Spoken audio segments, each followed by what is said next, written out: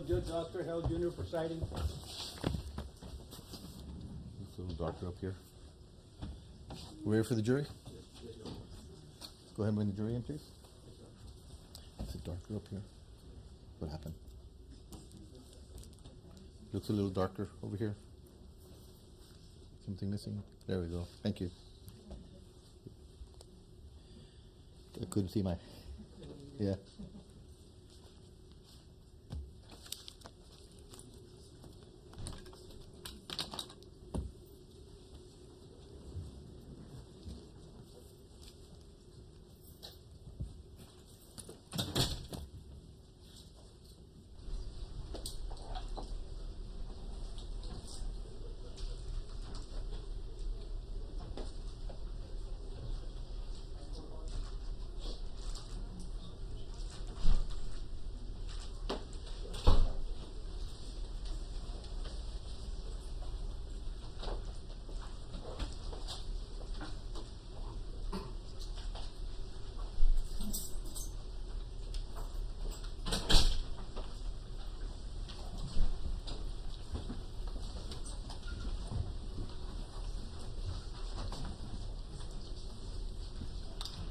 You may be seated.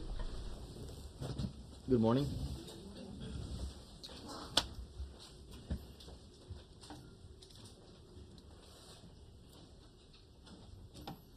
We have our witness. We're getting him, Your Honor. Yes, sir.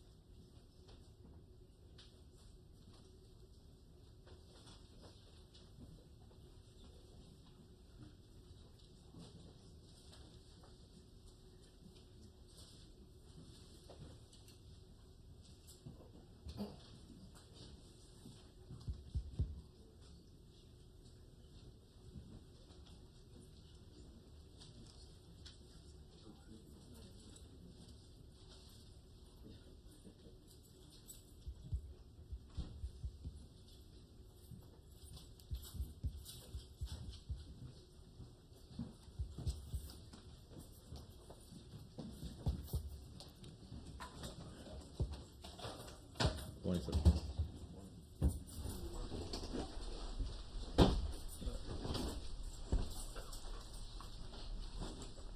You may proceed.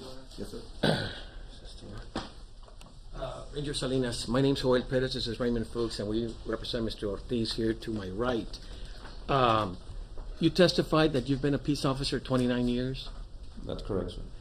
and when did you join the Webb County SO? Back in '93.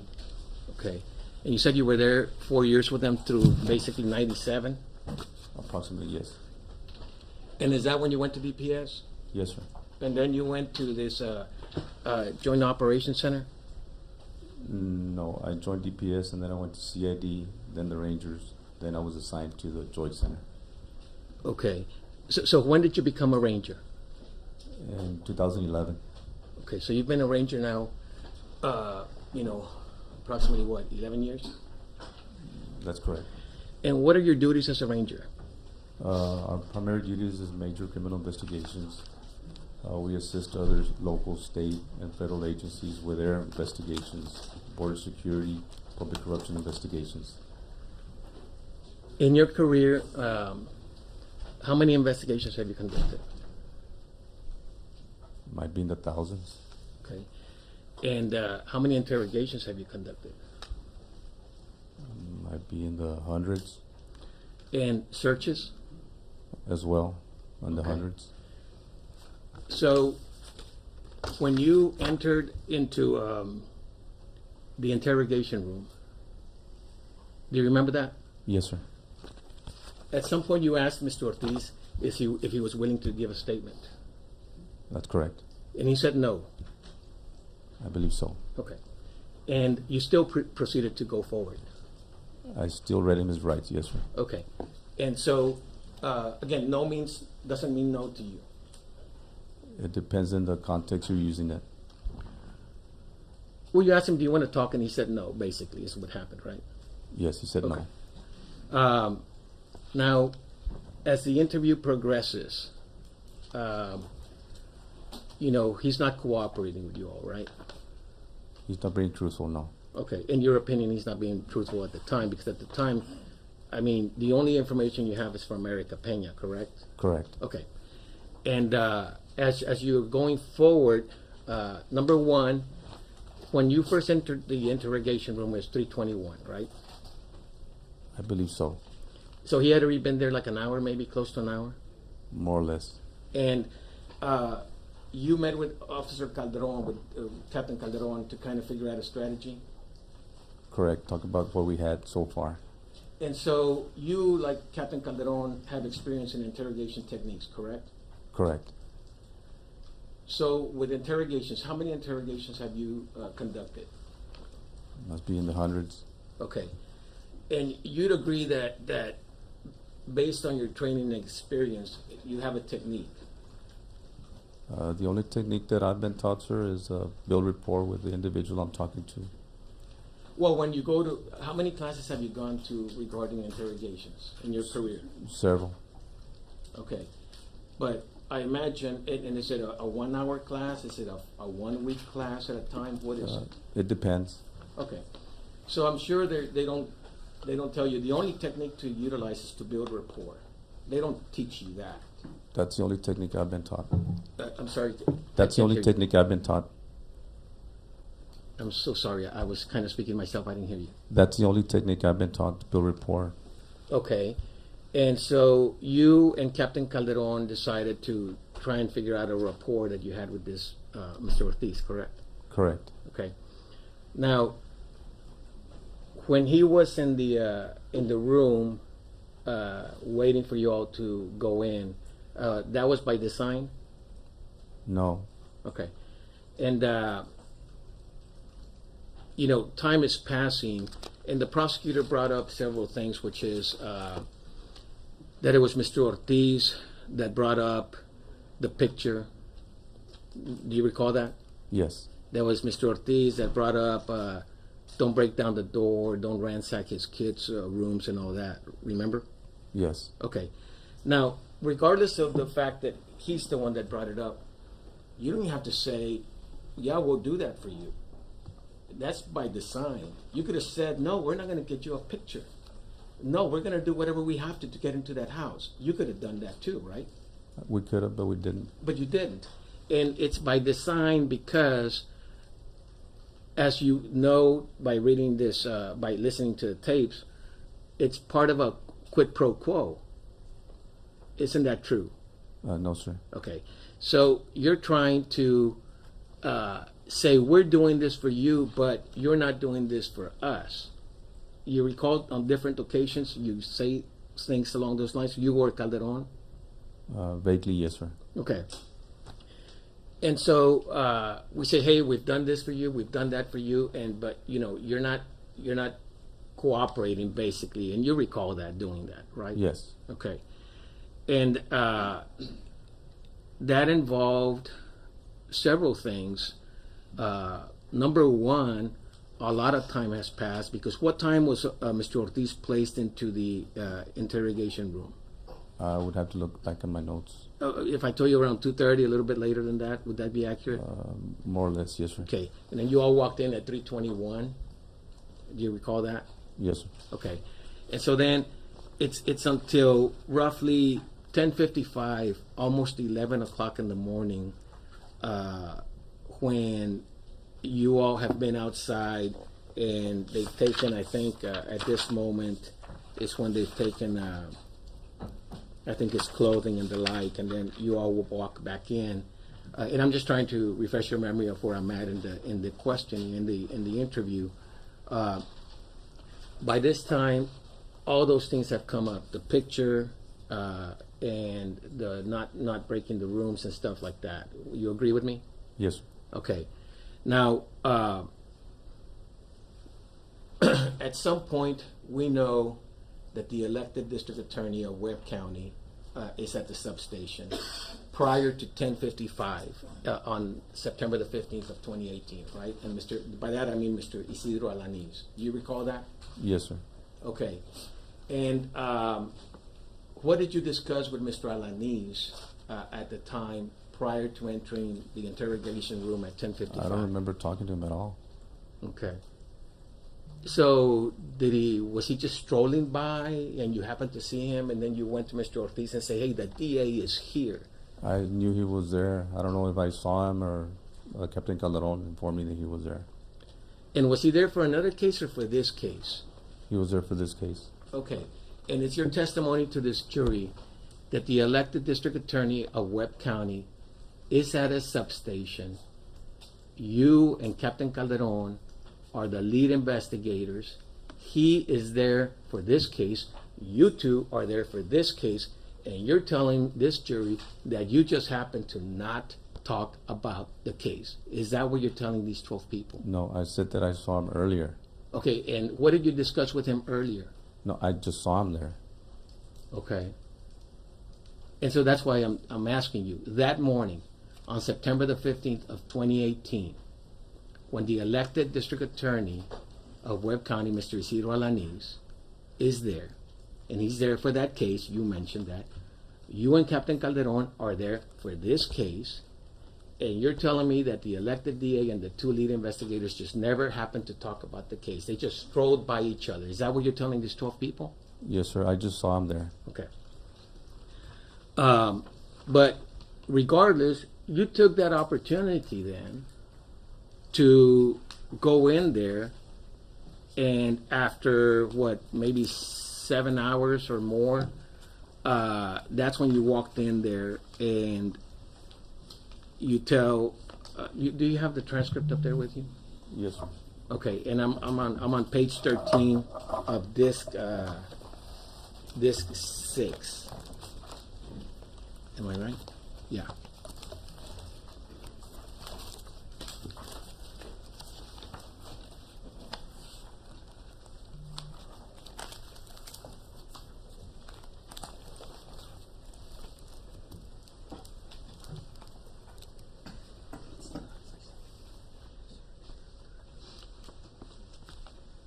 Okay, I'm sorry. I'm on disc 6, page 13, line 17.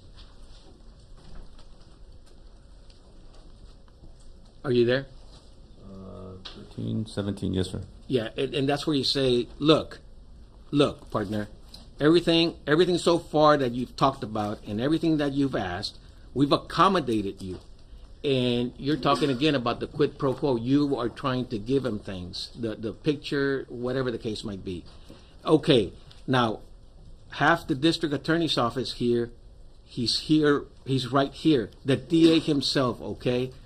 Answer, okay, sir. And then your question, and now is the time. If you want us to put in a good word in for you, you need to. Do you see where you say that? Yes, sir. Okay, and now this is you talking, not Calderon, right? Yes, sir. And so you agree with me that if it's a conditional word, No, sir. I wanted him to tell us the truth. in exchange for something, I agree with you, in exchange for something, right?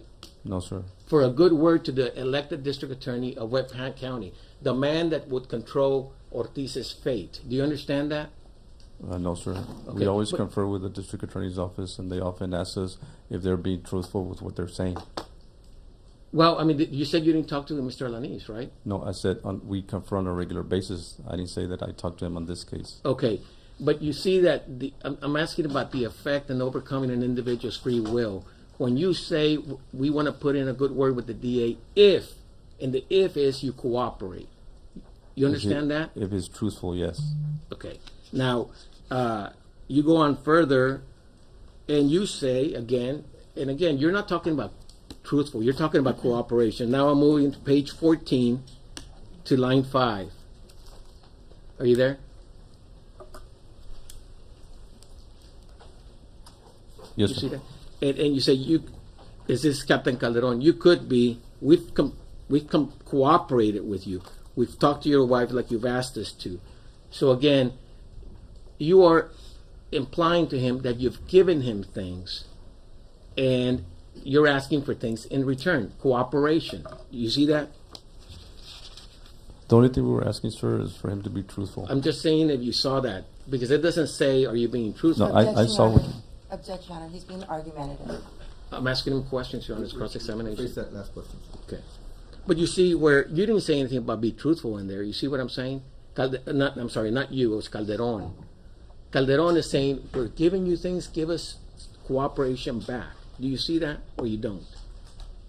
I don't see that, sir. Okay. I see that Captain Calderon. Well, I just asked you if you saw that or not. Yes, sir, I saw that. Okay. Now,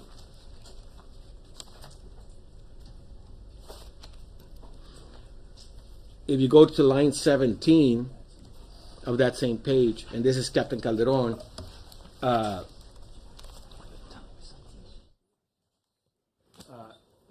question by Calderon, and she wanted answers, and we told her that she could hear from you later. We asked her to go back to San Antonio, and she went back to San Antonio. You're asking us for a picture of your family, and we can get your picture of your family. We'll work on that. So again, you haven't done that. You're telling him we can do that, but it's if he cooperates. You see that? The effect it's having on another individual when you're doing that? Sir, I see it as building a rapport with the individual. Okay. Well, on the other hand, you could have told him, we're not going to talk to your wife. Nothing stopped you from doing that, right? Nothing stops us from Okay. doing that. So, nothing in this interrogation room from the both of you, Calderon and yourself, Ranger Salinas, is by accident. It's by design. You agree with me on that. It's good law enforcement tactics, right? No, sir, I call it building a rapport. Okay. Do you see on line 24, again, Calderon, same page, page 14, and it's going to move on to page 15, but Calderon question, we asked for permission to do it. He's talking about the picture. We can work on getting you the picture, and normally they don't allow stuff in the jail, but I can work on trying to get permission for that dude. You see again where there's a quid, there's a promise, but the implication is the quid pro quo to get something back. You see what I'm saying? Or you don't see that? Again, sir, that's building rapport with the individual. Okay. And then on line 8, this is you speaking, Ranger Salinas, on page 15. And you didn't want us to break down your door, and we're not going to break down your door. We're not going to ransack your house. Everything is in the future. You things that you're going to promise him to do if he cooperates, because right now he doesn't have the picture, right? I don't recall what time he was given the picture. Well, I mean, we know right now it's 10:56 in the morning, right? Correct. Okay. You haven't searched his house. No. So technically, in his mind, you could still go break down the door and ransack his kids' rooms. You see that? Objection, Your Honor. That calls for speculation. He doesn't know what the defendant was thinking. Sustained. But the point is, this event hasn't happened. You're still telling him you can do things for him in the future. You see that? Sir, I see it as building rapport, building trust with the individual. Okay. By promising him things. Building trust. Building trust. By promising him things. Building a right? rapport, sir. I understand that. I understand building rapport. But do you see that you're telling him you're going to do things for him? Do you agree with that? Objection, Your Honor. That's been asked and answered. Well, I'm still, it's cross-examination. I'm going down the line, Your Honor. Well, I don't know that question again. I didn't hear you, Your Honor. I don't know that last Okay. question. You have asked it a few times already. You see, that's a continuum. You continue to promise things. You see that? All I see, sir, is trying to continue building rapport with the individual. Okay. Now, if you go down to line 14 on page 15, and again, I'll wait till you get there. Page 15, line 14. You see where it starts, help yourself? Yes, sir. Okay, so now it's Calderon speaking. Help yourself. Help us. And with what happened, and we'll get you that picture. Now, you see there that is a quid pro quo. Give us something, and we'll give you something. You see that, right? Again, sir, I still think it's building rapport. Look, you can answer that, and you can keep on just saying that. But my question is to you. This is simple English. Objection, Your Honor, he's being argumentative. Well, Your Honor, I deserve an No, answer. no sidebar, just ask the question. The Okay. simple English is sidebar. Do you see there, in its simple English, where you all are promising to do something if he does something? Do you see that or you don't? I can't see how he would. That's mischaracterization of what he's been discussing. The word promise is Well, I'll let him answer. He would answer. You may answer. I can't say how he would interpret that. Okay. Now,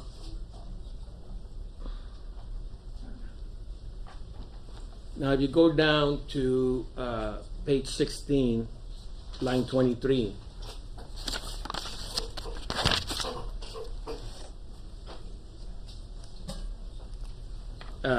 That's where Ortiz brings up the part about his wife keeping the retirement money, right?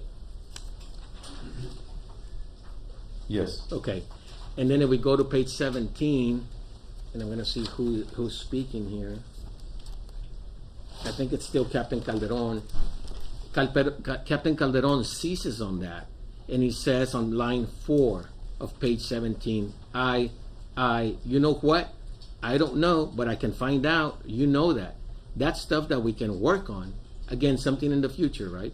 That's what I was trying to get out earlier. If she needs help after this, you see how Calderon is again promising to do something for him in exchange for cooperation.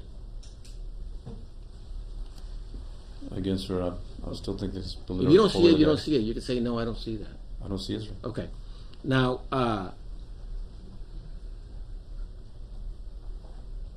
Now, if we go to line 9,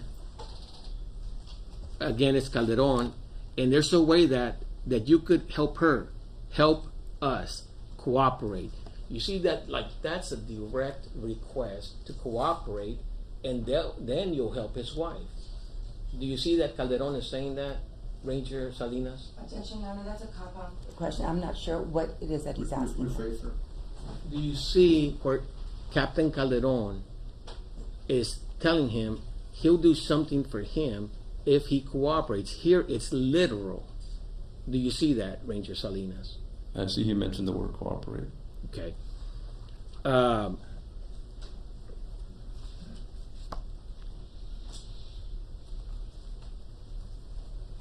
And again, just to make the point,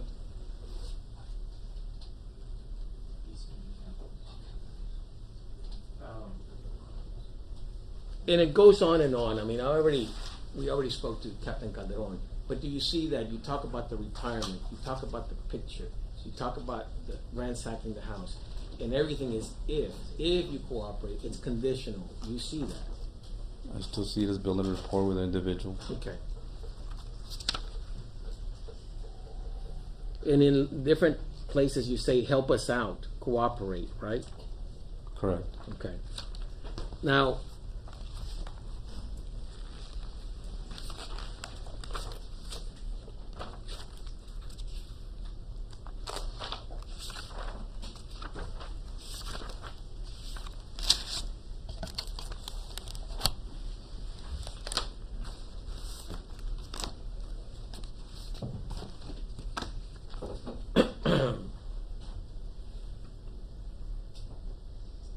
if we go back now to earlier in the day, you received a call from Trooper Hernandez about Erica Peña, correct? Correct. And then you and Captain Calderon at some point are at the substation with Ms. Peña, and that's when the bolo goes out based on the things that she mentioned to you for the White Dodge and for Mr. Ortiz. Is that accurate? The bolo went out after we confirmed the residence. Okay. And then at about 1:30, I think, maybe 1:15, you get the call from either, I think Bradshaw, Trooper Bradshaw, that they've located the truck at the stripes there at Jefferson and San Bernardo. Is that correct? That's correct. Okay. And then you arrive, according to your report, approximately 1:30 in the morning. You recall that? Yes. Okay. Now, according to your report, and if you need to refresh your memory, I'll show you the report. At approximately 1:34 a.m., 4 minutes later, you say, I utilized a Sine Nikon D7100 digital camera to obtain several photographs. Do you recall that? Yes, sir. So, when you arrived, the truck, we're talking about the white Dodge, Ortiz's truck, that vehicle was already seized by law enforcement. No, sir. It wasn't seized. No, sir. Okay. So, could I have gotten you, anybody driven away with it, or it was seized? No, sir. There was a trooper standing guard in it, with it, or near it. Okay. So, I mean, nobody could have just driven away with it. That's what I'm telling you. No. No. Okay, so and you're a law enforcement officer, for Fourth Amendment purposes, that vehicle was seized. There was a seizure made. He's asking for a legal conclusion. He's a law enforcement officer. He knows about the Fourth Amendment, Your Honor. For your purposes, you know what a seizure is, right? Yes, sir. Okay. That Dodge was seized. You had a trooper there, it was seized. Your Honor, again, that's a legal conclusion. Okay. Now, well, at 1:34, you felt comfortable enough to go and open the doors and start taking pictures, right?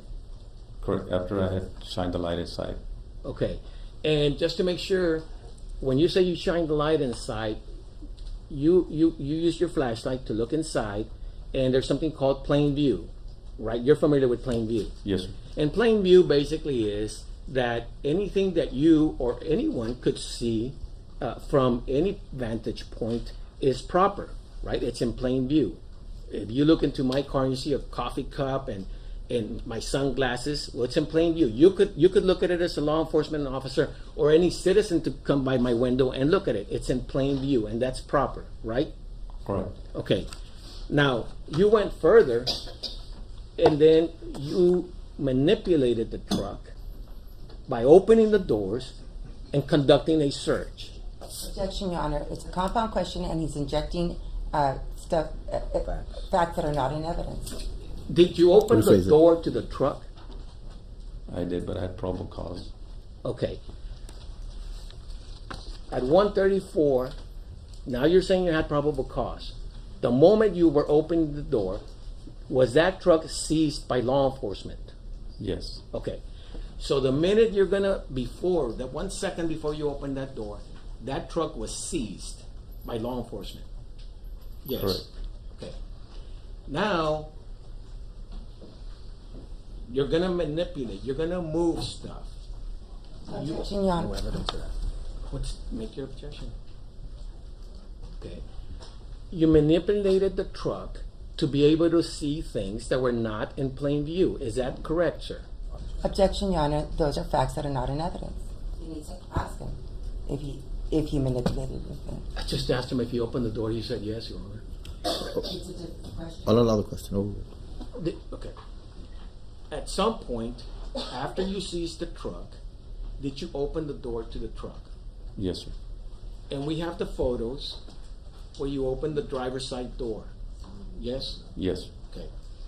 And now is where the gun is in the door well, if you will, of that white Dodge Ram on the driver's side. And we have the photo. I didn't see the gun at that time. Okay. Now, you testified earlier that when you saw the holster, which we know is between the driver's side seat and the center console. You testified, you immediately notified the SWAT team, right? Correct. The people that were about to search. And because you are concerned about officer safety. Correct. Okay. Now, there's nothing inherently illegal about someone having a holster for a firearm in a vehicle. Not in those, in normal circumstances, no. No, let's say in the plain view. You look at any person's vehicle in plain view and you look inside and someone has a holster for a gun. There's nothing illegal about that, right? There's nothing illegal, but not at those circumstances that I was looking at and the circumstances surrounding the event. Okay. Now, you're so concerned about that holster that you immediately notify the SWAT team, right? Correct. Okay. Now, you are opening the doors for this truck. And, okay, you have been an officer, you said, 29 years. Is that accurate? Correct. You are not only a DPS trooper, you are within the DPS, the elite of the elite, the best of the best, a Texas Ranger, are you not? That's an opinionated question, sir. Okay. Now, officer safety is paramount to you, is it not? Yes, sir. And so you open that door because you want to know if the gun for that holster was in that truck. Isn't that true? No, sir. Okay. All your experience that you have, officer safety is paramount. And you're telling these 12 people that the reason that you opened that door is not because you wanted to know if the gun was in the truck. No, I saw the holster and I radioed in to the guys that the guy might be armed. Okay. And that gun is plain as day once you open that door. Do you know that? I didn't see it that night, sir. Okay. And you're saying you didn't see it because we know that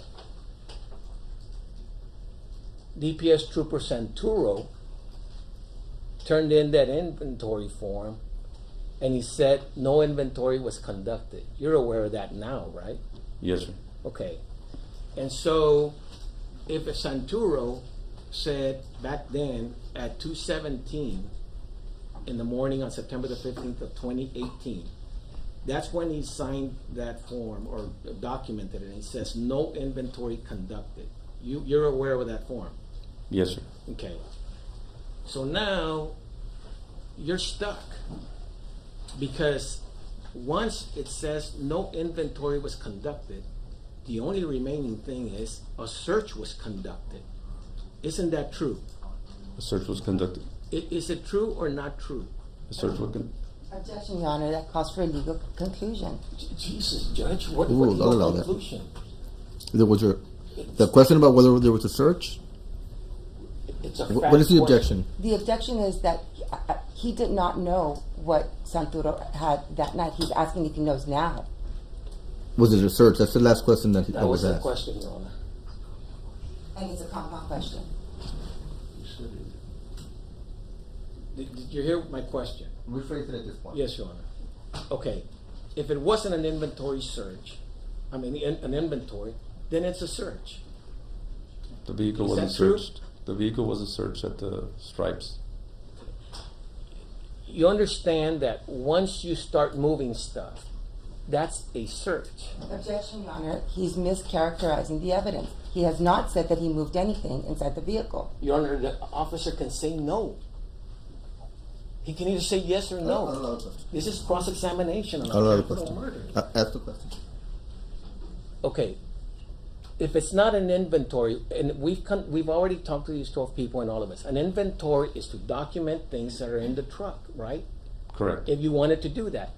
But then we know now that no inventory was conducted, right? No inventory was conducted at that time. Okay. But yet, you manipulated that vehicle in order to look into it. Objection, Your Honor. Again, he has not asked him if he's manipulated anything in that vehicle. And his answer was no. He asked, did you move anything? Just rephrase the question, sir. Did you open the door of the truck to look into areas that were not in plain view? The areas I was looking at were in plain view. Not where the gun is, Objection, Your Honor. He's arguing with the witness. not where the gun is, I didn't see the gun. but you opened the door and now things that were not in plain view are viewable by law enforcement. I didn't see the gun, sir. Are-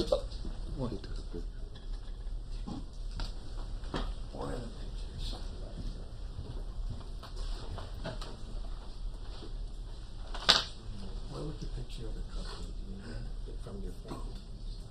Because you're putting everything in envelopes, I'm trying to figure out. The photos of the truck at the stripes. Were they marked as defense exhibits? I'm sorry? Were they marked as defense exhibits? Yes, they were marked. Okay, then the envelope that says defense exhibits, it's in there, and it's in there. An envelope says defense exhibits.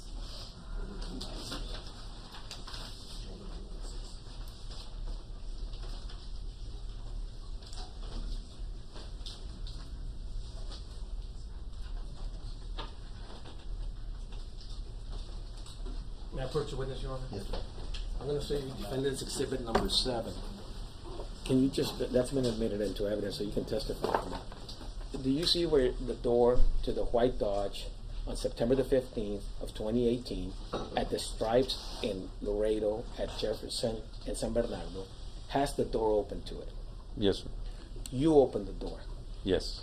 You took a photograph of that gun. I didn't see that gun at the time. Do you see it now? I can see it now when you're pointing at it, but I didn't see it at the time. Okay.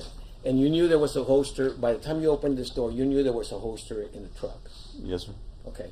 And you're testifying to this jury that you weren't opening the doors because, in fact, you were looking for a gun. No, sir. Okay. And you've been a cop 29 years. Yes, sir. And we know that Trooper Santuro said there was no inventory done Correct. out at the stripes. No inventory. And we also know that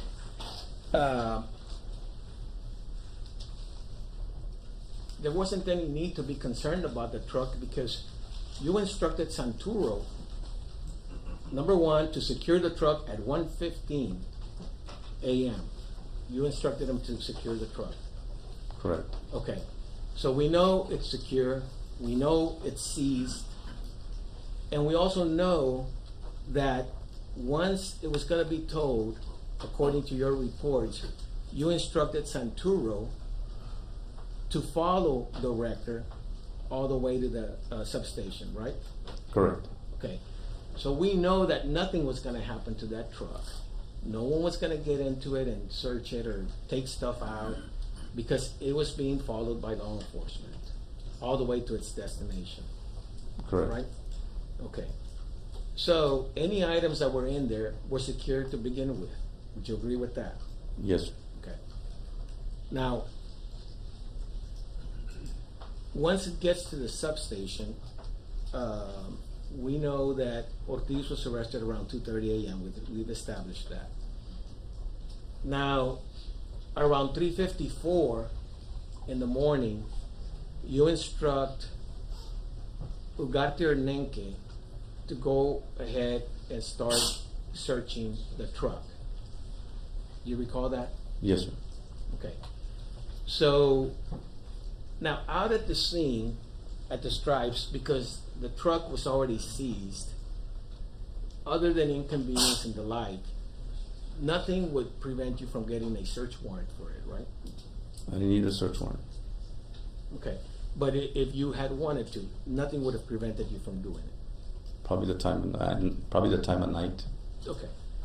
So time, but I mean, legally is what I'm asking you. Legally, you could have gone, done an affidavit, and gotten a search warrant and searched it out there at the stripes, right?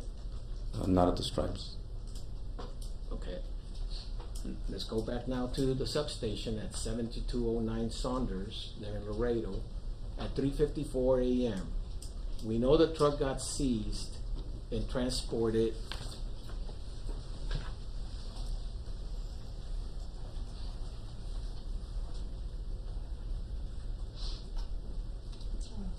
it had to be after 134 because it says, I instructed Sergeant Santuro to escort the wrecker and the Dodge to WCSO, Webb County Sheriff's Office, substation located at 7209 East Saunders.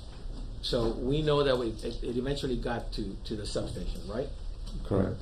Now, once it's at the substation, you'd agree with me that that's a secure area. You could say that. Well, it's not a bank vault, but it's in an enclosed area where law enforcement personnel are allowed to go in only. Would you agree Correct. with that? Yes? Yes. Okay. So we know the truck's not going anywhere, correct? Correct. Okay. And at that moment in time, nothing prevented you from going to go get a search warrant for that truck, legally. Legally, but I still had probable cause, and I had abandonment of the vehicle. That's not what I'm asking you.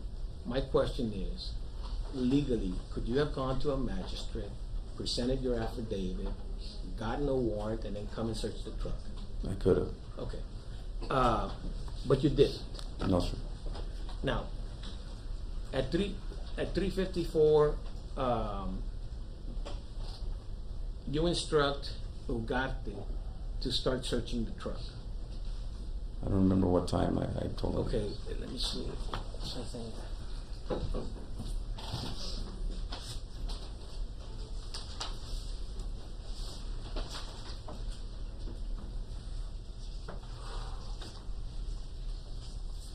I'm going to show you what's been marked as defendant's exhibit number 8, and this has been admitted into evidence. And this is, can you tell me what that is? This is the general evidence log, collection log. Okay, can you look at number 1? You can read it. You want to put on your glasses? Yes, it's 3:54 a.m. Okay, and what is the item that is logged in? 1 HK 40 caliber handgun with 1 magazine, 9 live rounds. Okay.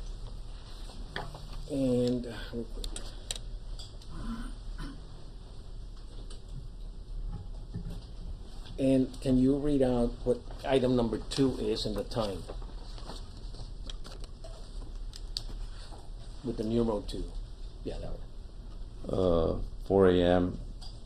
cash bag with makeup and syringe. Okay.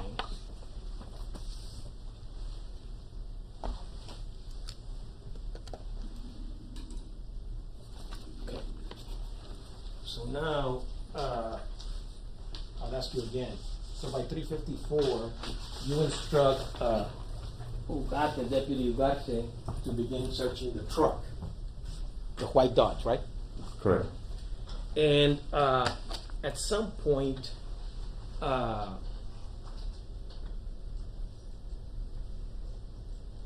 we know before 10:55 in the morning. At some point, as Ugarte is searching the vehicle and gathering items, you are either looking at them or gaining possession of some of the things, right? I never gained possession of any of the items that was collected.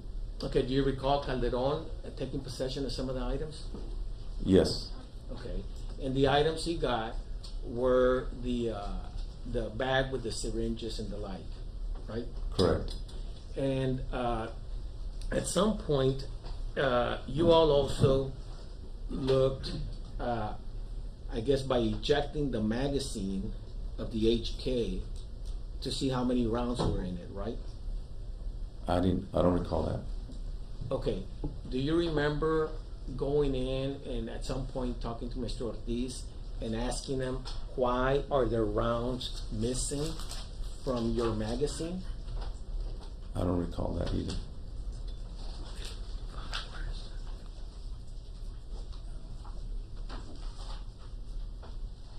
Now, with regards to the bag, because you remember that, Yes, sir. right?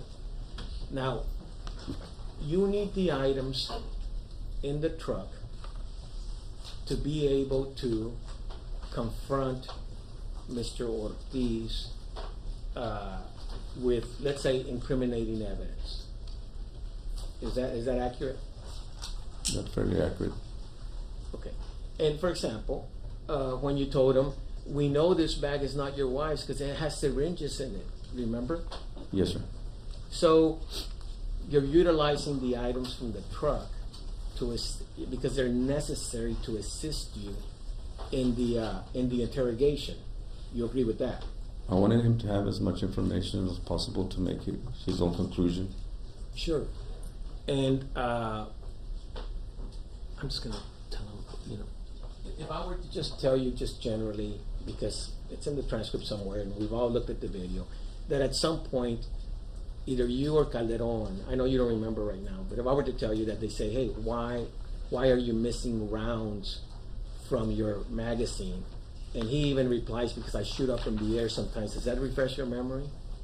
Yes. Okay, so we know that did happen. You all, based on the search of the truck, beginning at 3:54 a.m., were utilizing the items obtained from the truck to assist you in the interrogation of Mr. Ortiz. Correct? Again, we were providing as much information to him so he could make a good judgment as far as what he was going to tell us. Okay, and the truth of the matter is, you didn't obtain a search warrant for that truck that day, at that time, because it was more important to you to use those items to incriminate Mr. Ortiz. Isn't that true? That's not true.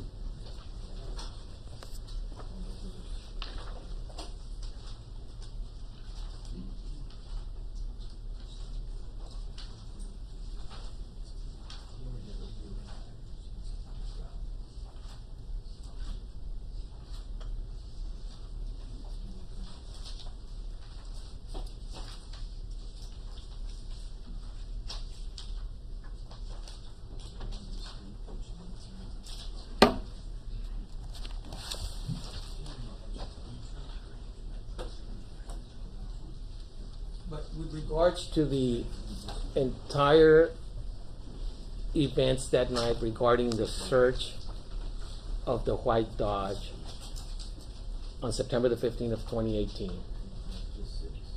isn't it true that the reality is that you searched it out at the Stripes and then you searched it over here at the substation without a warrant because you needed that information to incriminate Mr. Ortiz?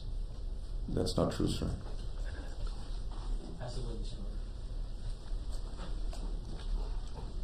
Ranger Salinas, I'm going to direct your attention to State's Exhibit 116.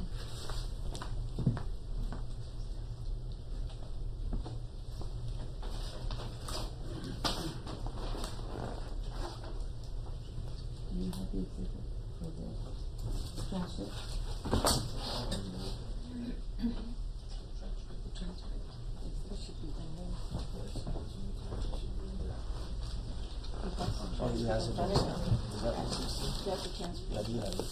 Okay.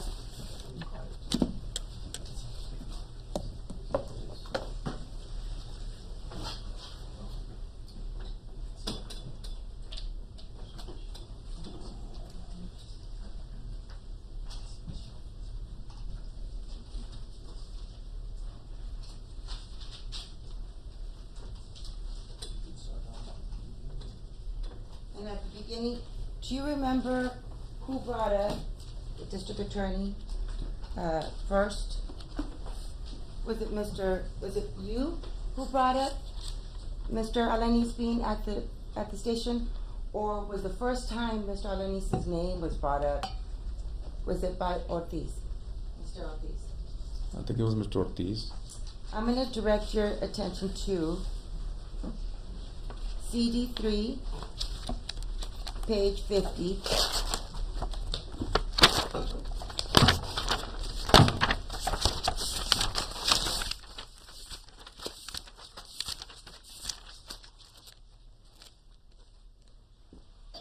Line 25.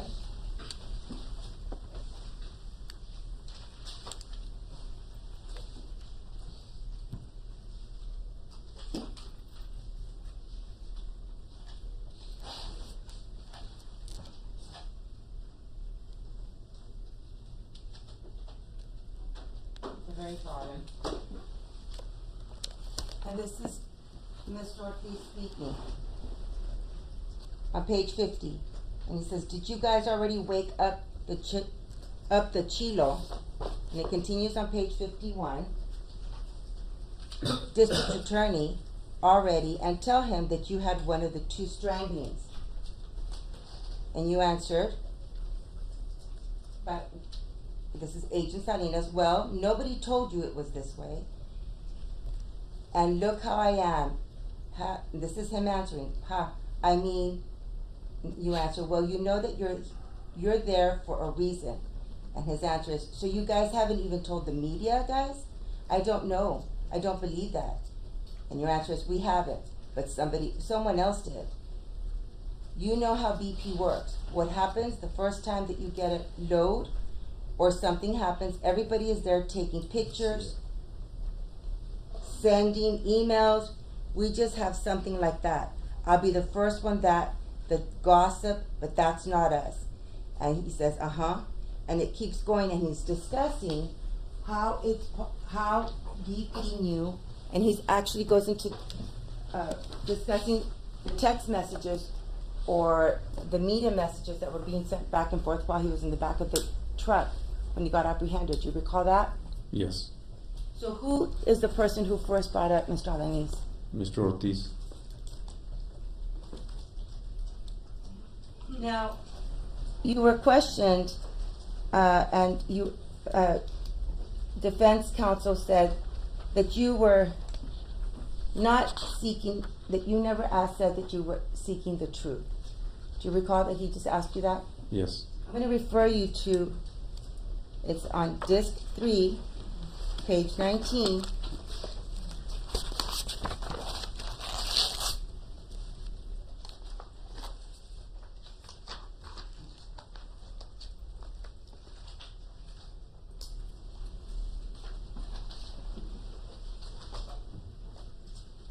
And this is by Captain Calderon. It starts on page 18.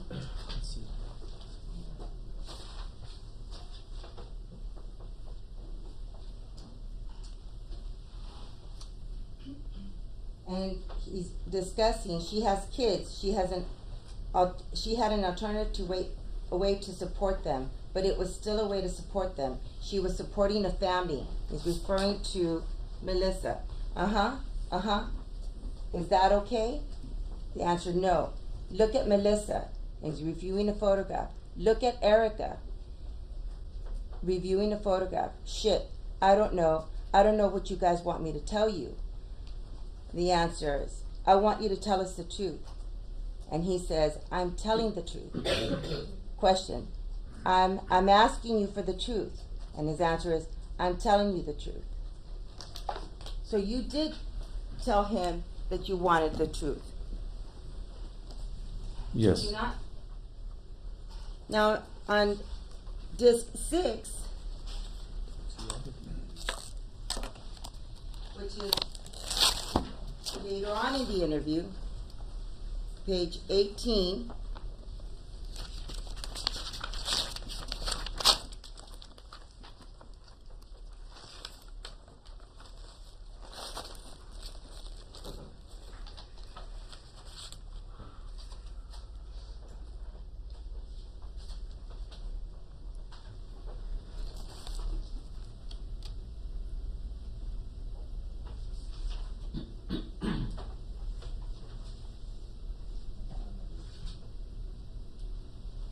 and this is by you, Agent Salinas.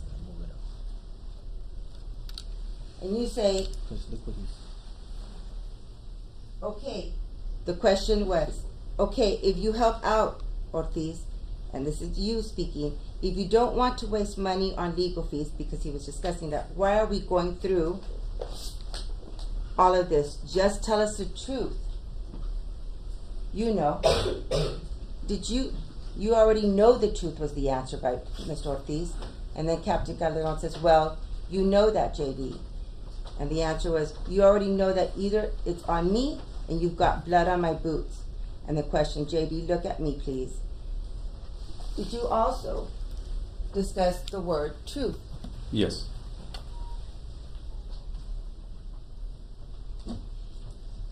At any time in that interview, did you use the word promise? No. Words like, we will accommodate you were used? No. Would you, do you recall Captain Calderon saying, I'll ask permission to see if we can take that picture? Yes. Is that different from, I'll give you a promise? Yes. Is that a guarantee? We're going to object to leading questions, Your Honor. Rephrase. Was there, as he put it, a quid pro quo? No. Was there anything guaranteed? No. Again, we're going to object to leading questions. Overruled on the last question.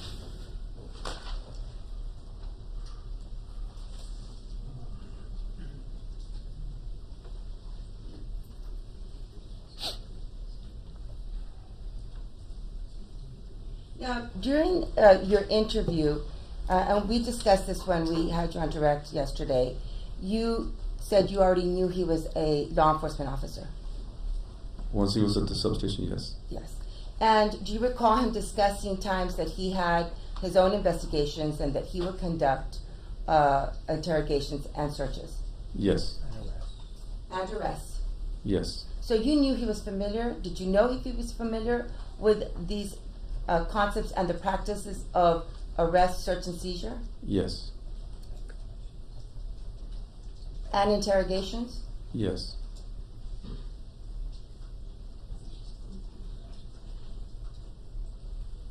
Did he ever ask for an attorney?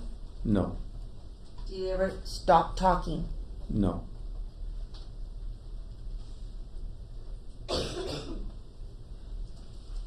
Did he authorize consent to go into his home? Yes. Did he authorize and give you consent for DNA? Your Honor, if I may, just leading questions, Judge. It's direct, open-ended questions. I'll allow the question. Yes. Did he provide his PIN number or password for his phone? Yes. And what was that for?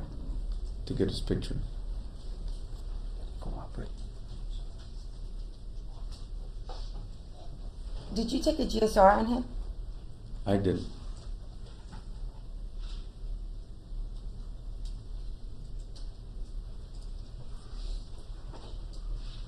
Now I'm going to refer your attention to the stripes that you were questioned on whether it was a search or not. At this point, hold on just a moment.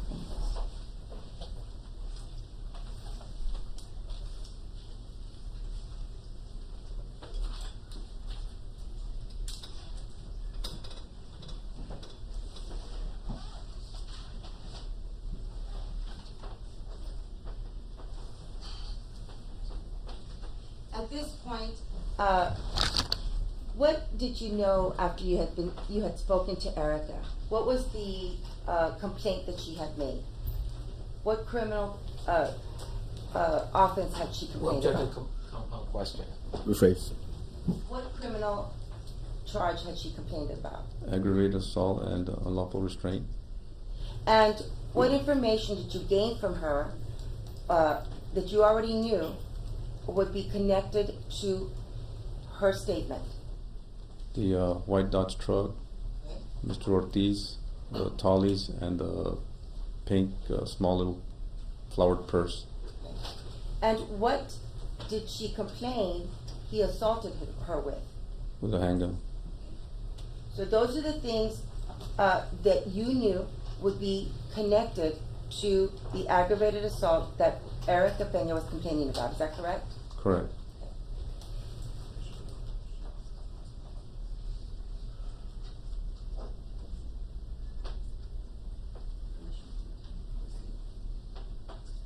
Your Honor, at this time, we'd like to publish State's Exhibit 23. It's already in evidence. You may.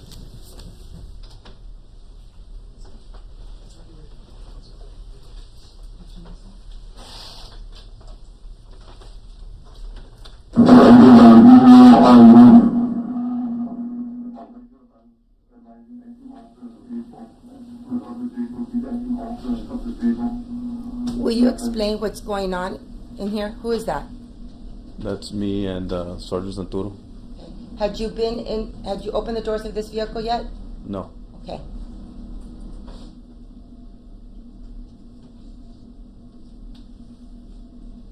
What is it that you're doing right now? I think I'm on the phone. And who's that other individual? That's Sergeant Santoro. And what are you doing now? I'm going to the driver's side door. With what in your hand? A flashlight. And what are you looking for? I'm looking what's inside. Okay. And what do you see? The holster. Okay. What else do you see? It didn't come out, but I go on the driver's side or the passenger side, and I see the tall boys and the pink purse and another brown purse in the front floorboard.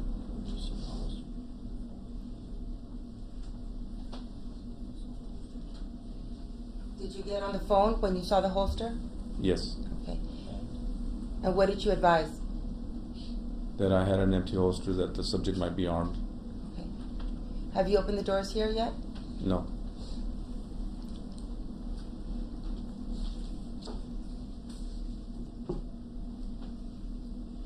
Now at this time, you saw, what were the items that you saw in plain view? A brown purse in the front, pink purse in the back with some tall tall boys, and the empty holster in the driver's side. Did that match what Erica Pena had complained about? Yes. And when you testified during direct before, did you move any items in this vehicle? No. Did you remove any items in this vehicle? No. Did you manipulate anything? No. Did you believe that you could search the vehicle at this time? Objection, Your Honor. Speculation, opinion, and as they objected, it's a legal conclusion, Your Honor. Rephrase.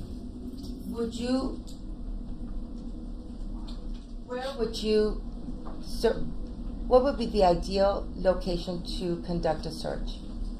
At a more secure place.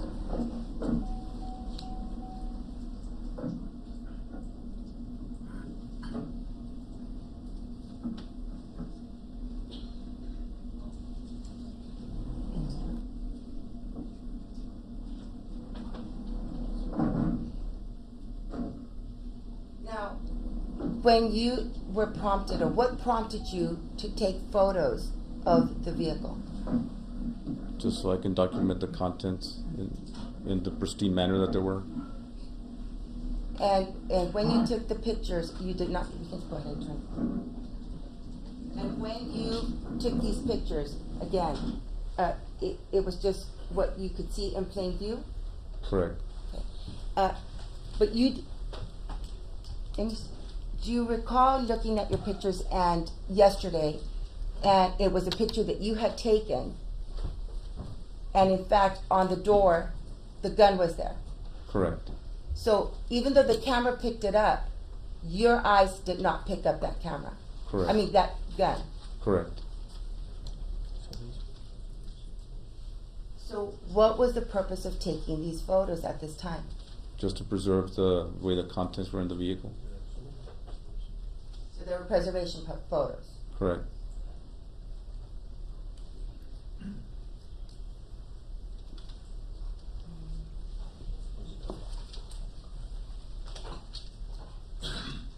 When you attempted to open the door, was it locked or was it unlocked? It was unlocked.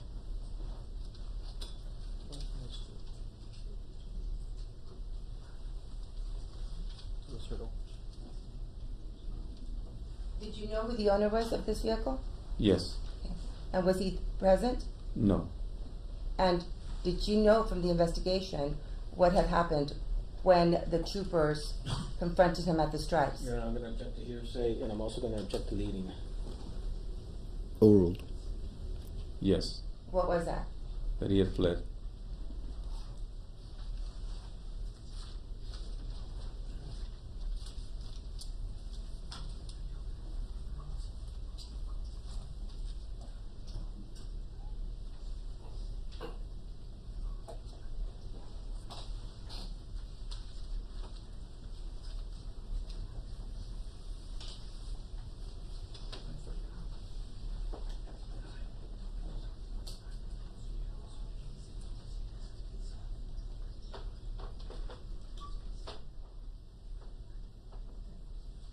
Now, after Ortiz was apprehended at the parking garage at the Ava, do you know if they found a gun on him? No, they didn't find a gun on him. Okay. And so, did that prompt you to do anything, or inform the investigators to do anything, or the troopers? Yes. What did you do? I told him if somebody can go down to the stripes and check the bathrooms or inside the store or around the area. Again, because you did not see the gun in the vehicle. Correct. There was a dumpster by that truck. Did you have them look at the dumpster? Yes. I have no further questions, Ron. Past witness? Yes, Your Honor. Well, at this time, you didn't know how many guns were involved, did you? Correct. Okay. And the DA just asked you yesterday when you saw the photo, did you see the gun? Did you hear her ask you that? Yes. And so, am I hearing right that yesterday's the first time you see that photo and you see that gun there? No, it was when I was reviewing the videos getting ready for trial. Okay. But she said yesterday. I saw it yesterday again. So you're testifying to these 12 people. Objection, that- Your Honor. I was referring to yesterday's testimony. Okay. Not- Well, go ahead and ask your question. Well, when did you see? She referred to a photo or a video. That's the first time you see the gun in the well of the door, Yes. and you're the lead investigator. I'm the lead investigator for DPS, and Captain Calderon is the lead for the Wood County Sheriff's Office. And you've been an officer for 29 years. That's correct. And your testimony to this jury is 4 years approximately after this incident. This is the first time that you see that gun in that door well. That's correct, sir. And you're going to stick to that. Yes, sir. Earlier she asked you, did you manipulate the truck? Did you hear that? Yes, sir. Okay. What does manipulate mean to you? To move around. Move anything, right? Right? Yes, sir. Did you move the door when you opened it? Yes, sir. Okay. So you manipulated the truck? Yes. I opened the door. Okay. And you took a photo of the contents of the door well? Correct. Okay. And with all due respect, I know you wear glasses, but how far were you from that gun, now that you know there was a gun there? What, 2 feet? More or less. Okay.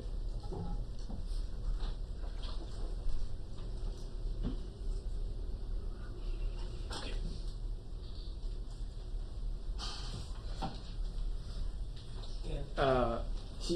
She asked you, and you took pictures only of things that were in plain view. Do you remember that? And you said yes. Yes, sir. That's not true. That's not true, right?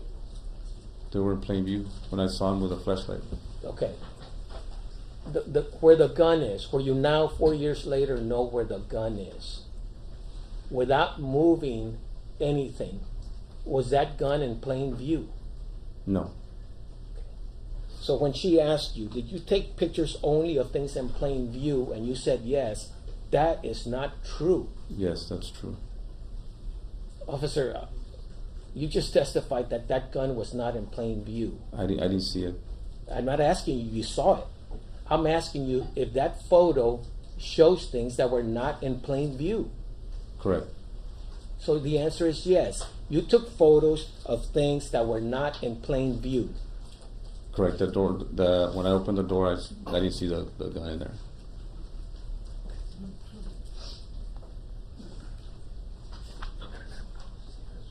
Thank you. No further questions, Your Honor. Anything else? Yes, sir.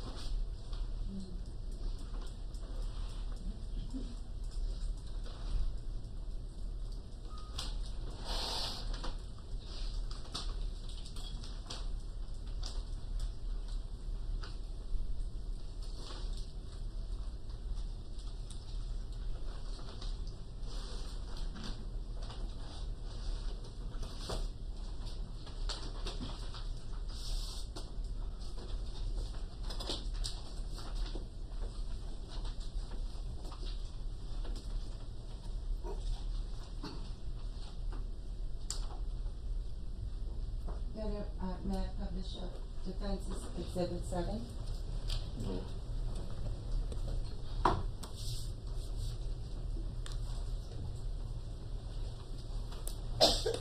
Now, we're interested in us, when defense counsel asked you regarding the first time you saw, or let me ask you this first, just a moment. I want you to look at State's Exhibit 7. Defense Exhibit 7. You opened the doors and you took this photograph. Correct. You also took a photograph of the front of the vehicle. Is that correct? Correct. And the back. Correct. Did you have time to look at the details in the photograph that you had just I'm taken? going to object to the again. No. And yesterday, during your direct examination, did you take these photographs? Yes. Before yesterday, had you noticed this object here? No. What is this object? What does it appear to be? And let me see if I can zoom in.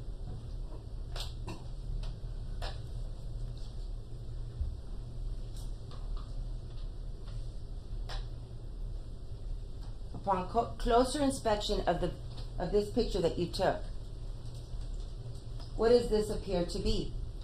A black pistol. What part of that pistol? The butt. But when you took the photograph, you just snapped the camera. Were you looking at all the little details in it? No. And because you didn't see the gun, it prompted you to do what? Just close it back up. Okay? But you saw an empty holster? And it probably let the guys know on the ground that there might be a weapon involved. And then when they didn't have the gun, after they apprehended Ortiz, I instructed them to go search around the area.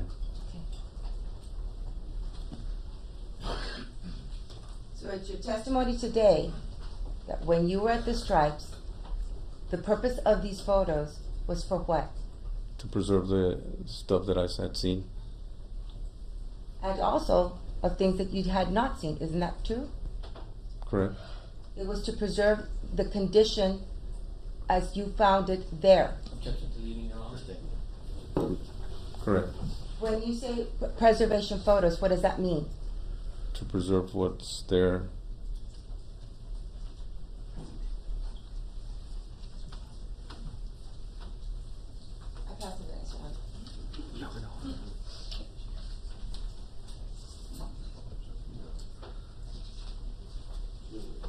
Any further questions?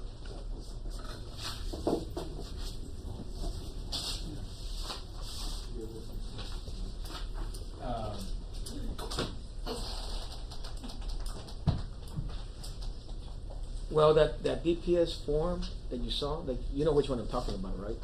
Yes, sir. It says inventory form. It doesn't say preservation form, right? Correct. Okay. Because generally, with regards to what you're talking about, it's inventory or search. There's no preservation. Inventory or search. You agree with that? No, because I just asked you if you agreed. No further questions. Thank you, officer. No further questions. You may sit down. You're excused, sir. Thank you.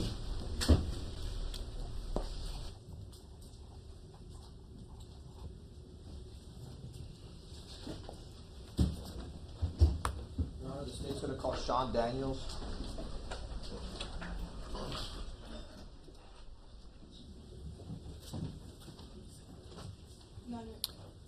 Quick question. The 116, was it there? Because I know he had a copy. It looked like. Does he have the copy or the exhibit? 116. Just make sure that the 116 is still there. I don't know who had it. You had it or the witness?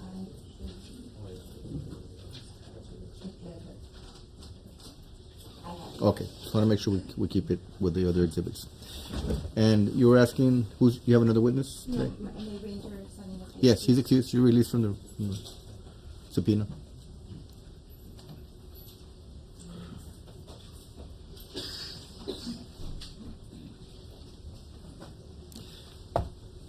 Your next witness? Yes. Can you raise your right hand so I can administer the oath?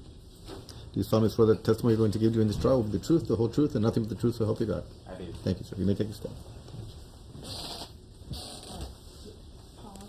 Pause. Yes, ma'am.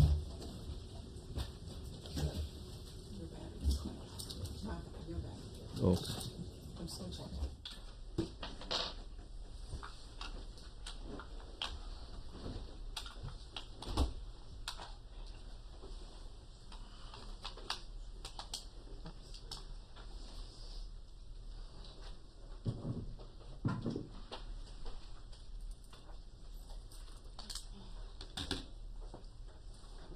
Okay. For the court reporter, ACA Danny and conducting the question. And you got them? I have the mic. Test, Thank test. you. All right. For the record, Daniel Elizondo for the state. Good morning, Mr. Daniel. Good morning. For the record, could you please state your full name? My name is Sean Daniel. How are you currently employed? I work for the New Mexico Department of Public Safety, Prior to that, where were you employed? the Texas Department of Public Safety. What were your duties at the Texas Department of Public Safety? I was a forensic scientist in the firearm and tool mark section. And how long were you employed at the Texas Department of Public Safety as a firearm, tool marks, and analyst? I think around 6 years.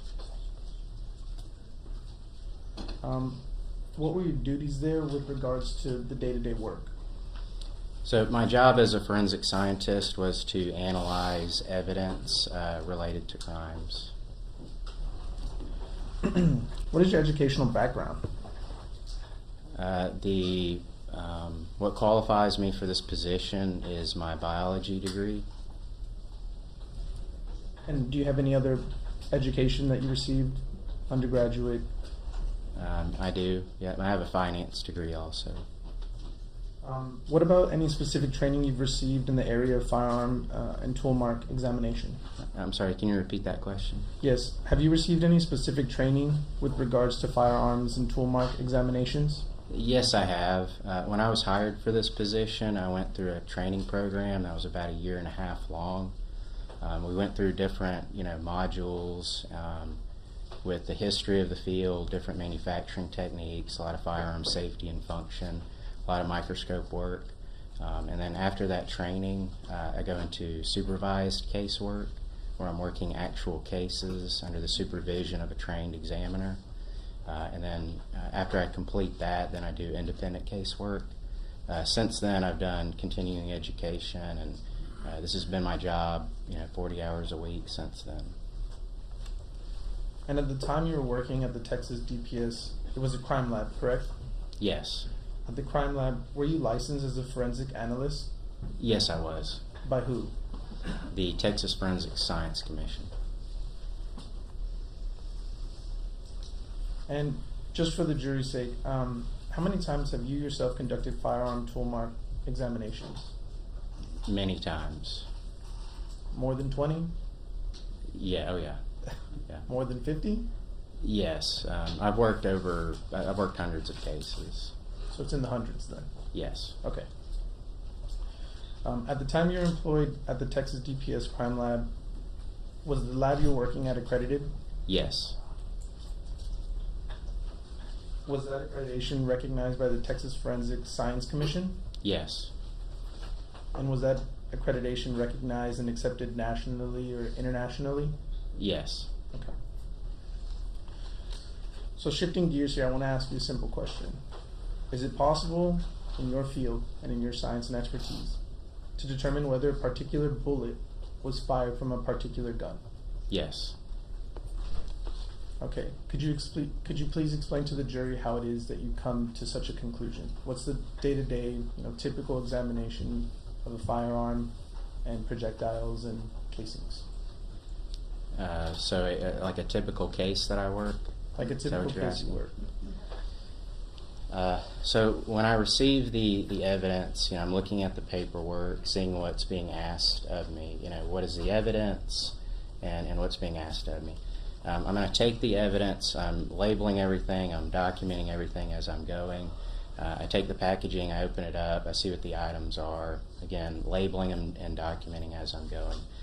I'm going to look at the fired ammunition components, what kind of bullets are they, looking at the cartridge cases, measuring and documenting different characteristics about them. If there's with the firearm, I'm going to do safety and function tests with them to see if it's safe and something that I want to fire. So if I deem that it is something safe that I want to fire, I go into the range and I shoot into a water tank. I take ammunition that is at the laboratory that we bought at the store. It's ammunition that is very similar to the ammunition collected at a crime scene or by a medical examiner. So then I'm going to test fire the firearm into the water tank, and I'm going to create known samples. So those samples I know were fired by the firearm because I fired them. I'm going to take that known sample set, I'm going to compare it to itself. I've already compared the unknown sample set to itself, and then I'm going to compare the two samples together. So I'm comparing the unknown samples from the crime scene to the known samples that I test fired from the gun. I'm doing pattern recognition analysis under a comparison microscope. Then I'll form my conclusion, I'll write my report, I'll close that case up, package up the evidence, and then start the next case. So you said that you'll examine and test a known sample to an unknown sample. And go ahead. That's correct. And so you're testing what comes out of the gun, correct? That's correct. Do you have a demonstrative on you that you can show the jury to kind of show what it is and the components that you're looking at and testing and examining? I do. Would it assist the jury in understanding what you're talking about when you're saying I'm taking measurements and looking at the size and all of that? I believe it does. Your Honor, at this time we would ask that he be allowed to use his demonstrative to educate the jury as to what it is he looks at. It's a plastic model of ammunition.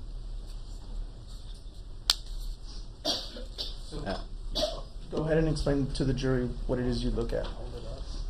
And if you could hold it up so they could all see it. Yeah. So this is, just to help with some terminology, this is one round of ammunition. It's called a cartridge. This part right here is the projectile. This is what travels down the barrel, and this is, what you're shooting. This is the projectile or the bullet. So the whole thing is not called the bullet. Usually in TV shows and movies and stuff, they call the whole thing a bullet. but this part is the bullet. The whole thing, a live round, is called a cartridge. This would be the primer area that the firing pin strikes, and then this is called the cartridge case. So again, the whole thing is a cartridge. This is the bullet. This is a cartridge case. So when you're looking at those and examining them with a known sample and the unknown sample, what is it on that you're looking for? Well, with the bullet, whenever the bullet travels through the barrel, it's engaging the rifling and the bore of the barrel, and it's going to leave, scratches on the bullet. So that's what we're comparing, these marks right here. On the cartridge case, there's a whole lot of information on these. There can be chamber marks on the side body here. Of course, the firing pin impression, and also this part right here actually slams against the breech face during the firing process. So you get kind of like an imprint. And so on this part, we call these breech face marks or breech face impressions. And there's some other marks, but those are the big ones. So with these characteristics, how are you comparing them? I mean, could you explain to the jury what an individual characteristic is versus a class characteristic? So whenever I'm doing my microscopic comparison, the first thing that I'm looking at is called class characteristics. These are design features that are determined before a tool or firearm is ever made. So an example of that would be the diameter of the bullet, the caliber of the cartridge, the shape of the firing pin. So these are general features. To give you an example of why they're important in a comparison, if a crime scene had cartridge cases with round firing pins, and you give me a gun that creates square firing pin impressions, and I look at that, I'm going to eliminate the gun as firing those because the class characteristics do not agree. So I'm looking at a number of different class characteristics on the cartridge cases and on the bullets. And I'm going to compare those unknown samples to the known samples, and I'm looking at those class characteristics first. And if those class characteristics, if any of them disagree, then it's an elimination. But if they're all in agreement, then I move deeper into my analysis and I look at individual characteristics. Those are the little nicks and ticks and the unique things to that tool or firearm. Then I'm going to do my pattern analysis on that. And if I see if there's a significant or a sufficient disagreement, then I would eliminate them. If I see sufficient agreement, then I would identify it. And in some cases, I can't really tell. There's just not enough information. That would be an inconclusive conclusion. So when you are able to analyze a gun and have the sufficient findings, would you say, is it safe to say that that's similar to a fingerprint? Yes, and that's a really good analogy. It's like the tool or firearm has fingerprints, and when you get that physical contact between the ammunition components and the firearm, it's a lot like the firearm is leaving its fingerprints, so to speak, on those ammunition components. And that's what I'm looking at. Those would kind of like be the individual characteristics. So in this case, did you conduct any type of analysis as you described to the jury? Yes, I did. Okay. And as part of that analysis and evaluation, did you prepare a report? Yes, I did. Your Honor, permission to approach? Yes.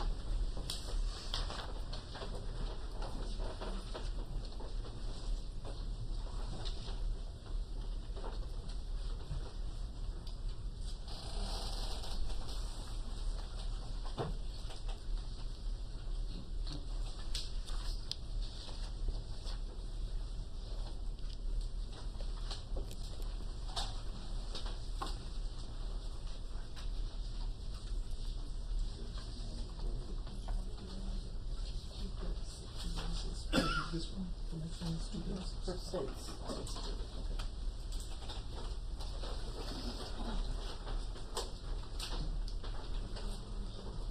I'm not showing you what's been marked as State's Exhibit 236.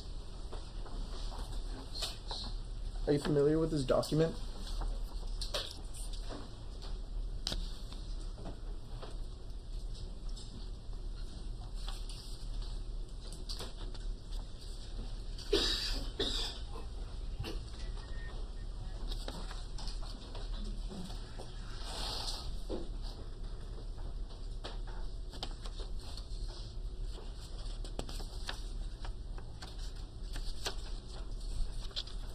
Yes, I am.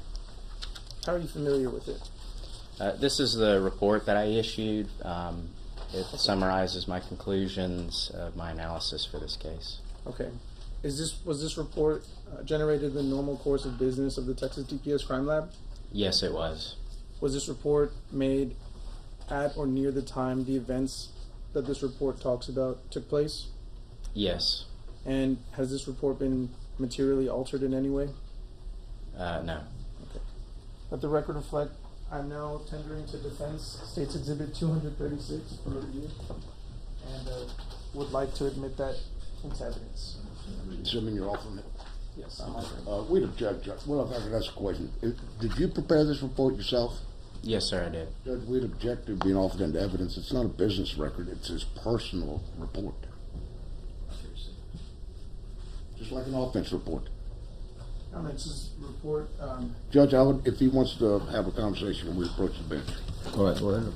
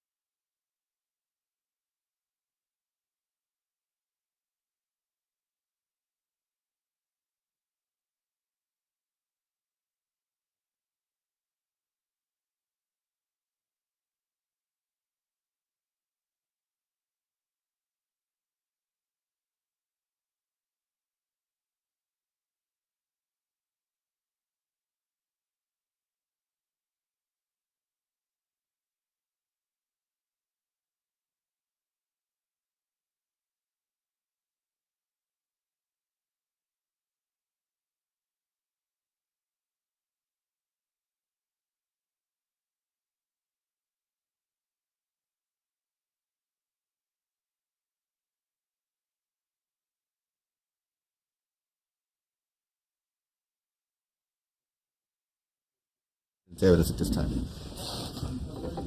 Mr. Daniel, in your opinion, this would it assist the jury in understanding the discussions we're about to have if this was published to them and they could follow along. I believe so, yes. Do you have permission to publish State's Exhibit 236? You may.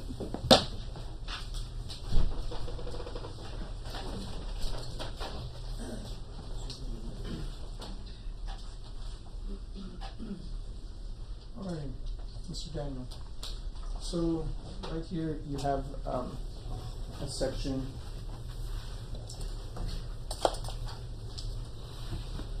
for evidence, description, and results of analysis and interpretation. This list, is this a list of items that you received to test and conduct analysis on? Yes, it is. Okay.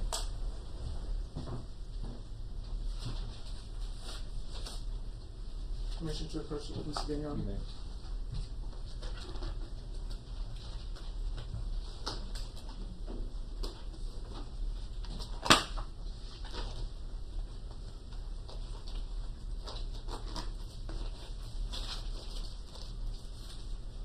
Apologies.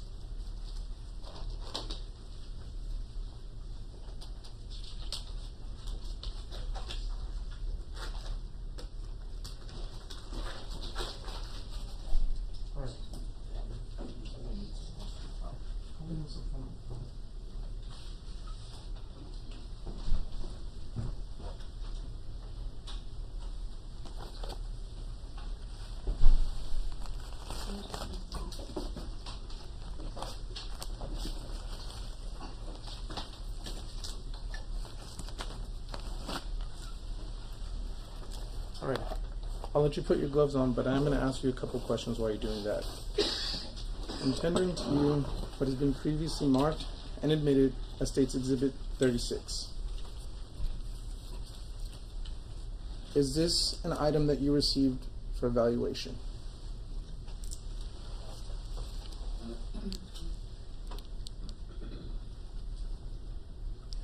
Yes, it is. And how are you familiar with this item?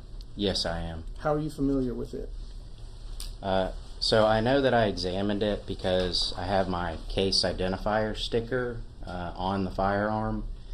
This sticker is unique to this item. It has information like the case number, it has the agency item number, the lab item number, the date, and my initials on it.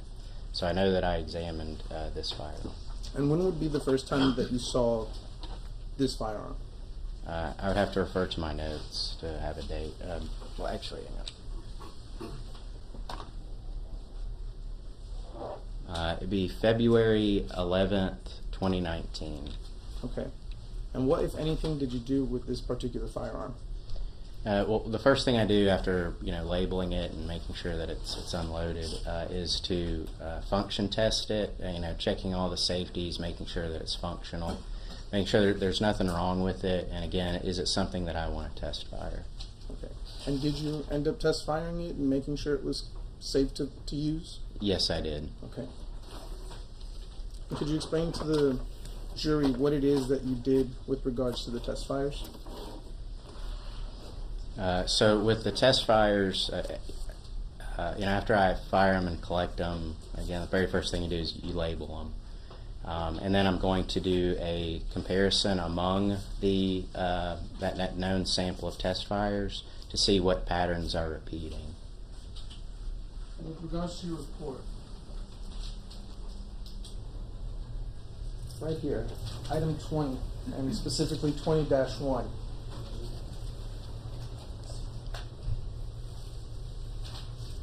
Is this item that you received in evidence and tested the same firearm that I just showed you? Yes, it is. And with regards to this, was any evidence ammunition provided to your office? Yes. And what, if anything, did you do with that evidence ammunition? The live rounds, I didn't do, the majority of them, I didn't do any analysis, any type of comparative analysis with them. Two of the live rounds that were submitted as evidence, I used as test fires. Would that be indicated right here at 21-02-AB? Yes. So you received live ammunition from the Webb County Sheriff's Office, and of that ammunition you used to make known samples? That's correct. Okay.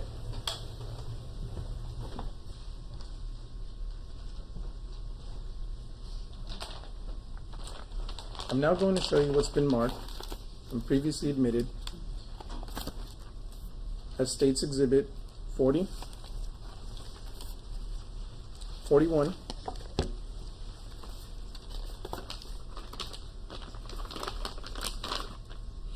42, 46A, 45A, and 44B. Are you familiar with these items? Yes, I am. How do you recognize them? They also have my case identifier sticker on the packaging, so I know that I examined them. Okay. And when would have been the first time you've seen these items? It appears the date on them is, on all the packaging is February 11th, 2019. Okay. With these particular pieces of evidence that I've handed over to you, did you test them? And if you need to look at your report to refresh your memory to make sure. I do. We can move this.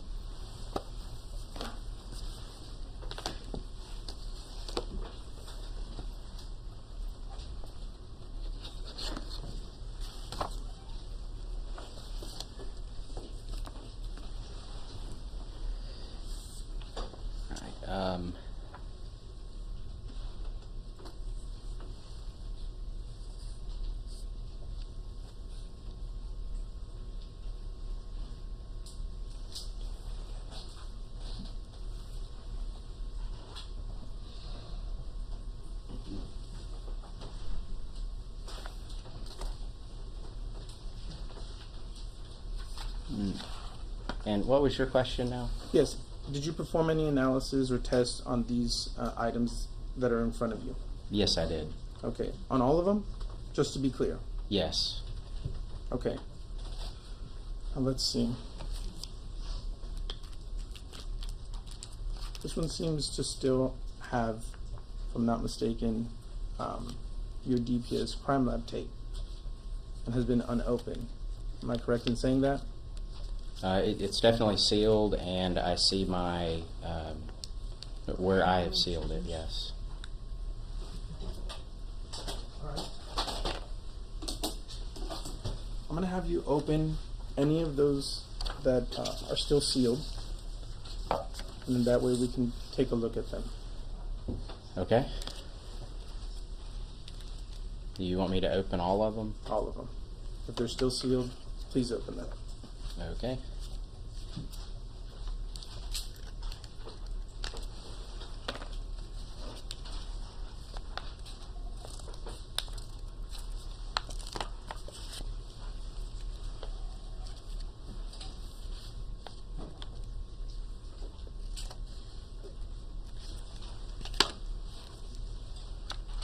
Oh, this one is open. Already.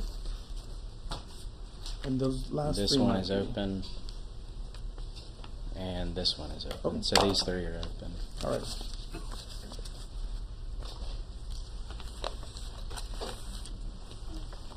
Now showing you what's been marked and previously admitted as State's Exhibit 44, 46, and 45.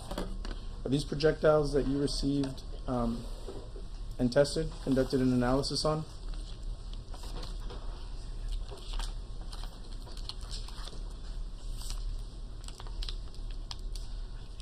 Yes, they are. Okay.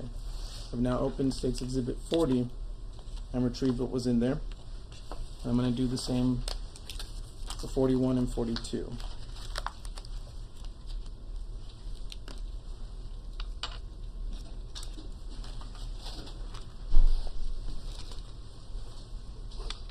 Now you said that these were cartridge casings, correct? That's correct. But they're also commonly referred to as just casings. Yes, that's a slang term for it. Okay. Were these cartridge casings tested by you? Yes, they were. Okay. Your Honor, permission to publish State's Exhibit 40, 41, 42, 45, 46, and 44?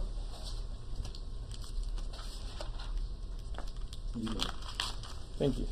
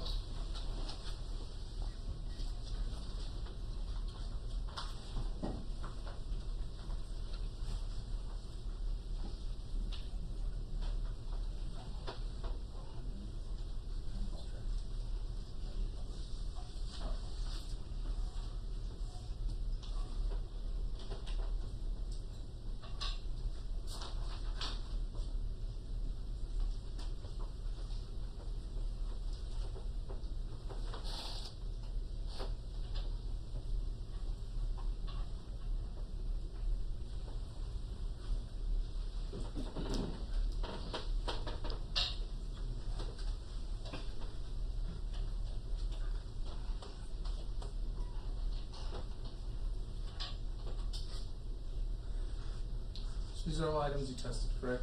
That's correct. And pursuant to your lab report, that would have been item number 4-03-AA, the cartridge casing from scene. 4-04-AA, cartridge casing from scene. 12-01, one bullet from Melissa Ramirez. 12-02, one bullet from Melissa Ramirez. And 12-03, one bullet from Melissa Ramirez.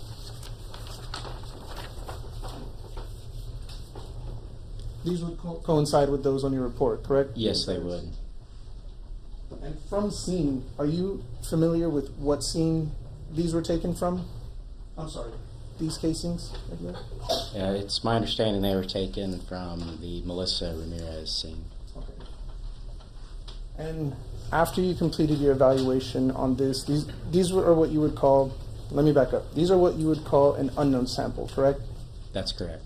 And then you had previously said you had 2 known samples that were fired from this firearm right here. That's correct, but I actually had 5 unknown samples. I fired a total of 5 test fires.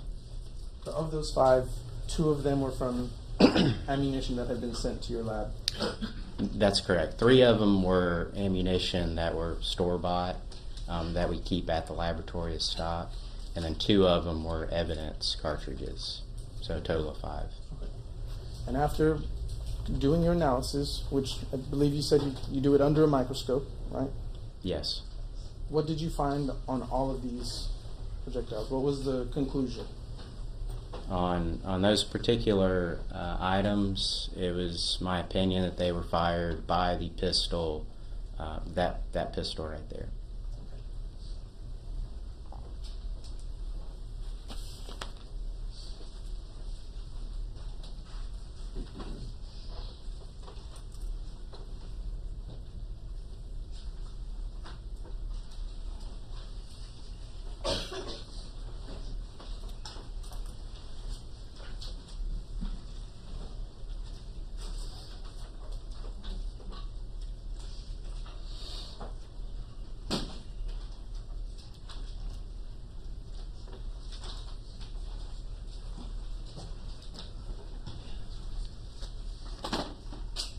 Apologies, some fell behind your computer.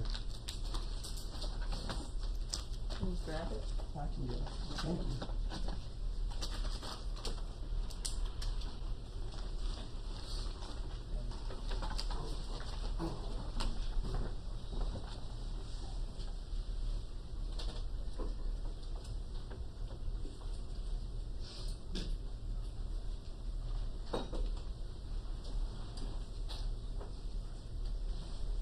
You had just said that after your evaluation of those, that it was your opinion that they were fired from this firearm, correct? That's correct. How did you come to that conclusion?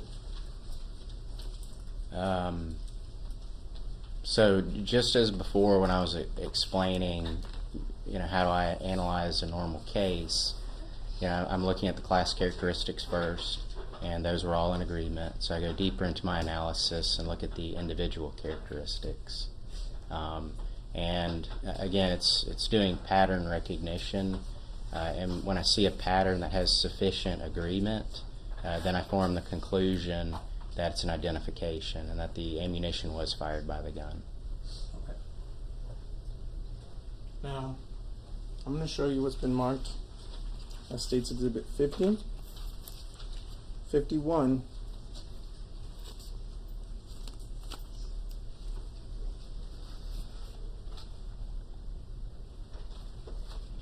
oh yes, I know why.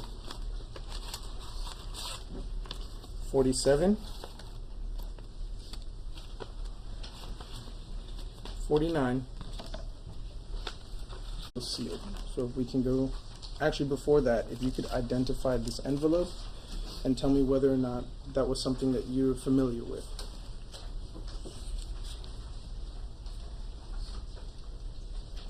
I am familiar with both of these items. And how is it that you're familiar with these items? They have my case identifier sticker on them. Okay. When was the first time that you would have seen those 2 items in particular? These items I saw on February 12th of 2019. Okay. Now, if you don't mind, could you please open them up? And for the record, they are still sealed, correct?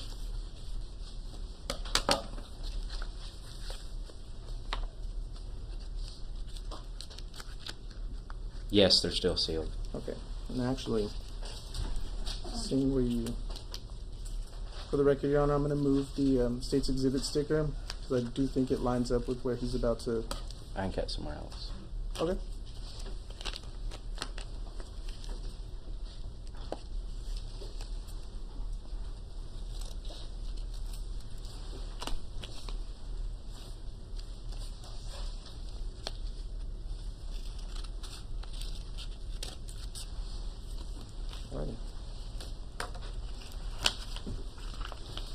take a look at State's Exhibit 50 and State's Exhibit 51. You recognize these items? I do. Okay. Is there any particular thing that you do with these to make sure you recognize the actual casings? Yeah, actually with a lot of the items, I can scribe them. So I take a metal scribe and I scribe the case identifiers on the item themselves. I do that with the cartridge cases and the bullets. Okay. Your Honor, permission to publish State's Exhibit 51? I said you scribe, correct? That's correct.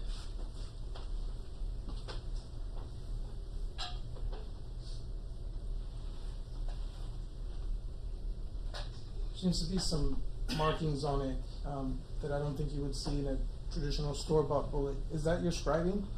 Yes, towards the mouth of the cartridge case. So on the model, it's right here. You can actually see it scribed. So right So I there. put unique case identifiers, and they're scribed in there. Okay. And that would coincide with right where this pencil tip is, correct? That's correct. Those metal scribings. Yes. Okay. So you've already said that you're familiar with 51 and 50. Now, are you familiar with State's Exhibit 49, 47, and I believe that's 48?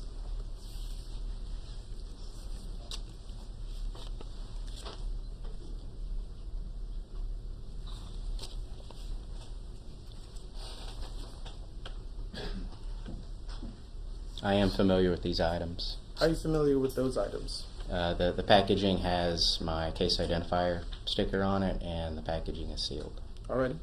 And again, like you had testified earlier, there would be some scribing on it.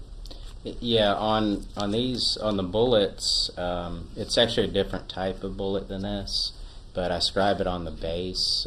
These bullets have a closed base, but I would scribe it right here.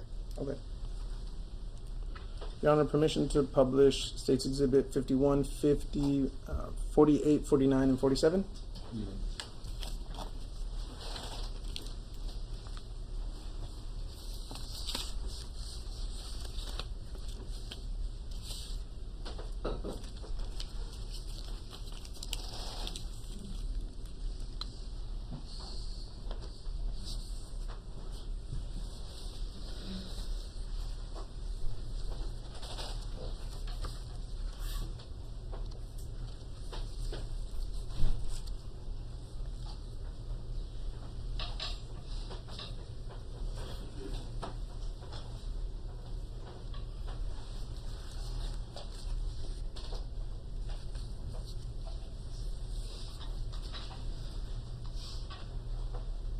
Mr. Banner, did you perform an analysis on all of these items?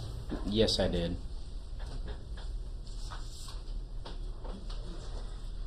And just so we're clear, these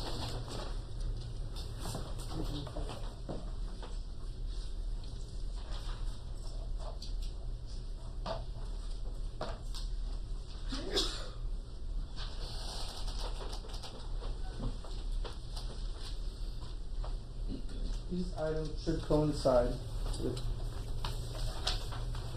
on your report. Items number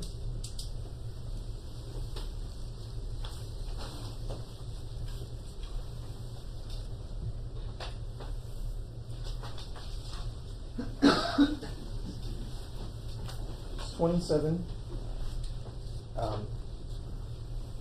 2702 AB 1, 2702 AC 1, and then 2801. I'm sorry, 2802, one grave fragment, and 2803, one bullet fragment. And then just so we're clear, 2702 AB-01 was one 40 Smith & Wesson cartridge casing from scene, and 2702 AC-01 was a 40 Smith & Wesson cartridge casing from scene. Is that correct? That's correct. Okay. And so you did conduct a test on all of these items here. I did. And what was your findings after you conducted that analysis of these unknown samples to the known samples you took from this H&K firearm? So the item in the top left and the top center, I didn't do any comparative analysis because there wasn't anything to compare to. There just wasn't much information on them. I'm sorry, which one did you not do an analysis on? So I didn't do a comparative analysis on the top left item. This one? Correct. And then also State Exhibit 48 in the top center. There just wasn't enough data for me to compare to the known sample. Okay. But you did conduct an analysis on State's Exhibit 49, Yes, I did. as well as 51, Yes. and as well as 50. Yes. To your knowledge, do you know where these, based on the lab submission reports or anything that's in your records, where these came from? I would have to look at my notes. Please go ahead and do so. Your Honor, may I refer to my notes? Yes.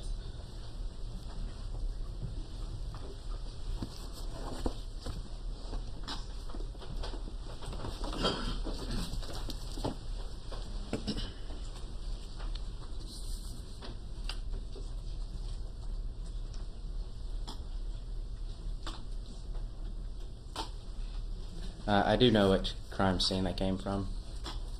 And which ones were those?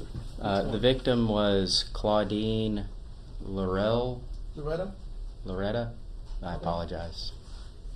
So these came from Claudine's scene and from her body then? That's what the submission form says, yes. Okay. And after conducting the analysis, what was your conclusion? It's my opinion that those three items, the bullet and 2 cartridge cases on the screen, were fired by that pistol right there. Okay. And just to get into a little bit more detail for the jury, I'd like to talk about, and I know you had mentioned it earlier with regards to the firing pin, correct? Yes. Could you please tell us what it was that you found on this one, on this casing, and obviously the casings that you've already testified that you had tested, what their similarities were or anything like that? Well, they had what we call a hemispherical firing pin impression, and the breech faces were parallel. And what does that mean? So if you look at the firing pin impression, it's kind of like you took an ice cream scoop and scooped out ice cream. It's real rounded, not just when you're looking at it from this direction, but it's rounded from the bottom. It's hemispherical, and on the breech face, you can actually see it on this model, maybe a little bit, well, maybe not, but the lines are parallel across here. And again, this is the area that slams on the back of the breech face during cycling. And so the marks on the breech face are going to be parallel, and they're going to impress onto the back of these cartridge cases. And on not just the ones that you've already testified to, but on all of them that you tested in your report, they all had that same breech face and the same firing pin style? The class characteristics I looked at were in agreement, yes.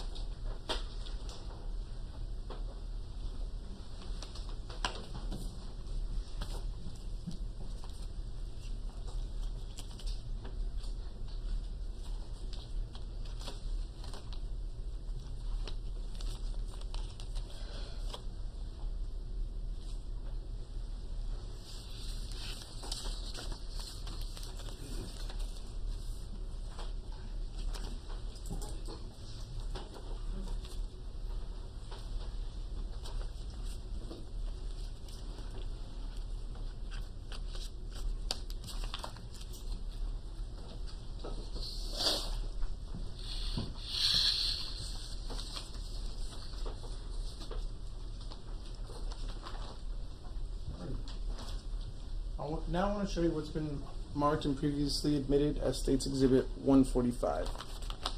Are you familiar with this envelope? Yes, I am. Okay. Okay. How are you familiar with this envelope? It has my case identifier sticker on it.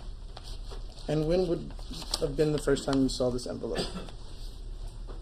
February 12th of 2019. Okay. I also want to show you what's been marked for identifying purposes as 56A, 55A, 52, 53, and 54. Are you familiar with all of these envelopes that I've just handed to you?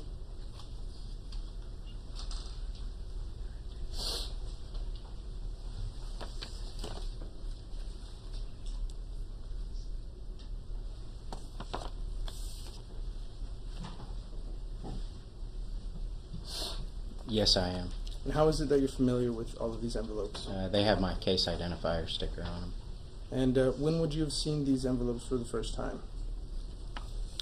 It looks like they are all marked February 12th, 2019.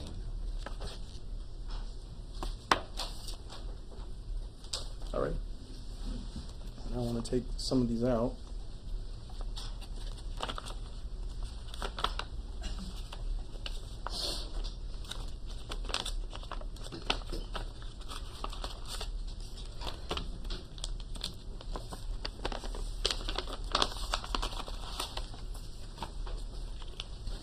If you could help me with those last two. Okay, these are going to need to be opened. All right. I think these last three actually will.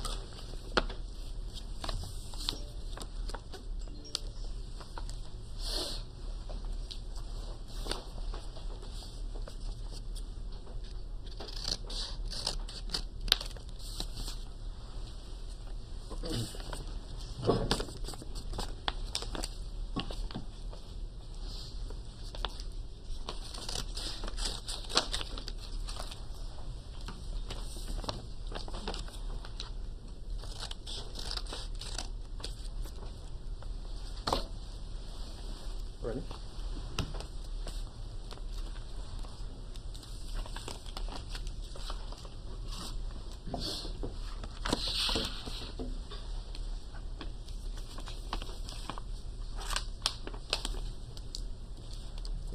Three. Ready? All right. Now that we've removed these items from their packaging, do you recognize all of them? Yes, I do. Okay. And how do you recognize all of them? They have my scribings in them, and I also write the case number and ink on the case body to make it a little easier to see. Okay. And you did conduct an analysis of all of these items here? Yes, I did. Okay. Your Honor, permission to publish State's Exhibit 52, 53, 54, 55, and 56?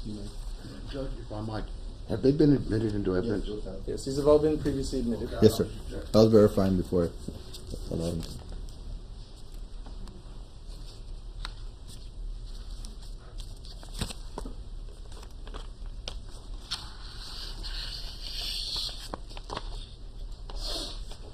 Do you need to? Mm-mm. Okay. No.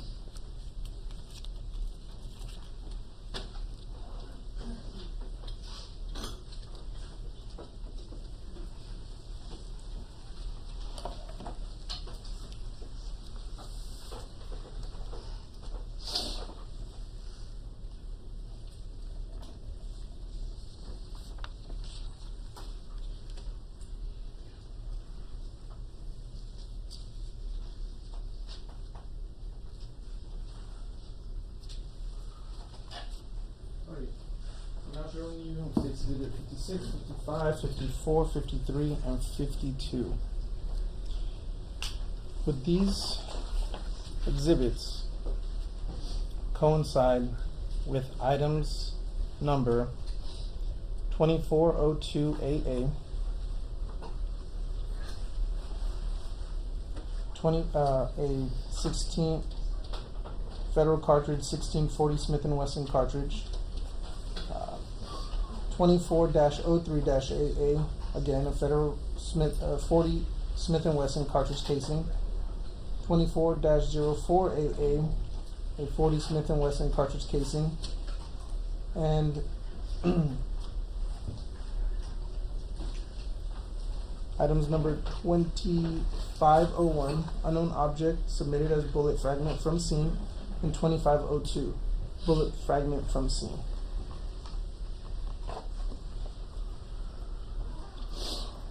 Do these coincide with those item numbers on your lab report? Yes, they do. Okay. And you previously testified right now that you did conduct an analysis of all of these, correct? Yes, I did. And after conducting your analysis of these unknown samples, correct? That's correct. So the known samples you took from this guy, Yes. what was your conclusion and finding? Can you flip over State's Exhibit 56, please, so I can see the item number? Is that 2501? I can bring it back to you. Just a little difficult to see Oh, the no two worries. items. Okay.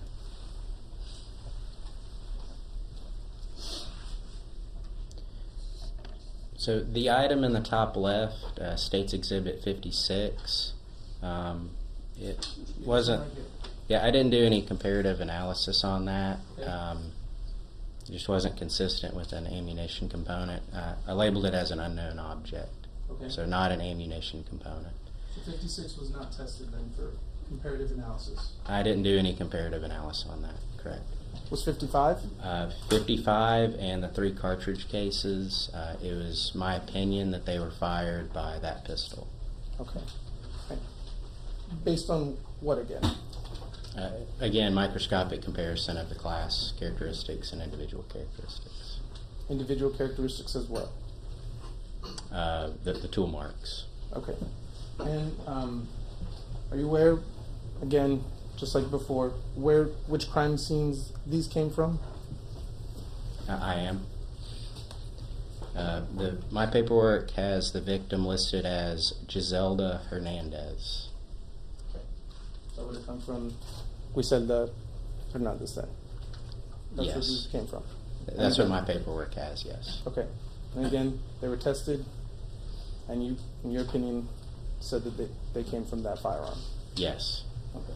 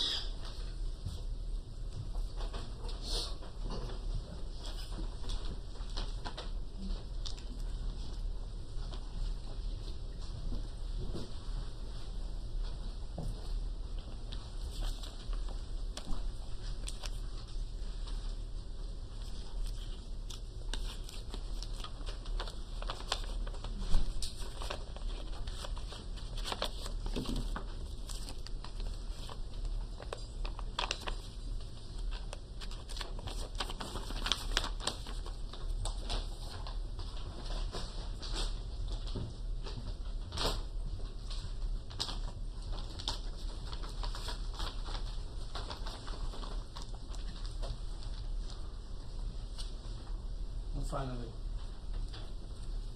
I want to show you what's been marked as State's Exhibit 57 and State's Exhibit 58. Are you familiar with these items?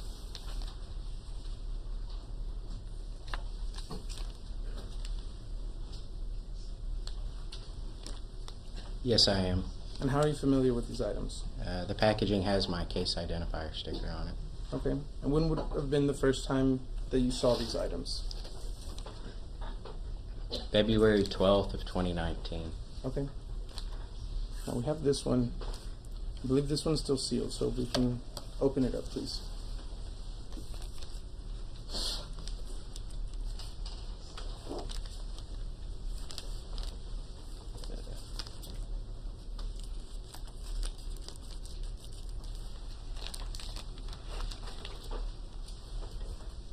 Do you want me to open this one also? Or are you familiar with that envelope? I am. Okay. It how are has you my case identifier sticker on it. Okay. And when would you have seen that item first? Also February 12th of 2019. Okay. Let's open it up.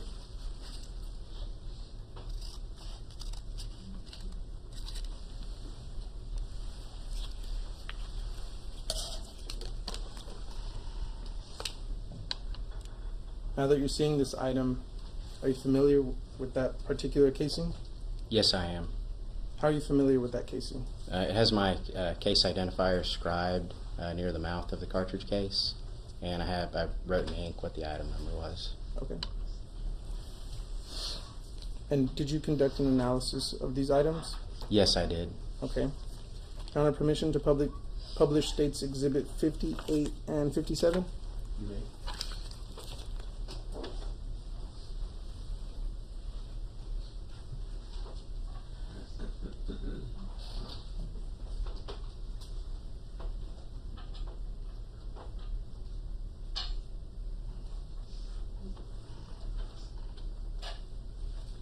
Alrighty.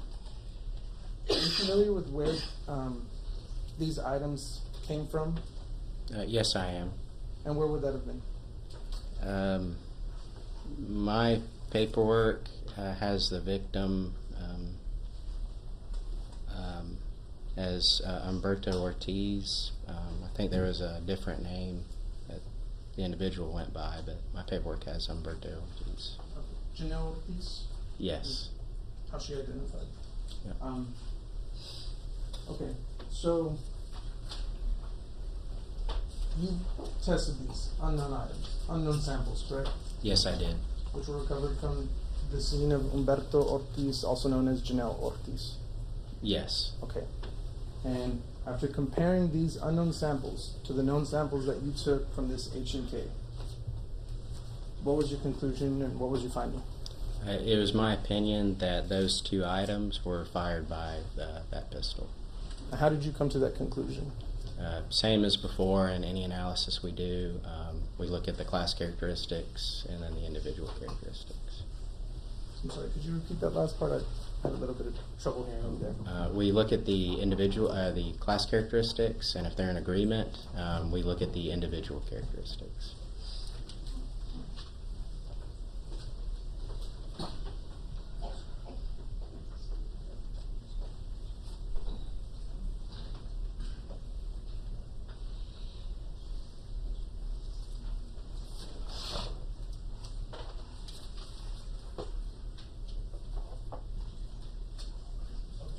All right.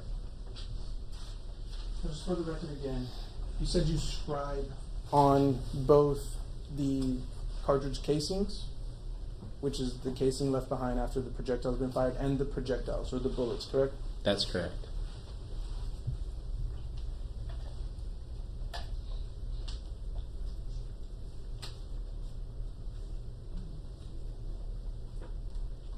Is that the scribe you were referring to that you put on the bullets? Yes, they are.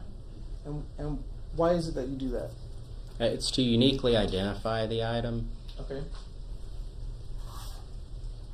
I believe you said you also do that on the casings, correct? That's correct. And you said it would be somewhere in this area, right? That's correct. And so, again, why is it that you do that on the casings? To uniquely identify that item. Okay. And you also said you marked them with ink, too. Is that correct? Yes. Would that be the marking in ink that you left? Yes. And why do you do that as well? That's to make it a little easier for me to see the item number. Okay. Now, we just looked at, I believe it was 9 casings, cartridge casings, which again are, as you said, what's left behind after the projectile is fired, correct? Yes, 9 cartridge cases were submitted. Do you know what size caliber these cartridges were? The cartridge cases were 40 Smith & Wesson caliber. Okay. Do you know the manufacturer of those particular bullets or cartridges? The cartridge cases had a federal head stamp on them. Could you explain to the jury, because you had said Smith & Wesson and then you had also said federal. Are you familiar with why cartridge casing, the maker would be federal, but then you also have Smith & Wesson, which is also another firearms manufacturer.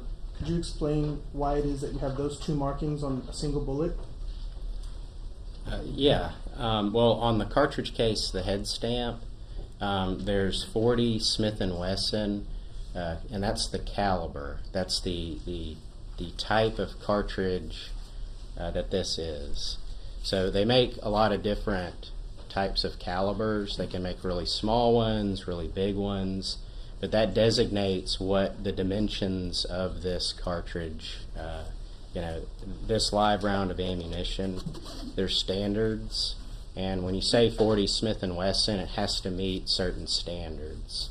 So that manufacturers, if they're making either ammunition or a firearm, and they're saying it's 40 Smith & Wesson, it has to meet certain specs. The diameter of the bullet, the length of the cartridge case, the diameter of it.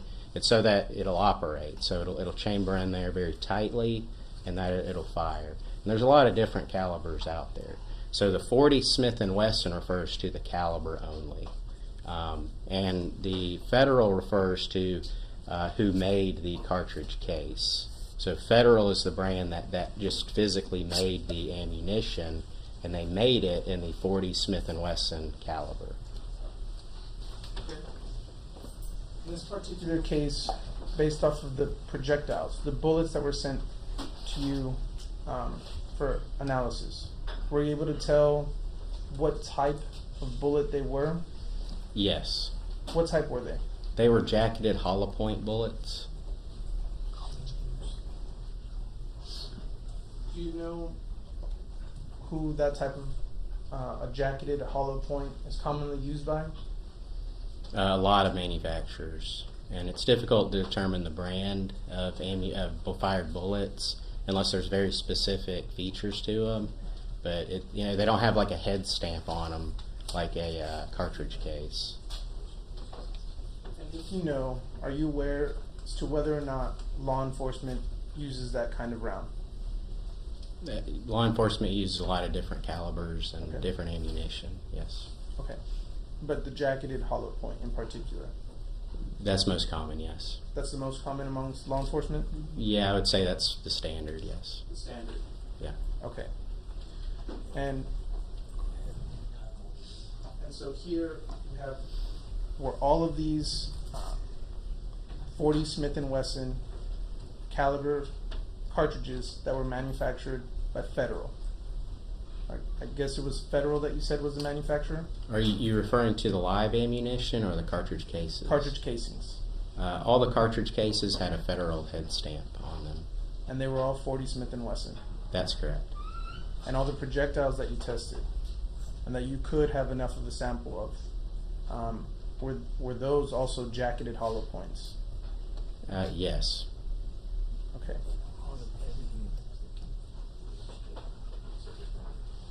Permission to approach, Your Honor?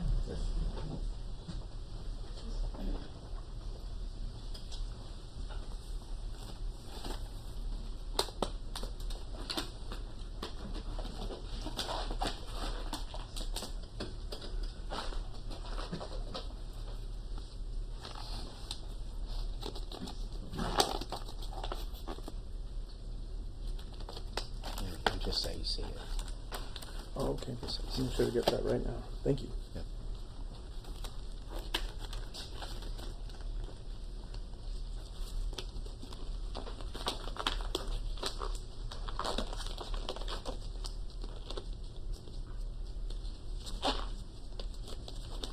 Okay.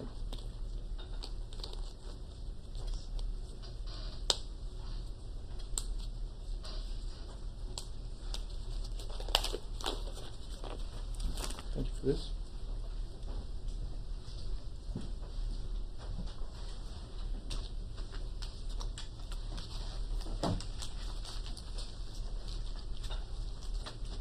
On conclusion,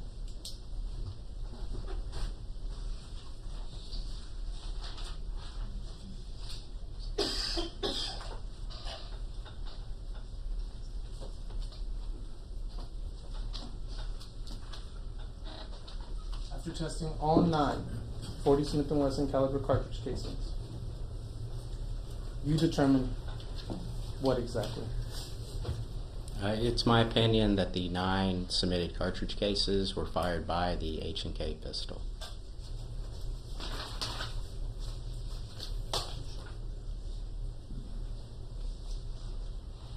and after doing an analysis and evaluation on all 6 projectiles, which were what we learned to be fragments or bullet projectiles that came from the bodies of Melissa, Claudine, Janelle, and then projectiles that were found at the scene for Griselda, what was your conclusion after testing these specific items right here? For those 6 projectiles, I determined, it was my opinion that they were fired by the H&K pistol. So they were all, each and every single thing you tested was fired from this firearm right here. Those items I listed, it was my opinion they were fired by the H&K pistol. Thank you.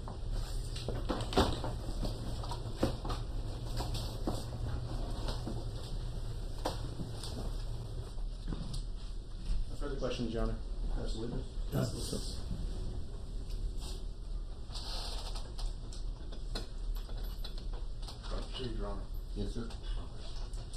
Mr. Daniel, my name's Raymond Fuchs. I'm just having a I few need a questions mic. for you. Oh, I'm sorry. I'm going higher tech than I'm used to.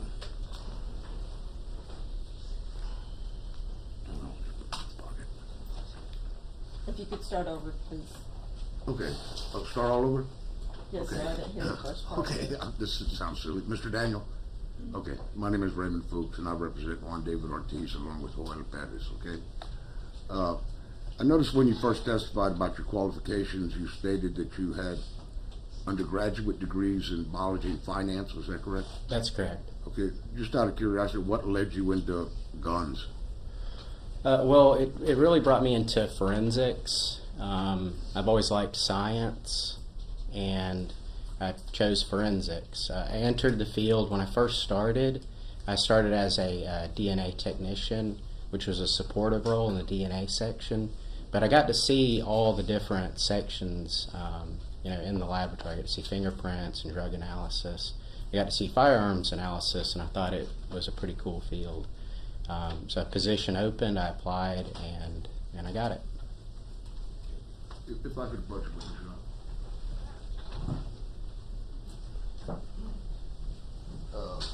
we're going to talk about this gun a little bit, which is State's Exhibit 36, it looks like. I like that right there. So I'll just set it here. If you need to refer to it, fine. If you don't, that's fine too. Well, let me see.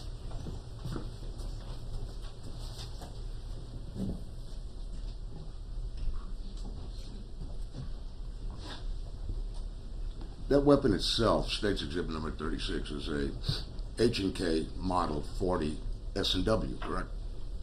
The caliber is 40 Smith & I Wesson. believe the weapon itself will have SW on it, will it not? I believe the model is a P2000, but let me refer to my notes.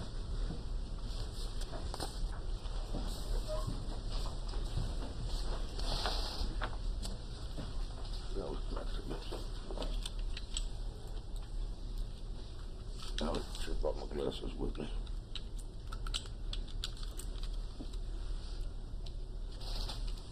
So right here it has P2000 on the And slide. then what's the rest of it say? Well, that refers to the caliber. It says 40 but- Smith but- & Wesson. Yes, But I sir. mean, the weapon itself has the 40 S&W on it. That's correct. Yes.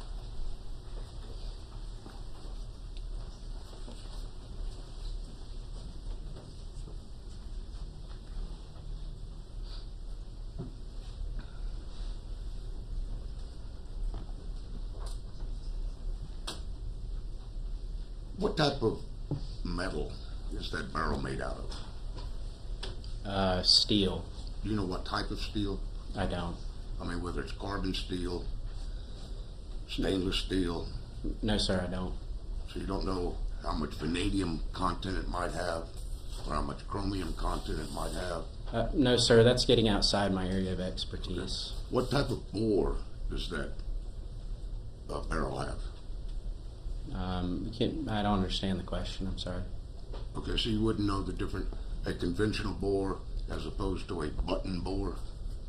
Are you referring to the rifling or? Yes, I'm talking about how the bore is created.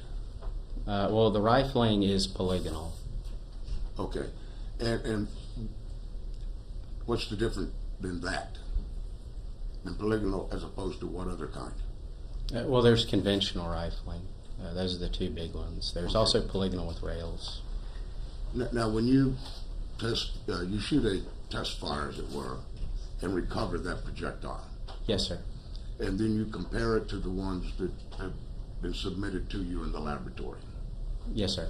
What particularly are you looking for to compare them? Again, I'm looking at class characteristics, but I can kind of do that before I test fire. And then I'm going to, but there's some class characteristics I do need to test fire, and that's the type of rifling, and also the rifling widths and dimensions.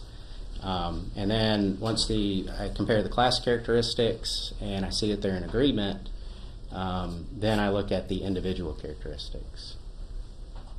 Okay, and again, is there certain terminology for what you're looking for?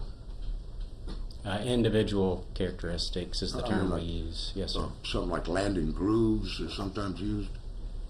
Landing grooves is referred to conventional rifling, yes. Okay, but this has what type? Polygonal.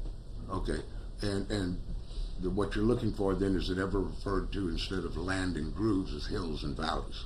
Yes. Okay, I mean, you've heard that before. Yes, I have. Okay. And where on the projectile do you look for these things? I mean, exactly how do you go about doing this? So I put the two objects up on my comparison microscope where I can see both of them, and I can kind of move them around. I can magnify them. I can change the lighting. I can turn them and rotate them.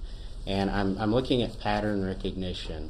And so I find an area that may have a lot of individual characteristics on it, and then I rotate the other one to see if I can find that same pattern. When I find an orientation that I like, either the pattern is really good, or I can rotate it around, and whenever I find an orientation I like, I rotate the bullet around, and I'm looking at all the markings and everything, and seeing if everything's lining up.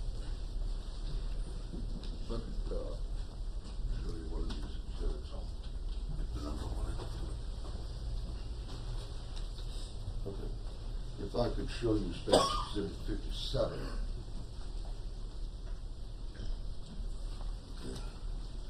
Thanks. Now, where on that did you exactly look for what you just described? So it'll probably be easier to see on my model, but it would be these markings here. So whenever the bullet is fired, it's engaging that rifling to create. The rifling's job is to impart a spin on the bullet, a lot like a quarterback throwing a football. It's to increase the accuracy and the distance of the bullet. So it has to engage that rifling and get that metal-on-metal contact. And so that's the area that I'm looking at. You said that you did have some projectiles you just fired. Did you bring those with you? I did not know. Okay. So we're not going to be able to see how much damage is done to that state's exhibit I just showed you compared to the normal projectile. I'm sorry, I don't understand the question. Well, I think the state's exhibit 56, was it? The projectile I had? 57? Yes, sir. 57. Yes, sir. Okay, it's certainly compressed. You're talking about the shape of the bullet? Yeah, I'm talking about how it's. Yeah, so this is a jacketed hollow point bullet. It's a different style than this bullet. It actually has a hollow cavity right here, and its purpose is when it hits to expand, and the term we use is mushroom. So this is kind of a normal shape for a jacketed hollow point bullet. I did bend the petals out, but the petals, much like the nose area here, do not engage the rifling. It's not, the diameter isn't wide enough. So this is the bearing surface, and this is what I'm looking at. And so the part that you call petals is from what part of the bullet? So it's part of the nose area, and again, it's designed to expand out.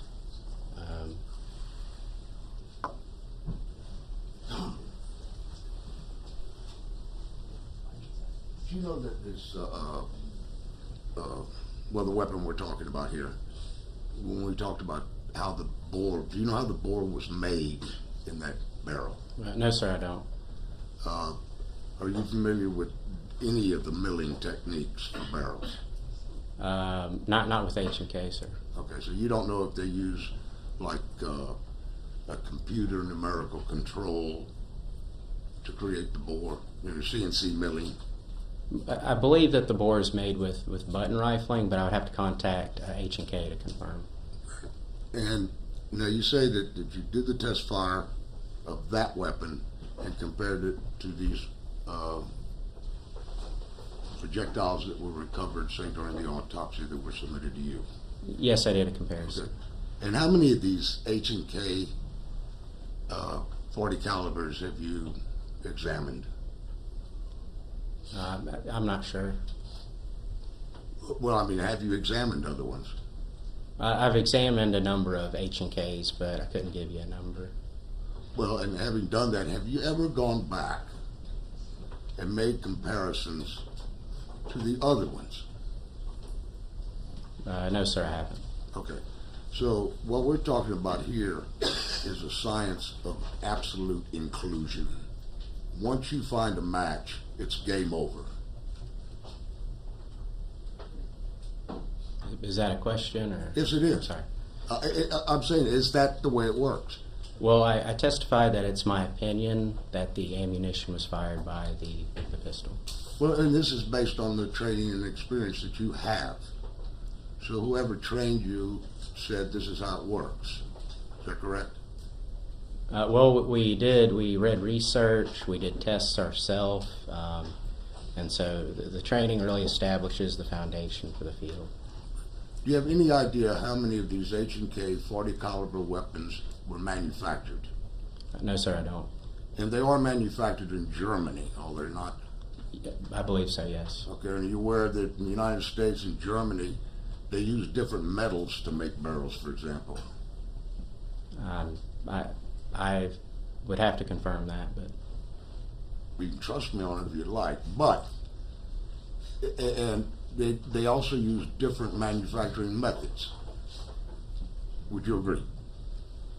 that's getting into manufacturing, and you're correct. Over time, they do change manufacturing techniques. Okay. For example, H&K advertises that the barrel in that weapon is good for at least 10,000 rounds.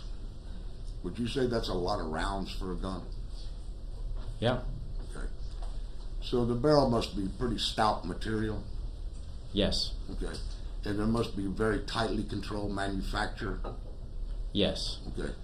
And so what I'm suggesting or asking you is, you don't make a comparison of these unknown projectiles to other barrels other than the one that's submitted to you. That's correct. So you really don't know whether these projectiles could have possibly been fired from another weapon. That's not my opinion.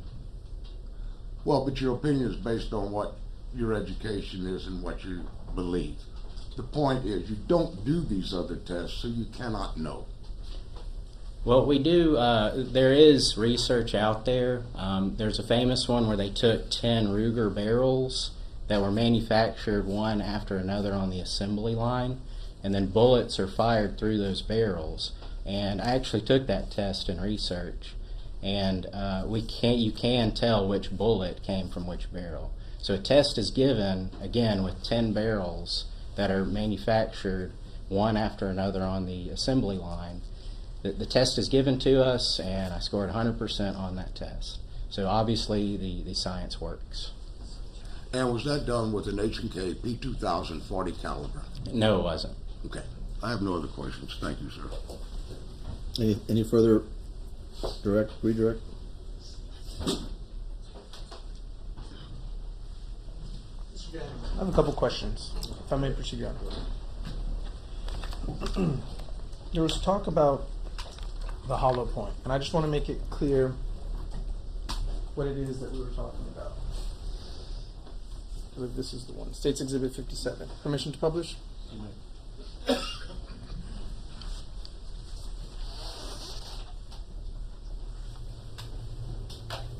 All right.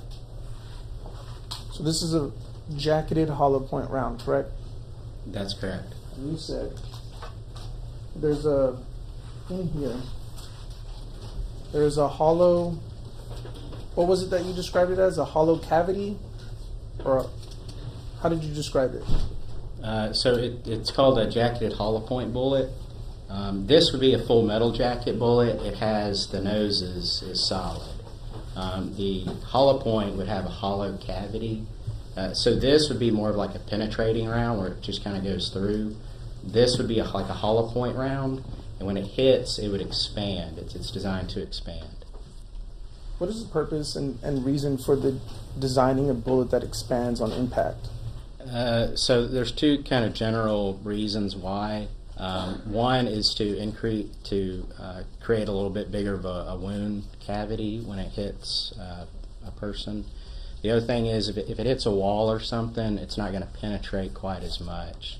So like in a home defense situation, you could hit a wall and it may not penetrate through and hit somebody else kind of situation. But that's the thought behind it. Okay. Now, there was talks about a pedal. And you had mentioned something about a pedal. What is the pedal when we're talking about this particular jacketed hollow point?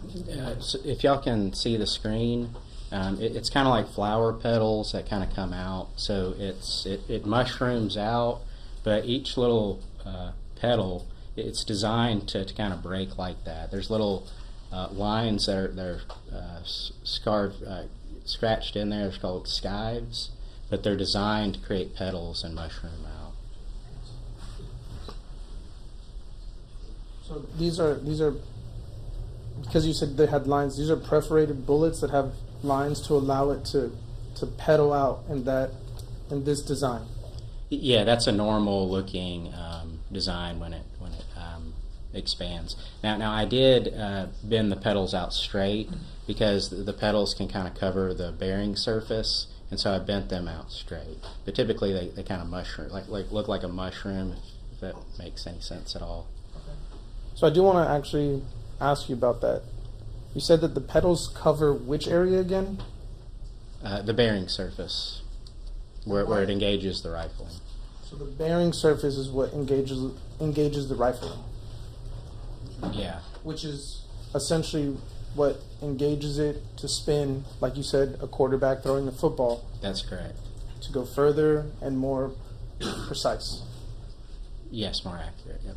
And you look for rifling when you conduct an examination on an unknown source, correct? You try to see what's the rifling on this, compare it to a known source. Yes, that's a class characteristic that we look at. So this bullet looks pretty beat up. And it may be difficult to see.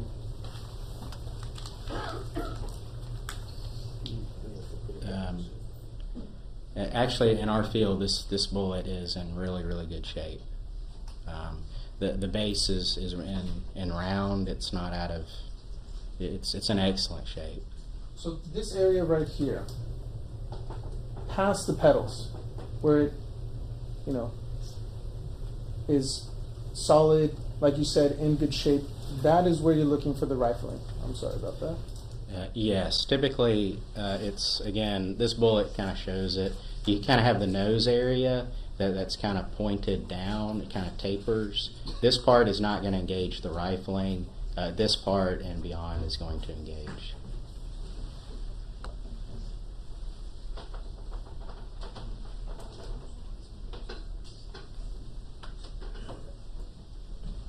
Now, I'm going to permission to approach you. I'm going to show you what's again been marked as and admitted as State's Exhibit 57. If I show, and here you can take a hold of that. If I show it to you like that, with the naked eye alone, as you're looking at it right now in this courtroom, can you tell me anything about the rifling? Well, I don't like to do analysis on the stand, and as I get older, my eyes aren't getting as good, so I need glasses to. But I do have in my notes that it's a polygonal 6 rifling. So is it safe to say then that this is something that's done on a microscopic level? Yeah, I mean, typically I put it under a stereoscope to look at the rifling and count the lands and grooves and look at the direction of twist. Okay. You also talked about an article that was put out, or a study that was put out with regards to the 10 Ruger barrels that were manufactured one after the other, and that science allows you to say exactly which barrel fired which particular bullet. Do you know why that is? I do. Could you please explain to the jury why that is the case? So the surface of tools and firearms, they have random, unique, microscopic features on them. Again, kind of like fingerprints. And when the barrel is made out of, it's almost always made out of steel, a real hard metal. And when it comes in contact with softer metals like brass or copper, which ammunition is made out of usually, the harder barrel is going to leave those random, unique, microscopic features on the softer metal.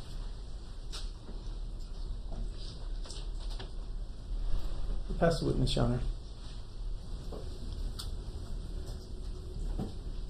You may step down. Your excuse. Thank you so much. You're released from the subpoena. You may go back to your business. Thank you. Your Honor. You wanted to approach? Yeah, may we approach? Excuse him? Yes, that's fine.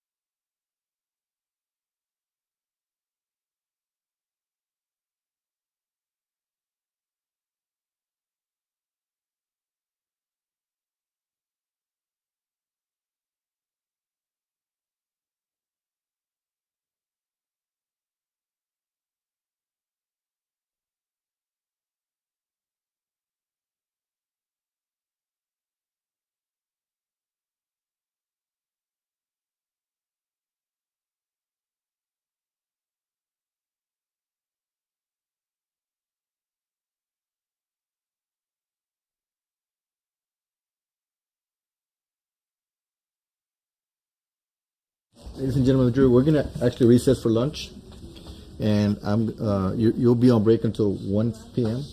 It's 11:35, so you have a little longer lunch break than we've had. Again, I'll just remind you not to discuss the facts of the case, not to watch any music launch or read any articles regarding this case. So you'll be on lunch break until 1 p.m. Thank you. All right, the jury.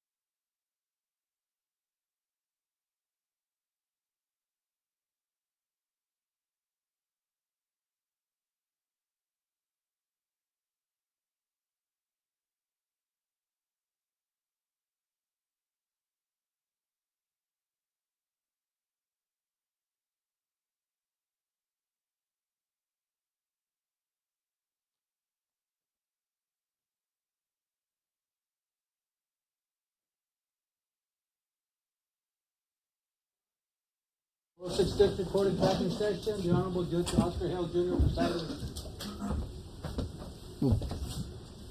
You may be seated. Let me just find out from the lawyers where we're at. Mr. Alanis, Mr. Perez. You want to approach? Yes, sir.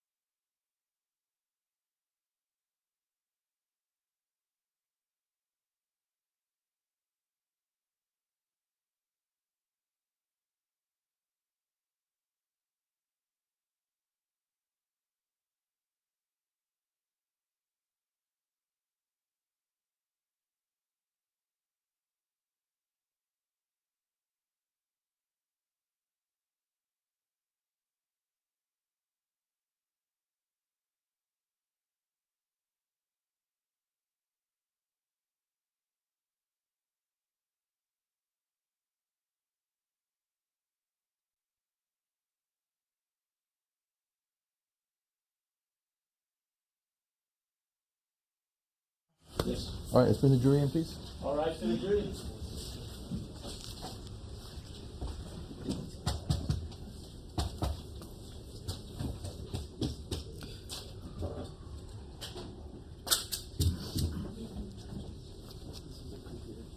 Thank you. Okay.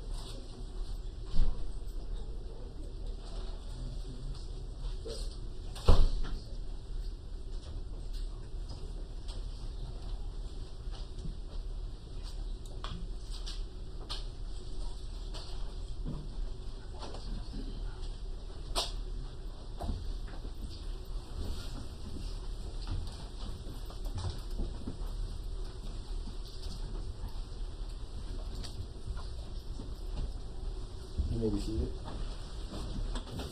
Good afternoon. All right. Go ahead. Good afternoon, Your Honor. The state calls Dr. Jenny Lonsberry. She would be examined by ADA Karina Rios.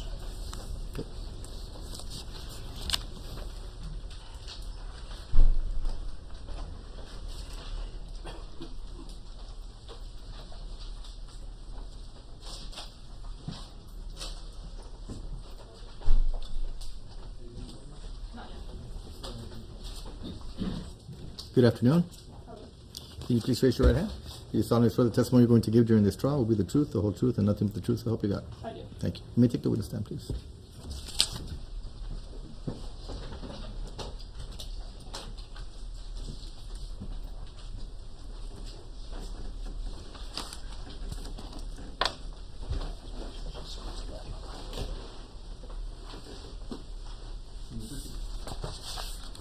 Good afternoon, Your Honor. I'm Karina Rios from the state of Texas, for the record. Good afternoon. Oh, okay. Good afternoon, Dr. Lonsberry. Could you please state your full name for the record? My name is Jenny Lounsbury. And Dr. Lonsberry, how are you employed? I'm a forensic scientist at the Texas Department of Public Safety in Houston. And how long have you worked as a forensic scientist? About 9.5 years. And could you please walk us through your educational background? I have a bachelor's degree in chemistry from Utica College, a master's of science in forensic science from the University of New Haven, and I hold a PhD in chemistry from the University of Virginia. Do you have any additional training or background that qualifies you as an expert? Yes. And could you go through that? When I started at the department 9.5 years ago, I was entered into the Trace Evidence Training Program. This involved reading the current literature, practice exercises, independent competency exams, mock trials for all of the various disciplines that I am trained in. And is the lab that you work at accredited? Yes. Who is it accredited by? The Texas Department of Public Safety Crime Lab is accredited by the Texas Forensic Science Commission and the American National Standard Institute, American National Laboratory Accrediting Board. And have you been proficiency tested in this discipline? Yes. Do you recall the last time? Earlier this year. And so are you yourself licensed as a forensic analyst? Yes. By who? The Texas Forensic Science Commission. Have you testified in court as an expert before? Yes. How many times approximately? Approximately 20. Okay. So I heard you mention that you are a forensic scientist with DPS. Could you tell us what your duties are? I am specifically assigned to the trace evidence section, so I analyze evidence, prepare reports, provide training for newer analysts, provide court testimony when needed, and any other forensic services that might be needed. And what is trace evidence? Trace evidence is minute material left behind through some kind of a transfer, so this can include hairs, fibers, paint, and in this case, tire impressions. Okay. And how do you conduct tire impression comparisons? It starts with a visual exam of the questioned item. I determine if in fact it is a tire impression, if it is, what kind of design it might have, and then I compare it to the known impression using visual and side-by-side methods. So you said visual and side-by-side measures. What does that include? It includes looking at the photographs they might have sent, the casted material that they might have sent, pictures from the scene, and I compare them as best I can. And if there is a ruler in the question in photos, I can compare them based on size. And the side-by-side analysis is physically side-by-side on my desk, and I compare the features back and forth to each other. So in essence, what you do is you take, or could you explain in layman's terms what it is that you do when you compare these two samples? I'm comparing the tread design, the width of the what are called lugs. Those are the individual elements that make up that tread design. If there are a certain number of ribs present, I will compare those. I will compare the size of the lugs, the shape of the lugs, to determine if they are the same as the known impression. And are there any levels that you use to categorize the level to which they match? We do have a scale called our categories of association, which provides a measure of how strong that association or disassociation is. Could you walk us through that scale? Sure. Our categories of association are numbered 1 through 5. So category 1 is what's called a source association. This is our strongest association and is typically used in cases such as a physical fit, where pieces of a broken item have physically fit back together, similar to a jigsaw puzzle. Category 2 is our association on class characteristics. So this is a category where I have similar class characteristics. So using the example of tires, they would have the same size, shape, and tread design. We have a category 3, which is our inconclusive, meaning that there are some similarities and some differences between the two items, so I couldn't render a conclusion. There's what's called a category 4, which is a non-association, but I couldn't exclude the source. This category is typically used for paint samples. So, for example, if I'm given a paint chip and I compare it to the known, and it's not similar to that known, I can't exclude that vehicle, as different vehicle parts are painted at different times with potentially different types of paint. And the 5th category is our category 5, and this would be an exclusion. So, for example, if that paint was blue and the known was green, then I could exclude it from having come from that source. And can you please explain to us what the process is like when the lab receives evidence for testing? When an officer brings evidence to the laboratory, it is received by our evidence receiving team, who provides it with a barcode and a unique laboratory case number. That barcode is placed on the evidence, and it begins what's called the chain of custody. This will track the evidence as it moves through the laboratory, from vault to analyst, back to vault, and then whenever it's returned. So whenever it's returned, you send it back to the county that sent it? It depends on where the case originated from. So if it's a case based out of a Houston county, the agency will usually just come pick it up. In this case, I think we probably would have sent the evidence back to the Laredo laboratory, and then that agency would have picked it up there. If it's a DPS case, like a trooper dropped it off or a Texas Ranger, we would hold on to it indefinitely. Okay. And so you did receive evidence for this particular case? Yes. And did you prepare a report as part of your analysis? Yes. Your Honor, may I approach? Yes, ma'am. I'm now going to show you what's been marked as State's Exhibit 237. And I'm going to ask if you recognize this document.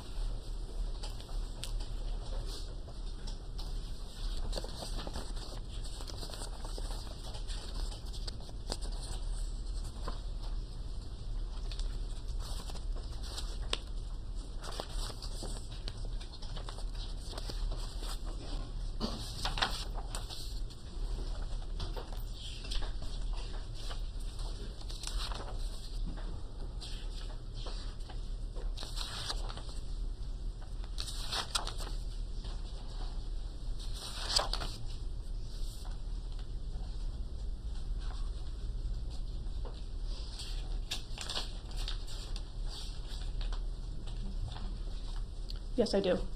And did you prepare this yourself? Yes, I did. And was it done at or near the time when you conducted your analysis? Yes, it was. Your Honor, I'm going to send it over to the defense counsel and admit State's Exhibit 237 into evidence. Judge, again, will object. It's not a business record or a government record as to this witness. It's her personal report and therefore not admissible. She can, of course, use it to refresh her memory, but not as an exhibit at trial. Right. Well, the objection to overruled. Since Exhibit 237 is admitted into evidence at this time.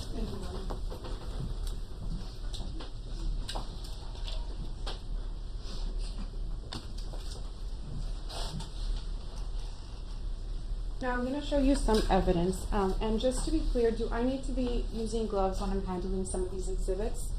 That I'm going to show you? The tire impressions, I don't believe so, unless there was some question of DNA analysis on the knowns or something like that.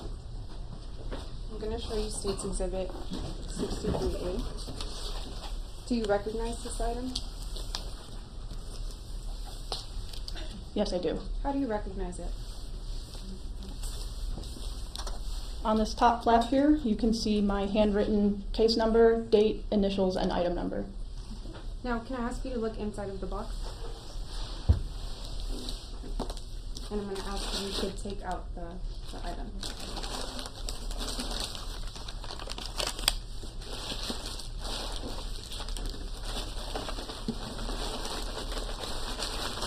Your Honor, permission to publish States Exhibit 237?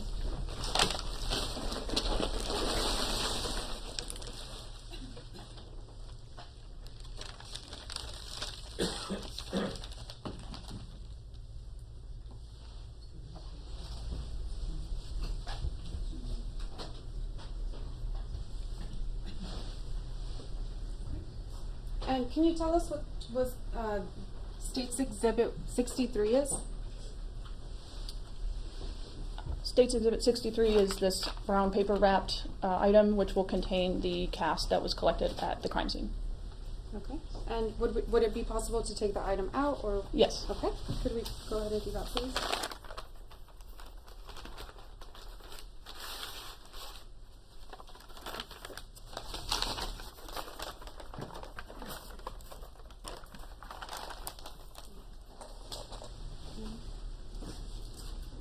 And to what does this correspond to on your report? This will be listed on my report as item 2901, casted impression, parentheses, 2 pieces. Okay. Now I'm also going to show you some other exhibits. First I'm going to show you States Exhibit 62. Do you recognize this item? Yes, I do. How do you recognize it? Once again, you can see my handwritten case number, item number, date, and initials. And to what number does this correspond on your report?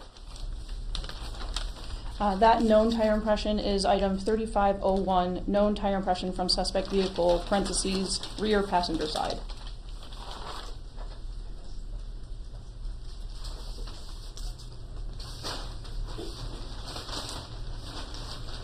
Now I'm going to show you what's been marked as States Exhibit 61. Do you recognize this item? Yes, I do. How do you recognize it? Once again, we can see over on that side my handwritten case number, initials, date, and item number. And what does this date and time correspond to? The one above mine? Yes. I'm not sure. I would assume that's when it was collected.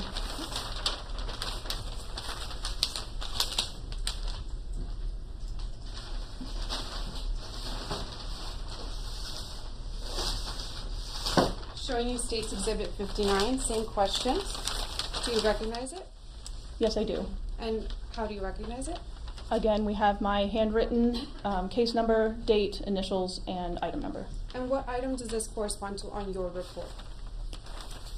That is item number 3504, known tire impression from suspect vehicle, parentheses, front right.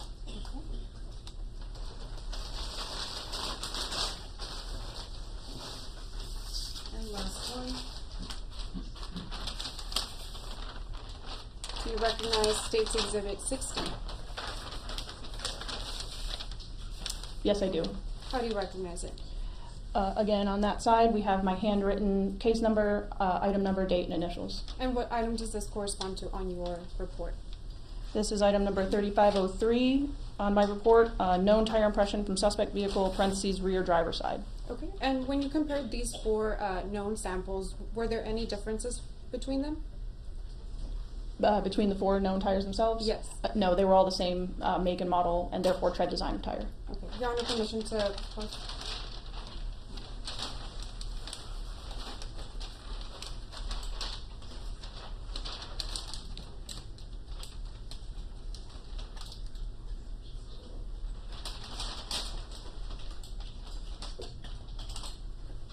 So for purposes of questioning, I will be referring to just one, but it's your testimony that they would all be the same. Correct. Okay. And now I'm going to post, Your Honor, permission to publish States Exhibit 63 on the Elmo? Okay.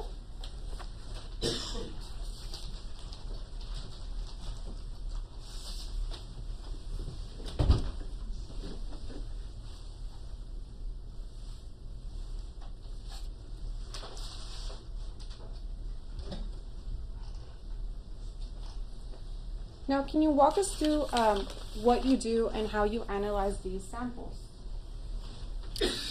So when I opened up this cast, it was covered in a lot of dirt and mud from when it was collected. So I used a soft brush to kind of remove some of that debris so that I could more clearly see the impression that had been collected.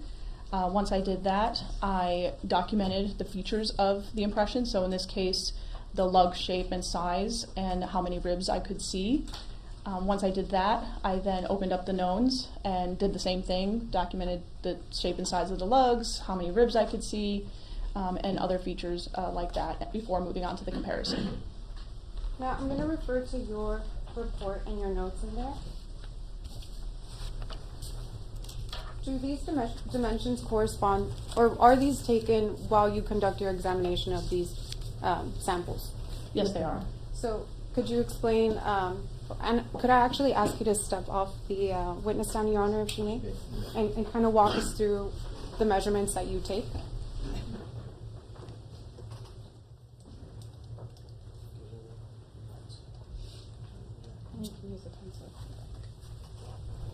Can you all hear me okay? So in this case, because I didn't have any images that I could resize, I had to work on side-by-side analysis alone.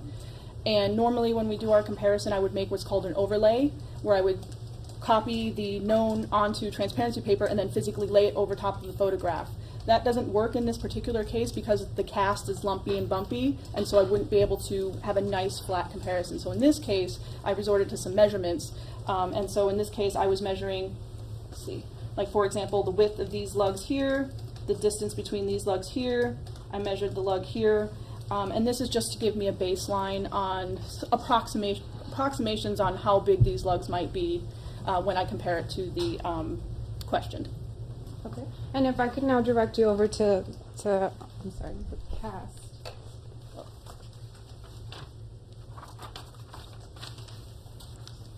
Are these the same measurements that you take here? Yes, so once again, you can see I measured the lugs down here, I measured the distance between the lugs here, and I measured the lug that was there. Thank you. And you can take this again. Thank you so much.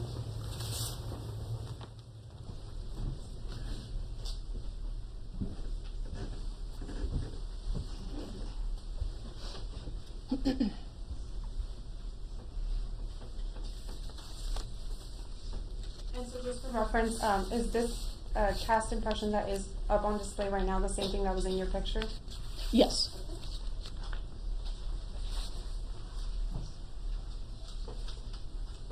Do you receive any other information regarding the samples that you received?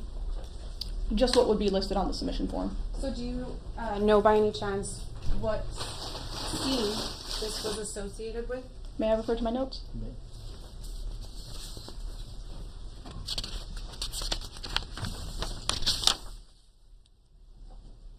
According to the submission form I was provided, the tire cast was taken from a scene, and the victim listed on this particular submission form was Claudine Luera.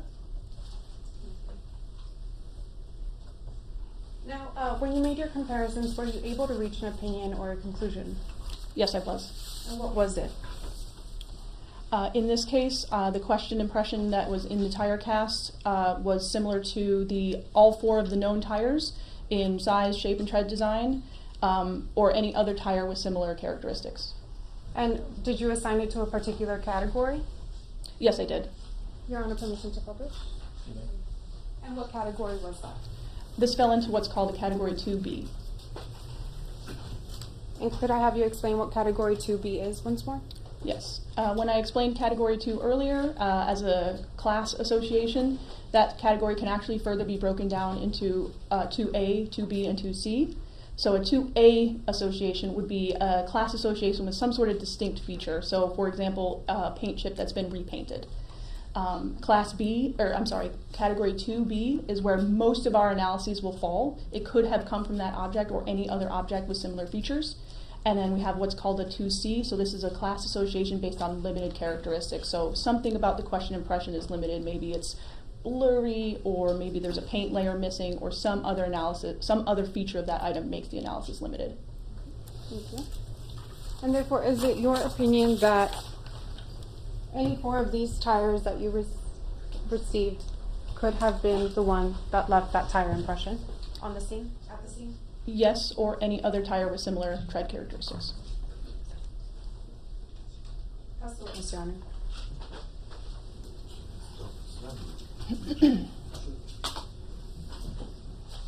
Don't forget the mic. Just a moment. Yes, sir.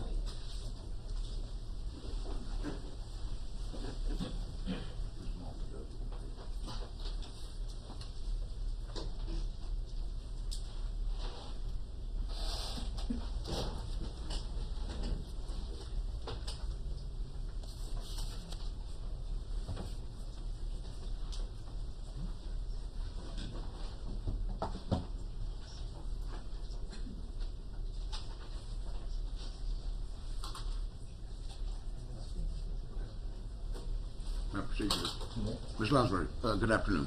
Hello. My name is Raymond Fuchs, and along with Joel Perez, we represent Juan David Ortiz. You'd mentioned that there's different categories that you come up with when you're doing these comparisons. Correct. And which one did you say was applicable in this case? In this case, it was a category 2B. Okay, so that's association with conventional characteristics. Correct. Okay, and I believe what you're saying is those impressions that you analyzed, including the cast and the paper, if you will, what you're saying is they came from this kind of tire. Yes, whatever the brand information was listed on the known tire impressions. Okay, you're not saying it's this tire or any tire that was on that Dodge truck. Correct. As far as I know, these tires were on a suspect vehicle, so all 4 of the tires have the same tread design, and my conclusion is that the question impression could have come from any of those 4 tires or any other tire with similar characteristics. Okay. Now, as far as the plaster cast that you were talking about, do you have any way to determine when the tire impression was made from which that cast was made? I do not. Okay, so it could have been there a month, as far as you know. Could have been. Okay. Now, you also mentioned in your report on the first page, and if you need to refer to it, that's fine, that dirt and debris was collected from this item, but not examined. Correct. Okay. Are there occasions where the Texas Department of Public Safety Laboratory does such a comparative analysis? We no longer do soil analysis. Okay. So if for example, you had been submitted, I guess you'd call it here dirt and debris from where that cast was collected, you wouldn't have had any way to analyze that dirt and debris? No, I would not. Okay. Does the DPS have that at all? Not anymore, no. Okay. You know if the FBI has it? I am unaware if the if the FBI has soil analysis. I don't know. Okay, but it was done at one time. Oh yeah. It's still done today. I don't know who does it. Okay. I'll pass the witness. Okay.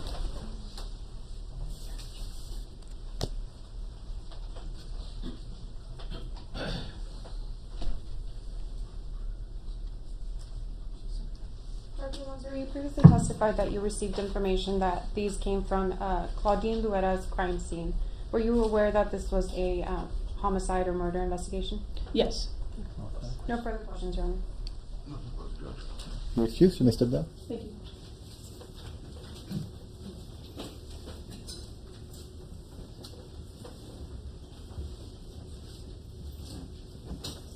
You're released from the subpoena if you need to go back to work.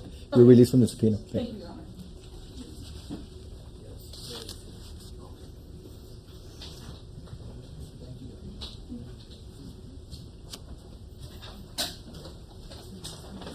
Honor. The state's going to call Dana Sarquis.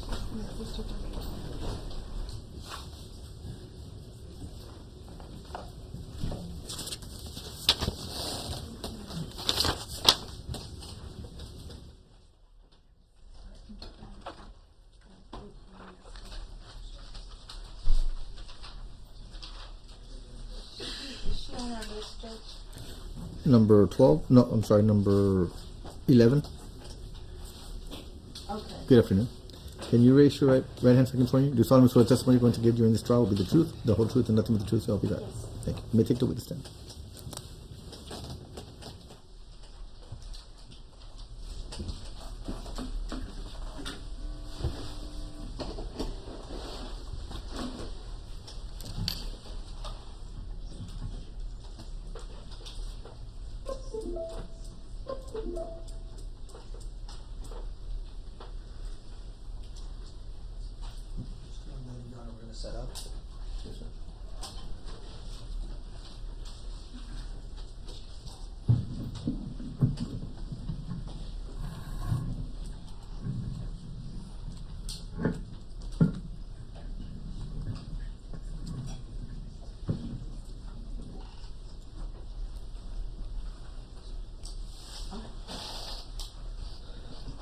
Test, can you hear me okay? Yes, yes, thank you. Okay, great.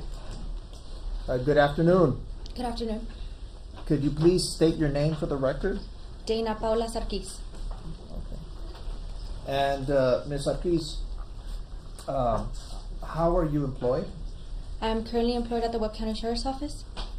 Okay, and I'm going to ask you if you could please get near the mic and speak up loudly, please. Yes, sir. Okay. You are employed by the Webb County Jail? Yes, sir. Okay. And how? What is your position with the Webb County Jail? I am the supervisor at the Intelligence Division. Okay. And briefly, how long have you been with the Webb County Jail? Approximately 4 years. Okay. What are your duties and responsibilities in the Intelligence Division of the Webb County Sheriff's Department? Is that appropriate? Yes. Okay. Please tell the ladies and gentlemen of the jury what your duties and responsibilities are. Our duties are to monitor inmate phone calls, to deter any illegal activity from happening inside and out of the jail, as well as to monitor the inmate phone calls for their safety and the safety of the jail. Okay. So, let's start from the beginning. When an inmate arrives at Webb County Jail, how are they monitored? Or let me back up. They're allowed to make phone calls, correct? Right, yes. And the county jail provides phones so that they can call whoever they want to call, correct? Yes. And what are the protocols, what are the procedures that you all at the Webb County Jail have for an inmate who wants to use the phones? So there are certain instructions you get.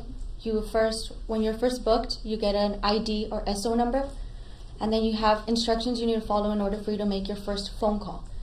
After you follow the instructions are you need to create your own PIN, your personal identification number that you create yourself. You need to state your name, and then you need to state the United States of America. After you have completed those steps, they're both in Spanish and English, and you have your access to the phones. And in your analyst capacity or supervisor of this division, specifically, how many analysts do you have listening in on phone calls? Approximately 7. Okay. Do you have a system, database, or program that is utilized, or are you taking hand notes, or how does this work? Explain to the jury. It's a system. It's called IC Solutions, and it's a phone system where you can see every single inmate phone calls. So it's recorded and monitored. The way I would go into listening to the actual phone calls, you would go into the call records. You would get a list of all the inmates that have made a call, either live, completed, or attempted call.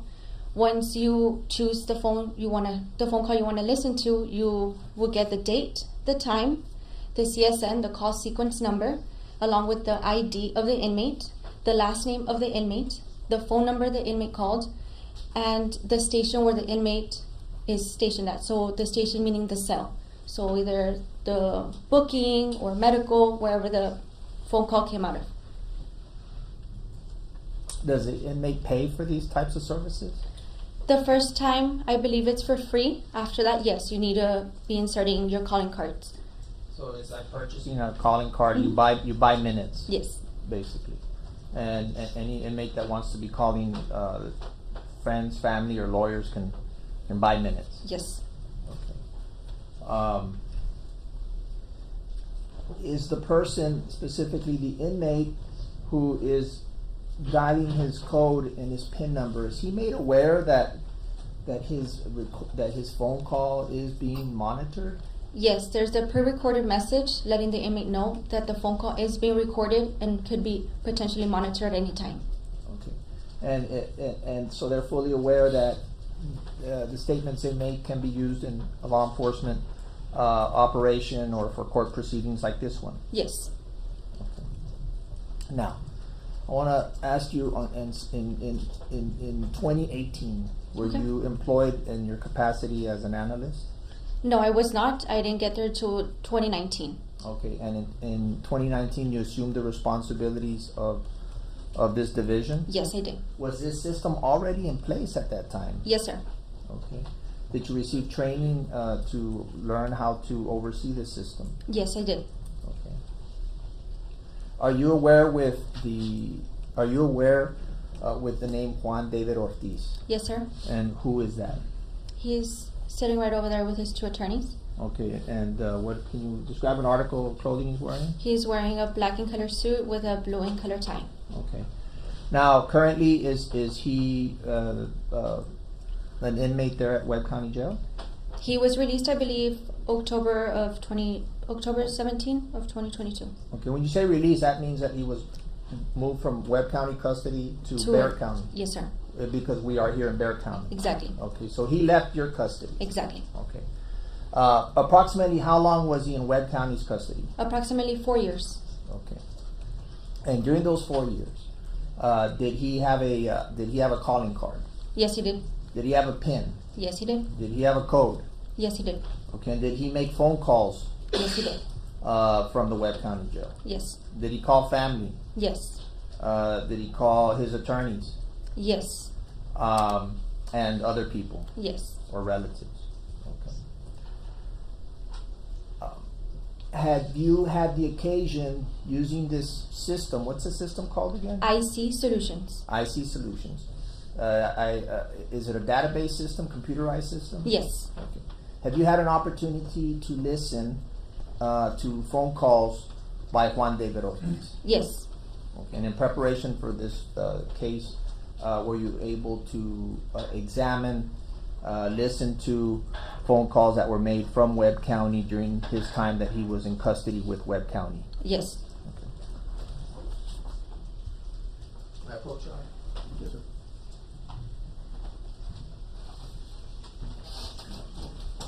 Okay. Ms. Arquiz, I'm going to show you State's Exhibit 238 and ask you if you're familiar with this CD. Yes, I'm familiar. And how are you familiar with it? This is the CD that I provided the district attorney's office. Okay, and are you familiar with the contents of within that CD? Yes, I am. And what are the contents? It's a phone call made by Juan David Ortiz. Okay, that's all I want to know. So this recording is, as you say, phone calls made by Juan David Ortiz from the Webb County Jail. Yes. Preserved on your system. Yes. Okay. And you've listened to them. Yes. Okay. And you prepared this. Yes. Okay. And I'm going to show you State's Exhibit 239. What am I handing you? Same thing, the CD that I provided the district attorney's office. And what is contained within this CD? A phone call made by Juan David Ortiz. And are these phone calls on both 238 and 239, have they been altered or materially changed in any way? No. Are they in their original state as the time that when they were recorded and captured during the phone call? Yes. Okay. Thank you. And at this time, I'm going to tender State's Exhibits 238 and 239 to the defense. Move to introduce. Yes, sir.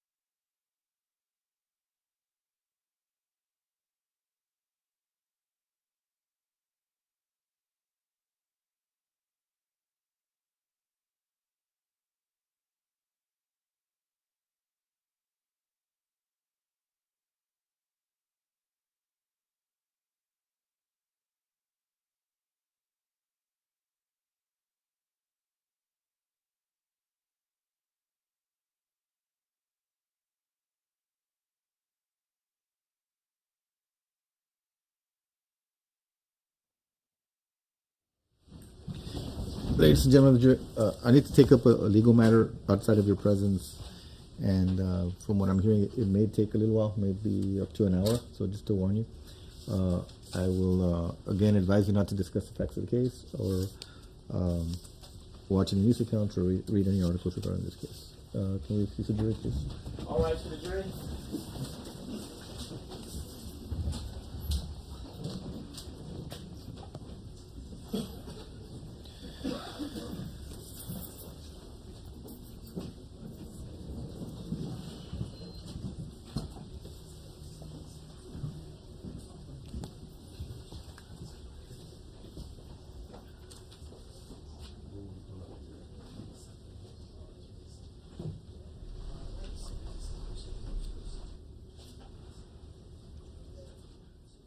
You may be seated.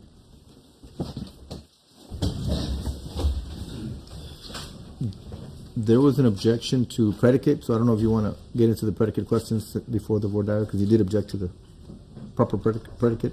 I objected to proper predicate, Your Honor. That she had read them recently is what I heard him say at the bench. I believe I did establish the proper predicate, but I will once again ask her the predicate questions. I showed you 238 and 239. Are you familiar with these CDs? Yes. Let's talk about 238. Are you the custodian of this CD? Yes. And what does this CD contain? That contains a phone call of Juan David Ortiz. Do you remember the date that this That phone call one was made? is approximately November 6th, November 7th of 2018. Okay. And this is kept in your system? Yes. What is your system? IC Solutions. Okay, now this particular State's Exhibit 238, have you listened to it Yes, I did. in its entirety? Yes. Has it been materially altered, changed, or modified in any way? No. And it's exactly how it was recorded on November the 6th or 7th of 2018? Yes, sir. And been preserved in your system since then? Yes. And you tendered this to the district attorney's office? Yes, sir. Please tell the court, when we play this, Mm-hmm. okay, what is it that the court is going to hear? The court is going to hear Juan David Ortiz being concerned about a statement he made, and he wants to ask his lawyer to please suppress it. Okay. Besides that, is there anything? He does a regular family call, and he talks with his mom and tells her about that he's concerned about a statement he made, and that he asked his attorney if he could please suppress that sentence or the statement he made. So in essence, he regrets making the statement, Right. which was his confession. Yes. Okay. And this is approximately a month after he was arrested, right? Right. More or less. Mm-hmm. Okay. And just for clarification for my purposes, when you say he's telling someone else that he's going to ask his attorney to suppress it, or is it a conversation with his attorney? No, it's a conversation with his mom or his family members, and he tells his mom that he's concerned about the statement he made, and he asked his lawyers if he could please suppress that But he's statement. telling this to his mother. Okay. Yes, sir. So just for clarification and for the record, he's not talking to his lawyer. No. If he was talking to his lawyer, would you be recording it? No, we cannot listen to attorney privilege calls. Okay, very good. All right. So that's 238.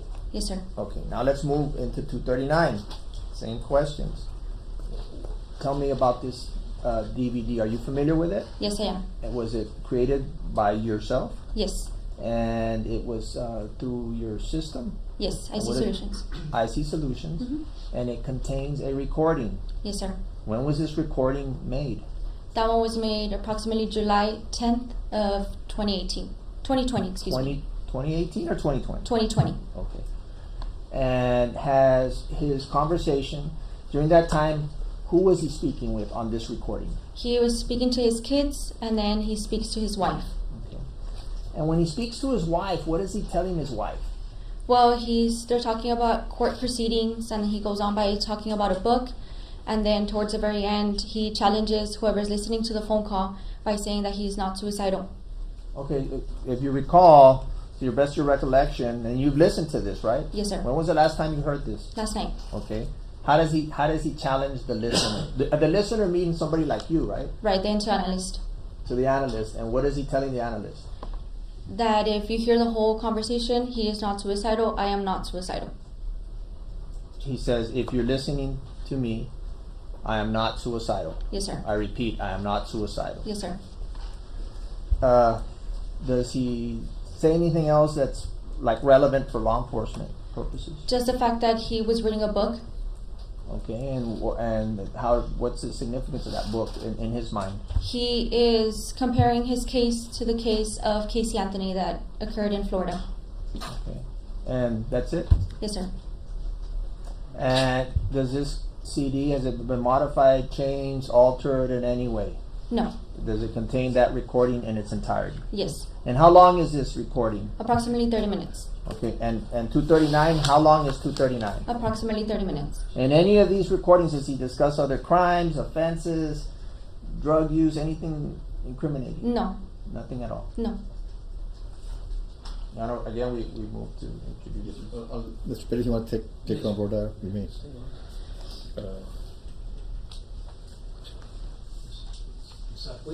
Yes. Hi, I'm Joel Perez. With regards to it'll be in 238. Now, when you testify right now that Mr. Ortiz is speaking to his mother,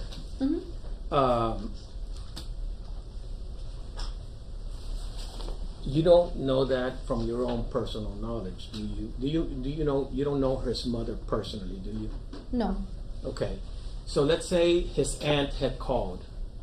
Okay. Okay, and she's pretending to be her mother.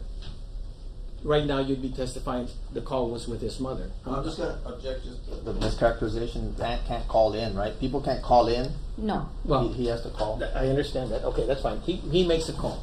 Okay. But if the person on the other end was his aunt, but she pretends to be the mother, right now you'd be testifying he was speaking to his mother, right? No, because you can tell who the inmate is speaking to. No, do you know his mother? Do you know her voice?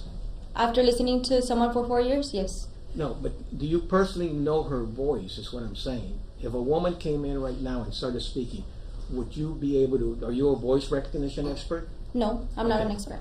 So you don't know her mother personally, so you don't know the voice of her mother, of his mother, right? Right. Okay. And the same thing applies over here. You don't know his wife personally. No. You lack personal knowledge of how what his wife's voice sounds like. You're only testifying that he was talking to his wife because that's what's said on the recording. Do you understand what I'm saying? Right, and the Okay. context of the call as well. Okay. But either way. So that's her objection, Your Honor, that she lacks personal knowledge of the individuals on the recording, and therefore it's not admissible. Before it's admissible, she needs to be able to identify the voices herein from her own personal knowledge and not from what she heard in the content. If I can just ask her a Go ahead. couple more questions. Do you recognize Juan David Ortiz's voice on the recording? Yes. Does he identify the persons that he's talking to while on the recording? Yes, either by saying mom or babe or chipmunk, whatever. Yeah. Yes. Are you familiar with his wife's name? Yes. And what is her name? Daniela Ortiz. Okay. And like you just started to explain, you've been listening to he lived there in your jail for almost 4 years. Yes, sir. You've become familiar with all his family, correct? Yes, sir. You recognize through his identification, through his own voice, Yes, sir. who he's speaking to, correct? Yes. Okay. That's all I know. Anything else, Mr. Perez? I'm sorry, Your Honor? Anything else? Well, we're still objecting to the predicate because it's hearsay to this young lady. So she lacks personal knowledge regardless of what is said. It's still hearsay to her. So that's our objection to the predicate. And then we would object to relevance on those two issues, but we'd ask the court to listen to the calls outside the presence, and then, because even though they're offering them for these two specific areas, there's other items that are discussed in there, and so we still want, on relevance grounds, for the court to listen to determine the admissibility, in particular because we do have motions on oral statements of the defendant, Your Honor. Well, that was addressed at the bench conference, and there was a hearing where I believe the hearing was cut short because the defense withdrew a motion. Was that not the motion that was withdrawn? No, the motion that we withdrew, and let me refresh my memory. We were talking about, It was supposed to be jail calls, I remember, and at least that was an issue that was brought up, or is that not the motion? Go ahead, Mr. Alani. And that, he requested to reopen the Jackson Deno. Yes. He requested to reopen the motion to suppress his confession because of some new evidence that they were going to produce. That Mr. Ortiz, during the time of his arrest at the Ava Hotel, had, between there and the jail, had requested an attorney.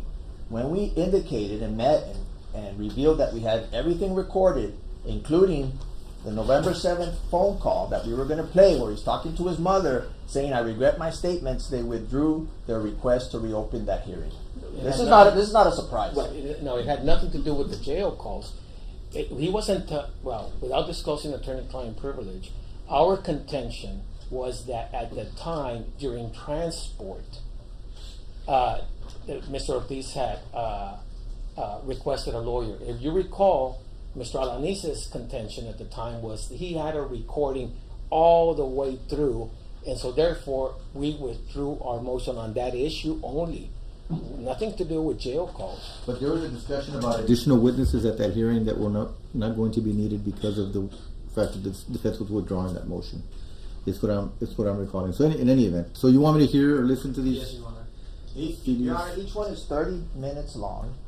Well, then edit it. I don't know what to tell you. I mean, we're entitled to a relevance objection. And for the record, because this was addressed at the bench conference, the defense has received these CDs. Obviously, you listen to them based on what you're arguing, right? Yes, Your Honor. However, when the defense files a motion that says, look, let's say a defendant made 20 statements along the line, and we file a motion and say, let's have a pretrial hearing and tell us what oral statements you intend to offer.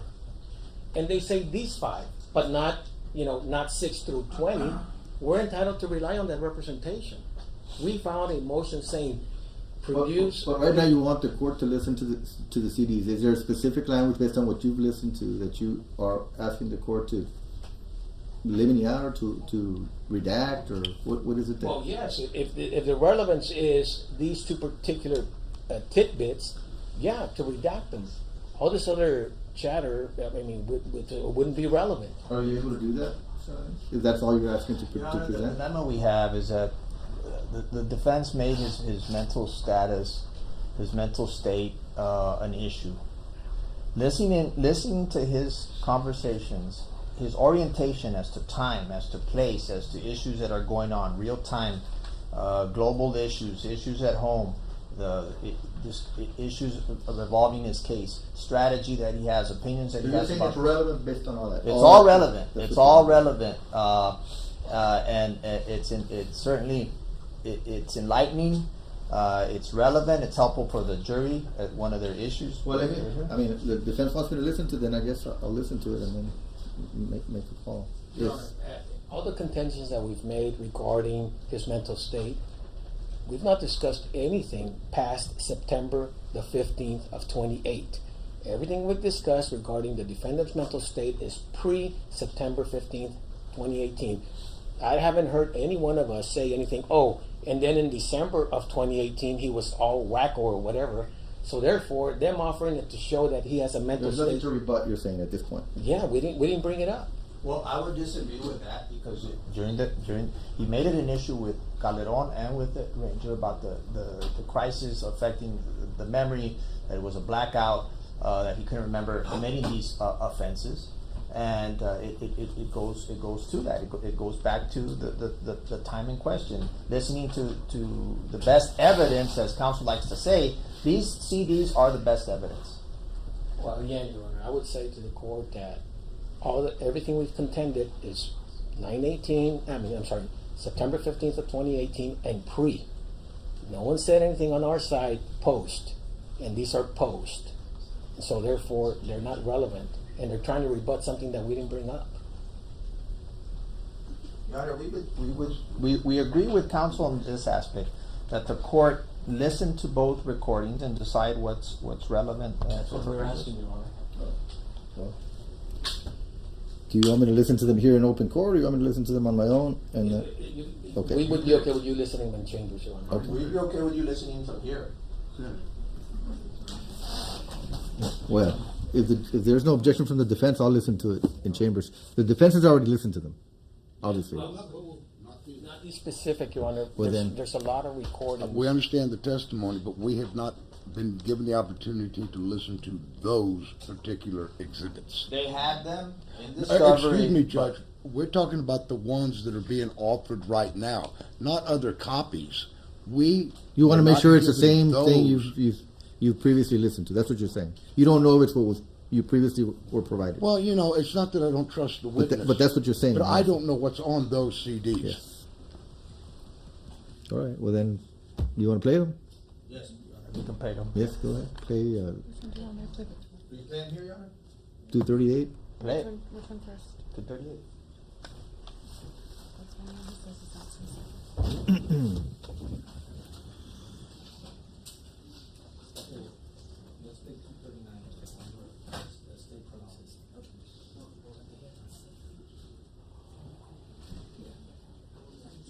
For the record, we will be playing State's Exhibit 239 first. This is the November. This is the. Let me do this also for our court, the benefit of my court reporter.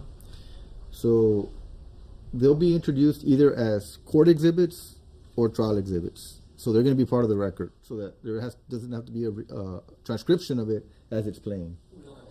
So it'll be available there if it becomes necessary. Yes. For this hearing. I'm saying they'll be admitted. They'll be at a minimum. They're going to be court exhibits that'll be just in the record. Right. Okay. No objection. So she doesn't have to be, because she may have to pause if she didn't hear something. Oh, yeah. That's fine. But it'll be available there for the record. Thank you. And I'll make a decision on your objections on the predicate as to whether or not they become trial exhibits. Right. Yes, Your Honor. Go ahead. This is November 6, 2018, State's Exhibit 239. So you're playing 239 first. You're playing 239 first? Correct, sir. Okay.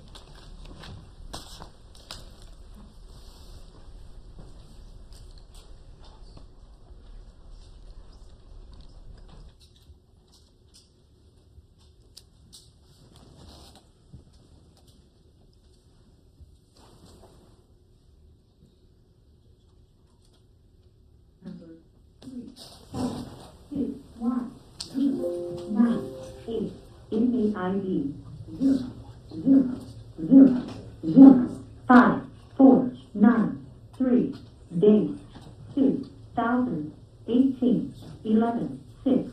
Time 193427. Dial number 19565453486 from station 7113.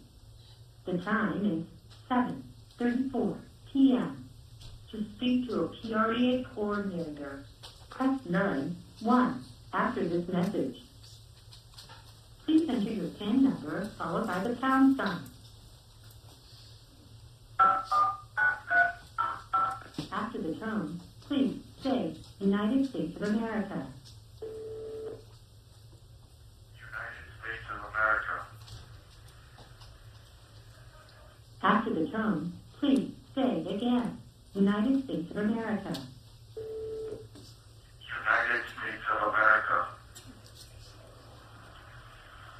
Press 0 to make a prepaid collect call or speed dial call. Press 1 to make a debit call. Press 2 to transfer funds from one card to another. Press 1 to make a call. Please enter your calling card number followed by the pound sign.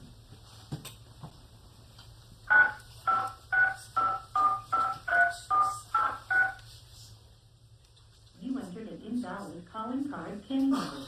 Please enter your calling card number followed by the pound sign.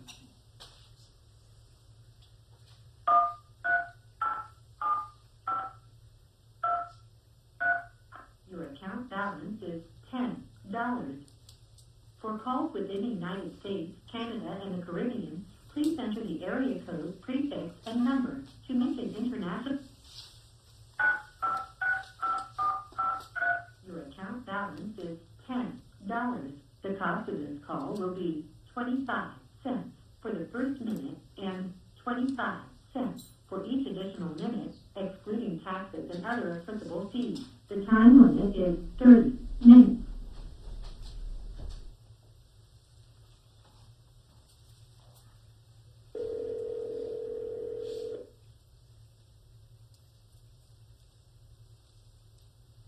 You have a call at no expense to you from an inmate at web. This call will be recorded and subject to monitoring at any time. Thank you for using IC Solutions. You may begin speaking. Hey, ¿qué onda?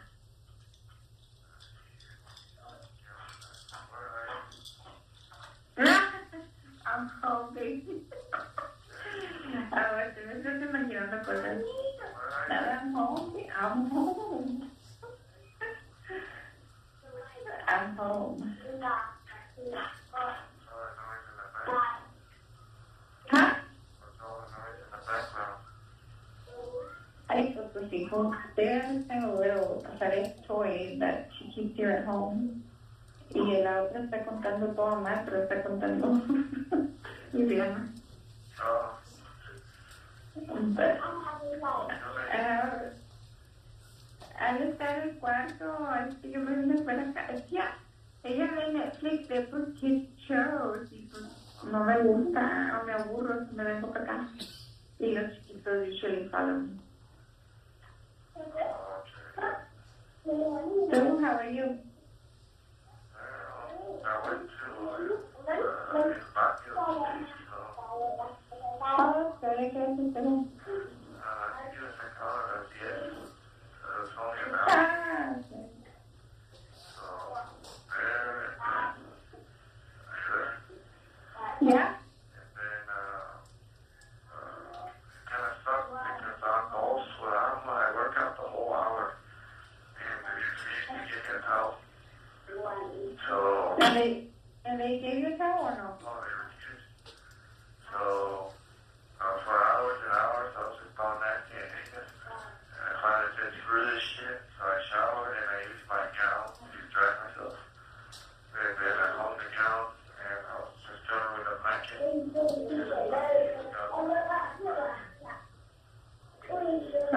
Well, why do I give you a towel? Yeah, porque según Dios dice que estamos de sus reglas que they have to be washing your children and they don't have time to be washing them. Why not? Oh my god, dude. So, I thought they were giving you like a tiny one, so there's no risk of, hanging yourself or whatever.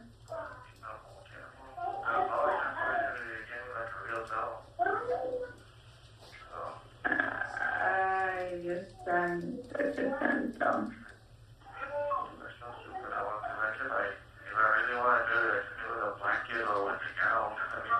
But it's the same thing. Oh my god. Oh well. No, pues está bien. You got 3 years. As long as you have to work with what you have. But other than that, you can. Sí, también. El lunes, amor, es un lunes que voy a ir, el 19th. So, no es este mes de este día. Va a ser el lunes porque quiero ir a ver al abogado y pues, that's the day that he was available. Well, that's all you should think. We're only going to see each other for like 15, maybe 20 minutes. We'll probably when we live, talk for a long time. Okay. Pues sí, baby, pero pues no me this next time I'll see you on the natural Saturday. No me dijeron time, bueno, pues tú sabes cómo son. Pero pues, a eso.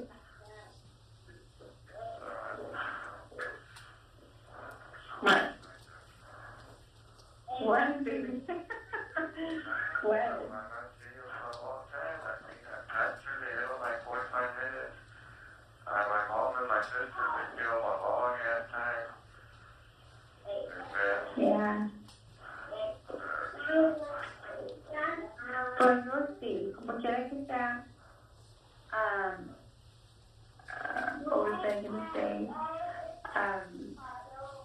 But I'll go another day morning, like an actual weekend. But you're still bad at it. Pues más que nada, I need to pick up your file que le dejé. Y pues más que nada tu mamá me dice que and I want to go too. I guess just getting close to the indictment. Just to get a status, I guess the status of what he's been working on and stuff like that. Just I mean, I'm pretty sure there's not much, but pues como que no sé.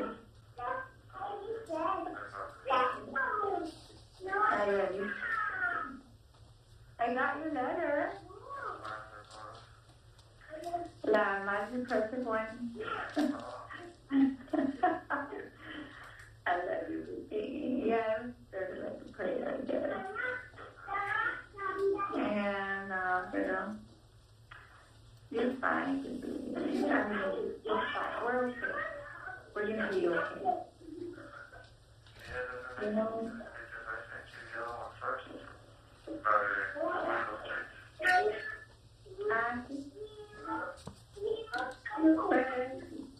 I'm thinking of another thing. Anyway, I got the gift. It's cute. I like it.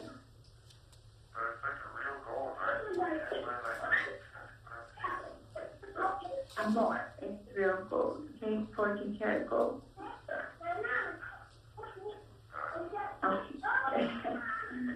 Anyway, just hablar con Viviana. Viviana. Say hi. Hi. Hi, my neighbors. What you doing? Playing with the ball? You're playing with the ball. I thought you were counting numbers. I did. You finished already? Yeah. Okay. I go to all the way 100. You go all the way to 100? Wow. Yeah, like not in order, but I'm so happy that you go all the way to 100. Okay, hold on. Before you go, I'll put him on my bed. You have to talk to Daddy. Hold on, because she's not done with none. What? Hello? Oh. Hello? What? Hello? Are you there? Well, what is it? She speaks here, but there is something about having a meltdown over there. What am I talking to right now? Okay. You were talking to Vivian. Okay. Hold on. Porque Alexandra gets her panties on a bunch and she can't stir herself more. Hold on. Alexandra? Hold on. Are you there? Yes, I'm here. It's just I'm not talking to anybody. And I told you to hold on. That's what I said. And extend her panties. Hi. Hi, Chipmunk. Hi, hello, Chipmunk. Chipmunk. I did. Thank you. So, you going to school? Yeah. Okay, my love. So, what are you doing in school? Oh, that isn't David. Hello. Hi, David Andrew. How are you? Good. Okay. I love you. Don't do that. Hello? Hi. Hi.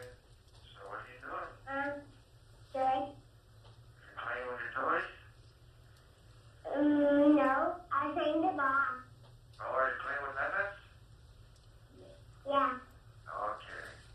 All right. Bye. You're a good boy. Bye. I don't know. Ready? I got you. Hi, my love. Where were you, baby?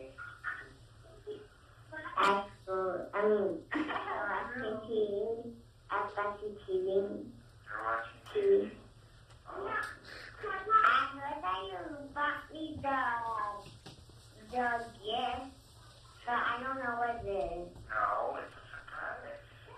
I don't know. I got you a gift, baby. You're gonna like it, my love. Okay. I love you, baby. I love you so much. Okay. Baby, remember when my beard used to grow and you used to call it spiders? The hair on my cheeks, hair on my face? Yes. Those spiders. I love you, my husband. I like you. Okay, baby. Hello? Okay. Yes? Love you, baby. Thank you.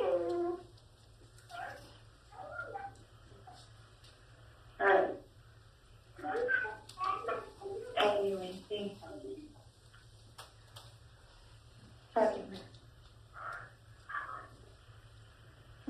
All right. Okay. What?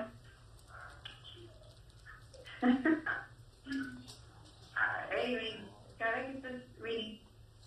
I finished the book of Jeremiah.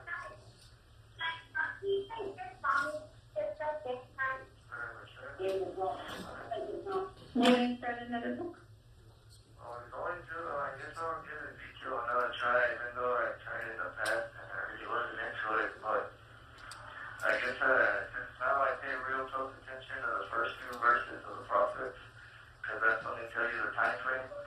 I guess Ezekiel was a prophet during the exile after they were kicked out of Israel and Jerusalem and Judah. So I guess. Oh, yeah. ¿Y los libros, like regular books? Yeah, I've been reading that, but el de oración sí está bueno. I'm reading los que mandó Cindy, that was good. And I'm reading those que mandó Cindy que a purpose-filled life. It's alright, dude, but it's like for like it up in prison. You know, like, I don't know.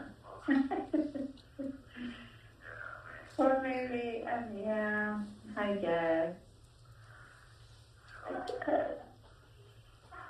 Put some, even if it's a distraction. Yeah. It's been kind of weird lately. I'm on like, so. Okay. I have no idea what's going to happen with me, so. I say with us because it is us, like our family. Yeah. Let them alone. I mean, the future? I'm just a horrible father. I'm not there for my kids. Well, don't focus on, unfortunately, the situation that, we're at the separation, pero no. I mean, you're just providing for them. You are. Because, well, hopefully that doesn't stop living disability. I mean, they're still supporting them. They still call them. They still, you write them, and they love that. I mean, dentro de la situación que estamos, with your capabilities, you're doing what you can do. But to me, you wouldn't, if you wouldn't call or you wouldn't care to talk to them or you wouldn't care to write them, entonces sí, ¿verdad? Porque that would be messed up. Pero you're very limited. So even within your limitations, you can only do so much, and you're doing all that you can, given the situation that you are. So, ¿qué, mi amor? I want to be there. No, pues yo sé, mi amor, I'm an adult. Ve hace poco, ve. Is there any way you can print out and just keep it at for your records so that they could see? So I put shaving cream on David Acker, and we both had shaving cream. Oh, yeah, that picture? I think that'd be a good picture for him. Yeah, I need to look for it. You forwarded to me, right? I don't remember. I can't remember. I forwarded you, and then you forwarded your sisters or some shit, so. Well. See, that's fine. So, I mean, yes, baby, yes. I know nobody wants to be in, in jail, like no one. Pero no. Tú estás tranquilo de que, first of all, los niños, yes, they miss you, yes. Pero you're still calm, so you're very present. Y like I said, you're doing everything you can. Y obviamente, I never, ever, would speak negative about you or anything like that. So, you're fine. What? Yo creo en Dios. Creo de que Dios has, oh my gosh, so much power, and the snap of the finger, if you want something to happen, it will happen. Now, the thing is, what is will? It's what we don't know. Pero de que puede pasar, oh hell yeah. I mean, my gosh, you see it over and over in the Bible, how he says, and even in the Bible says, that he has power over all the nations. I mean, literally, he takes control over everything. Yeah, Mama. Yes. So we all have the hope, right? We have everything? Hope. Oh, yeah. When I pray to God and I tell him, you are my hope. Like, we are our hope. You are our strength. You are our hope. Like, that's all we have. And at the end of the day, this is how I feel, and this is what I tell God. Like, our purpose in life, first and foremost, is to worship Him and to praise Him. Then the other steps come into play. And my goal is at the very end, like the light at the end of my tunnel is when I am with Him for eternity. So yo sé, mi amor, que Él puede hacer lo que es imposible para uno, Él lo puede hacer. I mean, He literally controls the whole world. I just want to make sure that we're all on the same page. No, sí, mi amor, I have If faith. we're not on the same page, then I don't see the point of going through the whole process. So, The trial. but if we're all on the same page, then okay. I'm very concerned over the statement that was made. I already asked the attorney if he could try his best to suppress it, and I don't think he's even gonna try to. So, Sí, mi amor. que los investigators, the confession.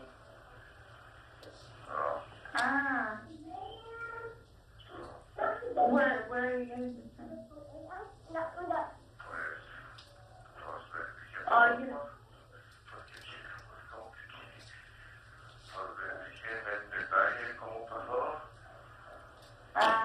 okay.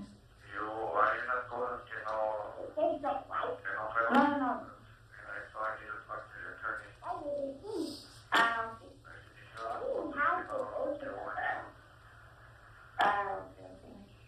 No, pues por eso pues voy a hablar con él y yo le puedo decir eso.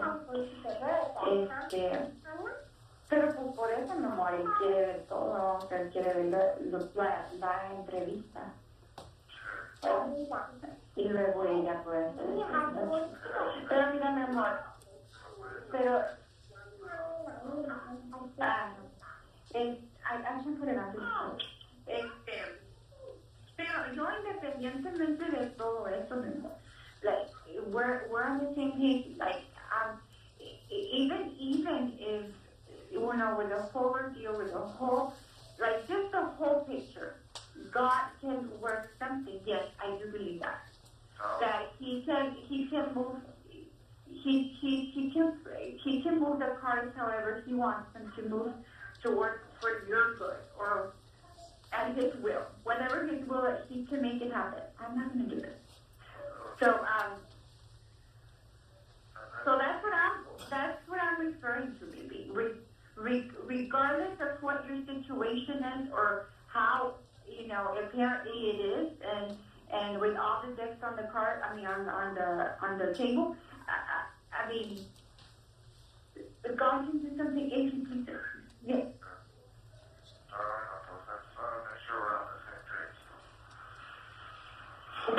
You also believe that? Yes, I do believe it. I just don't want to be the only one that believes it. I know, mi amor, no. We all do. And then when I read the Bible, I read 10 passages that I think God's talking to me. And so, I don't know. But the last few days have been weird. Like yesterday, I felt like weird, like God wasn't with me. And then today, I had like this, fuck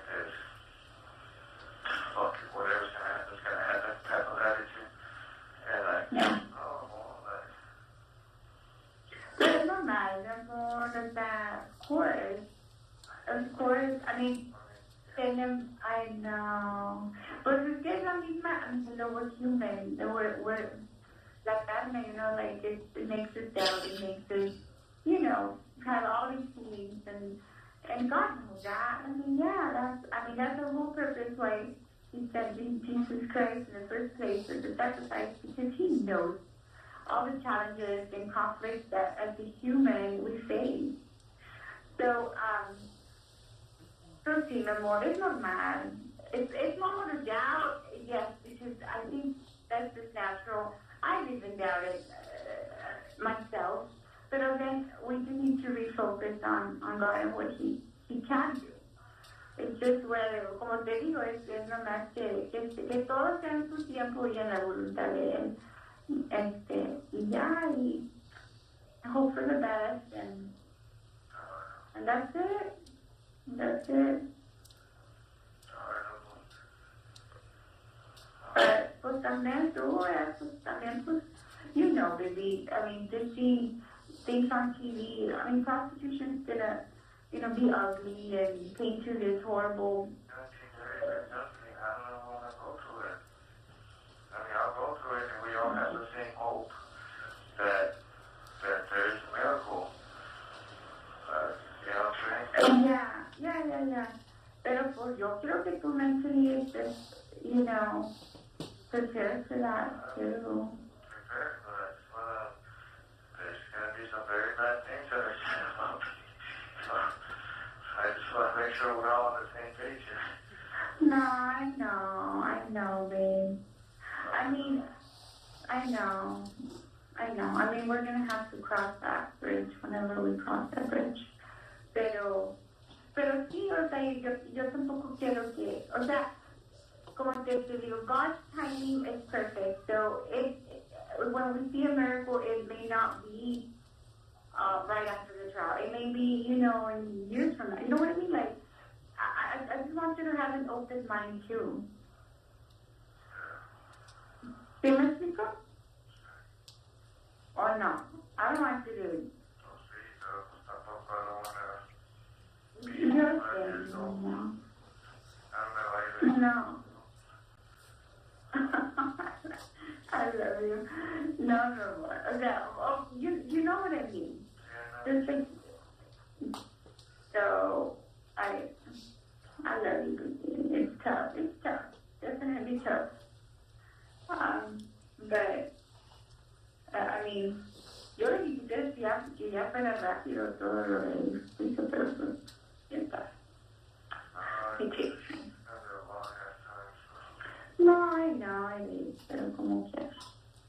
Pero si se me hace, I don't know, un comentario que me dijo the one time when we went to court, que he wants me to get indicted and get charged with capital, que porque he can't do anything till that. He says que the court won't give him money to defend me, and que he needs money, because he needs experts, and he needs to talk to people that will be able to provide an expert opinion.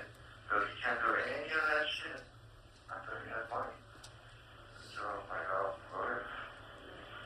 Oh, Lord. Yeah.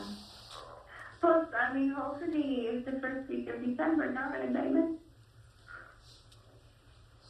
Pero bueno. No, what? Huh? 25 minutes. I'm sorry.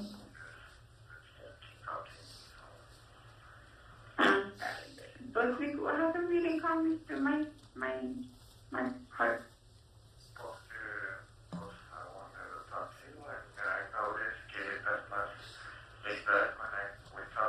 No.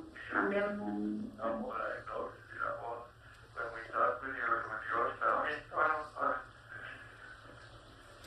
No, I just have to have a conversation whether it goes a certain direction or it doesn't. Not good. But okay, sure. It's gonna be 8. Pero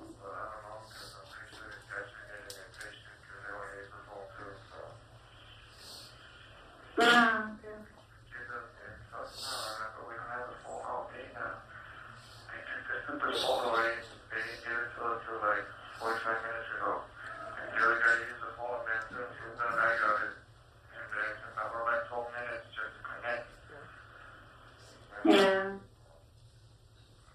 No.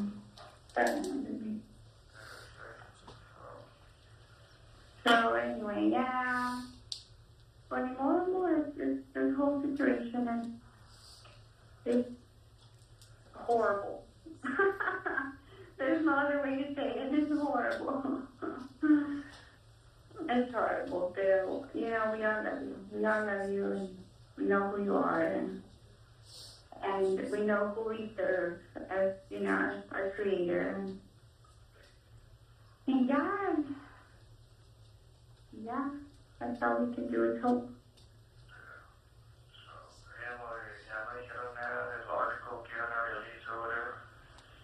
No, nada, por eso también quiero preguntarle al Señor en qué quedó eso.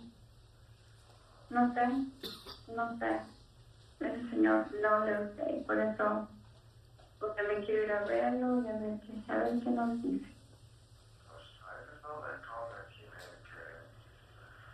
Can't do anything until I get indicted, and he can't really get any money whatsoever until I get charged specifically with capital. If I break a law, the prosecutor doesn't want to say anything, but okay, his exact words were, he's gonna keep under public pressure. So, Who's gonna case? the prosecutor, que me va a poner cargo de capital. Dijo que hasta que no lo ponga de capital, no tiene dinero. He made it seem, which sounded kind of weird, like you won't get money unless it's capital. I was like, okay.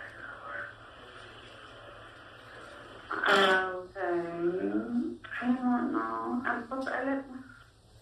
I guess we need to clarify that. Pero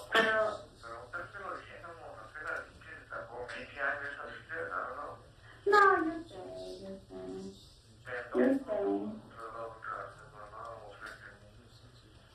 Pardon me? No, I won't. I won't, pero como quiera, o sea, no, I mean, I don't want them to charge you with that. Like, what the hell? I mean, no, I don't care, no, I hope not. I really hope not. Like, I hope they have enough to base it on that it is that. Now, 1 minute remaining. Enough, you know, evidence or whatever to charge you with capital. You know what I mean?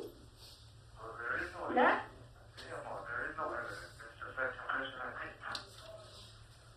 Well, just that. I know.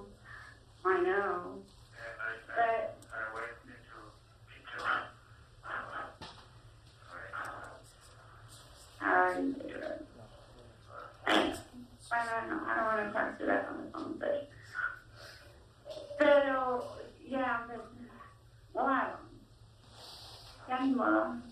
We just need to wait a ver qué onda. Bueno. I love you, okay? Ya sé que se va a cortar. Ya nomás un minuto. ¿Ya salió el pito? Sí, ya salió hace como 30 seconds.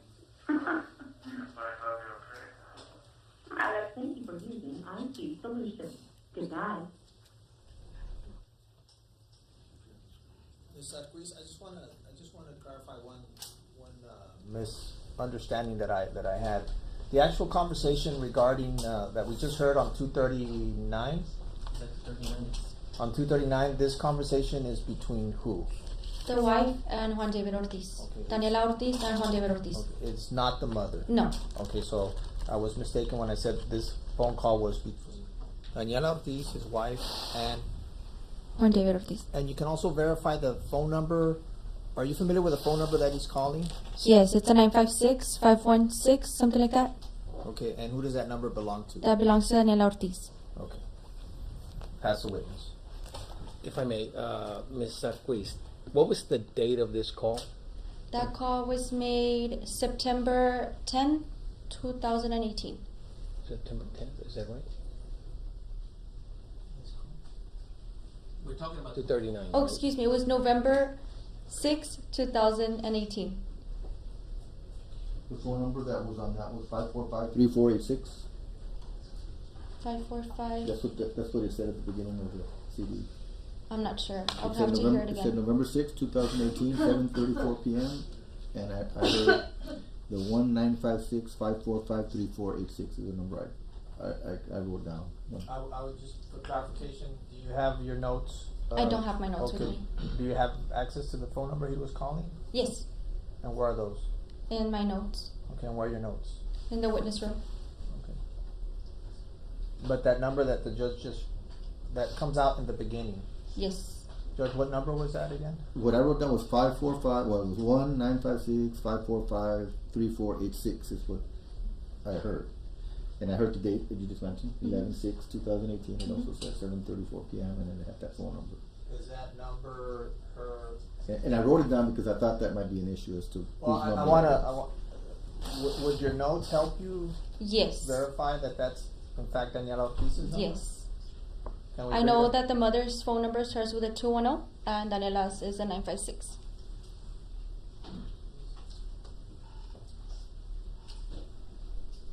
So your notes are in the witness room? Yes. Okay.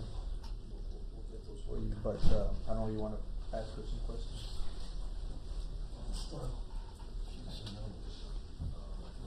What color is the notes? Is it a notebook? Yes, it's pink. Captain Calderon should have it.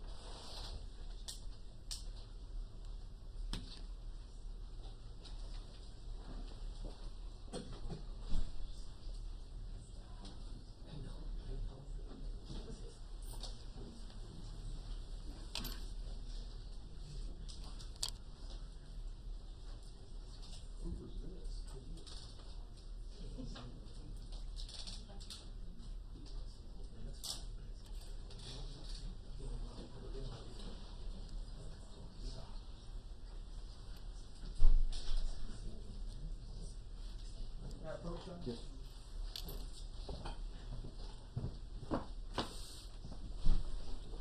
Thank you.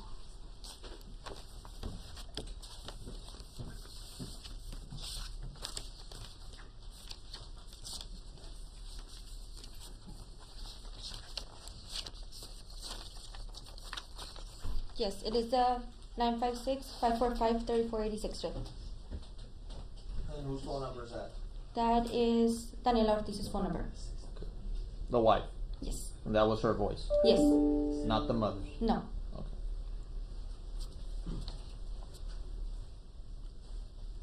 Password. May I just review those course. notes that you have very briefly? No, this is sorry. Here. Okay, and just very briefly. It's just And this. on exhibit 239, where is the number that you're referring Okay. to? You can show it to me. Yes, of course. So this one would be the first one. Okay. Right here. That's the phone number. And then this would be the second phone call. The 280. This one. Okay. The same phone number. And then, but from your notes, these papers, are these something that you generated or the system automatically kicked The out? system automatically generates it. Okay. And just to confirm, what is the number that was called on State's Exhibit 239? Can you just read it out loud? Yes. 956-545-3486. Okay.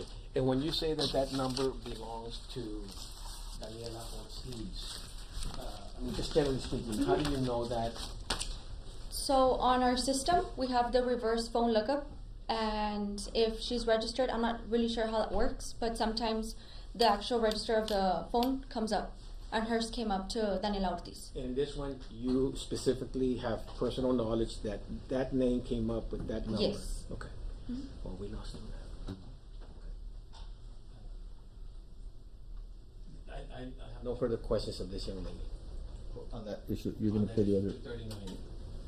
So, you also have 238, or is this the only one you're offering? No, I also have 238. I'd like to do the same thing, Your Honor. Okay. With the court's permission.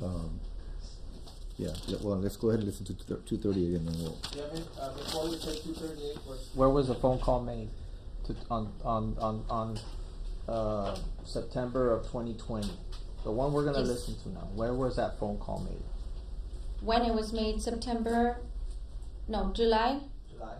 yes, 10th of 2020. Okay, my correction. July 10th, 2020. From who to who? It was from Juan David Ortiz to, again, his wife, Daniela Ortiz, using the same phone number. Same phone number. Yes, sir. Registered in your system. Yes. The 956-545-3486. Okay. And this is also you listen to this, correct? Yes. And he's discussing the legal proceedings. Yes. Comparing his case. To a case of Casey Anthony. Okay. And then just speaks about how he's not suicidal and challenges the listeners. Okay. You read that last thing you said? Yes, he challenged the listeners that he's not suicidal. Yes.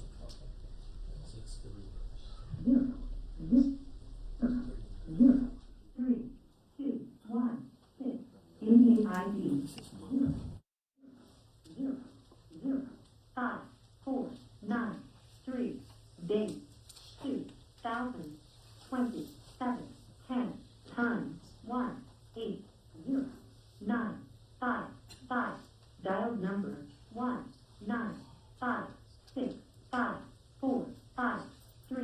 1-9-5-6-5-4-5-3-4-8-6 from station 6-1-1-0. Press 1 for English. The time is 6:09 p.m. To speak to a PREA coordinator, press 9-1 after this message. Please enter your PIN number followed by the pound sign. After the number, please say United States of America. United States of America. Press 0 to make a prepaid for calls within the United States, Canada, and the Caribbean. Please enter the area code, prefix, and number.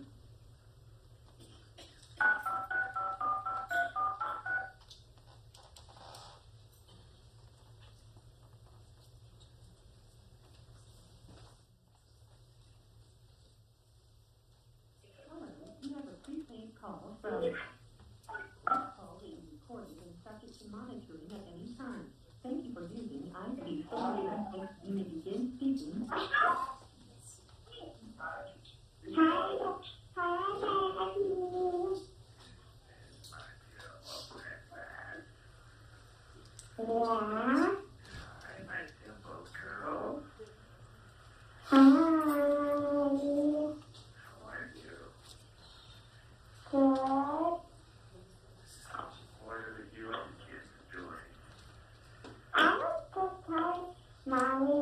want to be on the grass.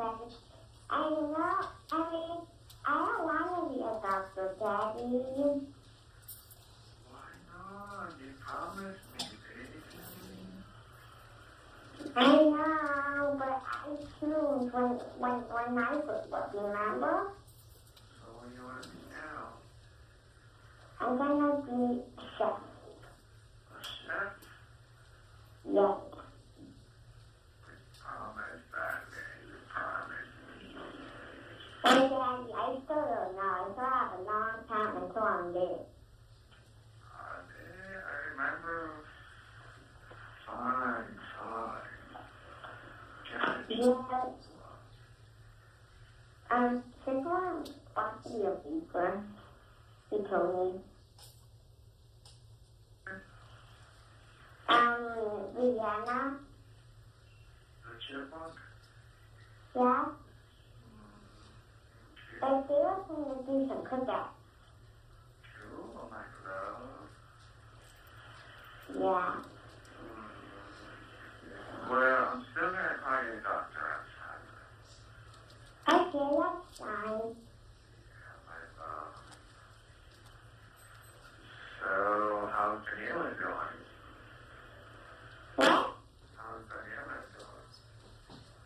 He's doing a lot of work. How about Lotso? Lotso, crying was going good. How about Isaí? He's getting better. Getting better? Yeah, because he was a bit better. And better. Oh no, Dorothy, he gets you here in my back. Yeah, Mommy told us that. Yeah, I'm serious. I'll make a picture. You can see he's just here in my back. Okay? Okay. Yeah, my precious.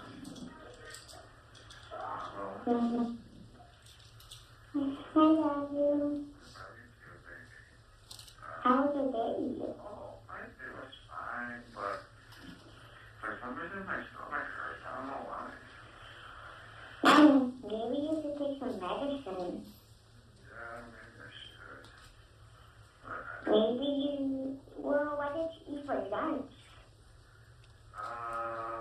For lunch I ate chicken, and then I ate ice cream, and my belly started hurting. I think it was the ice cream. For the chicken, might be good, but the ice cream probably made your belly hurt. Yeah, I think that's what happened, baby. Okay. What? I've been farting a lot. You been farting a lot? Oh, it's really stinking too. It's because some people get really gassy. I love you, okay? I love you too, but it's okay because I see Viviana gets really gassy every day. Yeah. Yeah. Alright, I love you. too. Bye. Yeah. Hi, Daddy. Hi, my beautiful chipmunk. So you want to be a baker? Yeah. A runner, a baker, a doctor. Okay, so you're going to be my Dr. Nana? Wait, what? You're going to be Dr. Wait, what? Dr. Nana? No. Oh, good. Yeah. Or Dr. Chipmunk? Oh, okay. Good. I love my nanas. I love you, baby. I love you too. What are you guys doing? Well, I'm just dancing. Oh, you're dancing? Mm-hmm.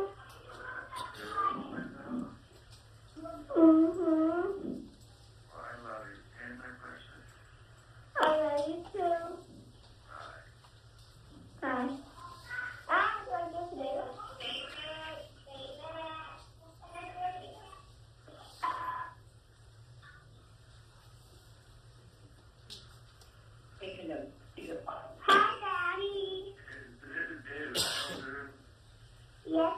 it like a bird?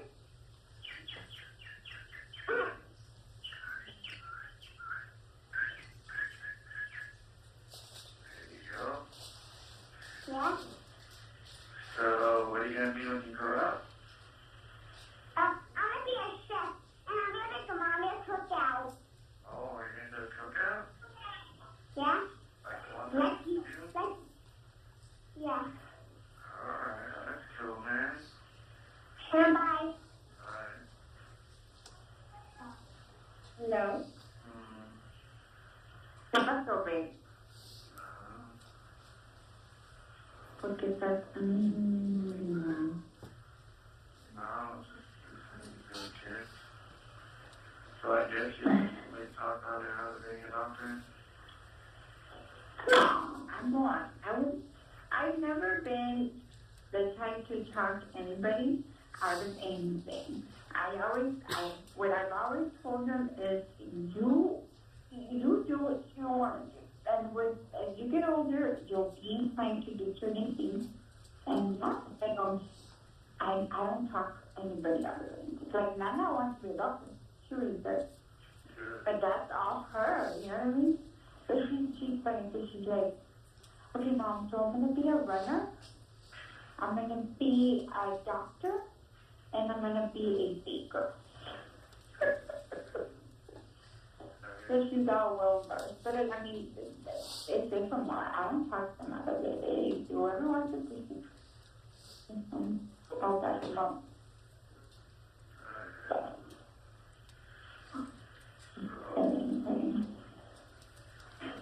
So have a good day. ¿Qué te voy a llamar?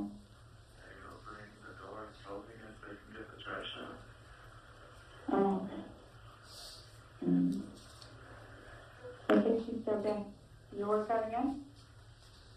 No, I've been reading again. In fact, on Saturday I read a Casey Anthony book. So, Why? Don't tell me because the girl told you to do that on her letter. no, because, well, it just, when I read that book, it reminds me of how these stupid people have handled my case, like how they blasted me all over through the news, which is the same thing they did with that chick, how the jail was leaking information, which is the same thing they've done with me, how everything, how the district attorney is in love with the media, and he loves all the attention and interview that he's gotten for my case. So, just reading that book, I'm like, damn, it sounds almost a lot like the way they handle the cases. Don't you know what I'm saying? So, I guess. Lady, she just said, can I get black girl with a bunch of hair? And then she put that she's once again back in school, which is, I don't know how much it costs for, to be a nursing home administrator. And she put that it's, she got a scholarship at State University, it's only 5 classes, it gets a lot of crap. People came out, anybody can do it. I'm like, alright, whatever. And then, No, those are getting hired. You need a nursing background. But okay. well, that, and then she put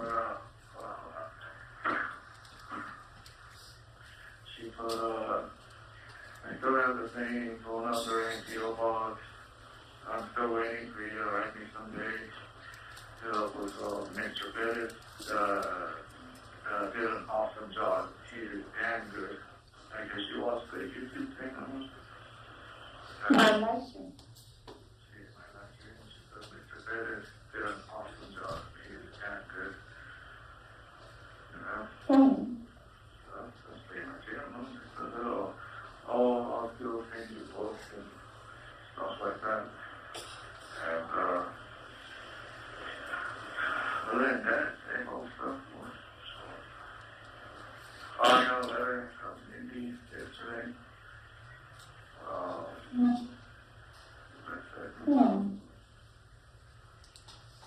Pues está bien. Whatever rocks the boat. Oh, well, then I remember, you remember one of the last times she sent me a letter back in December, where she said the back attorney was interested in my case. So, so one day vacation Anthony. Whatever. Mom, or whatever then. Oh, I didn't make any comments, yeah. Yeah, no, my father did, because he's actually a damn good attorney, so I don't really get into it. It's not that I'm questioning whether he's a good attorney or not, whether I believe her or whether, yes, that's even true. Oh, okay. Because based on how supuestamente she lied about what she had originally said. According to you, she lied about that, so unless you didn't, then you're lying to me.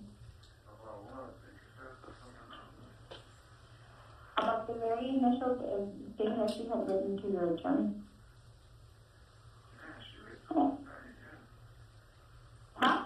Yeah, I know she wrote to my attorney.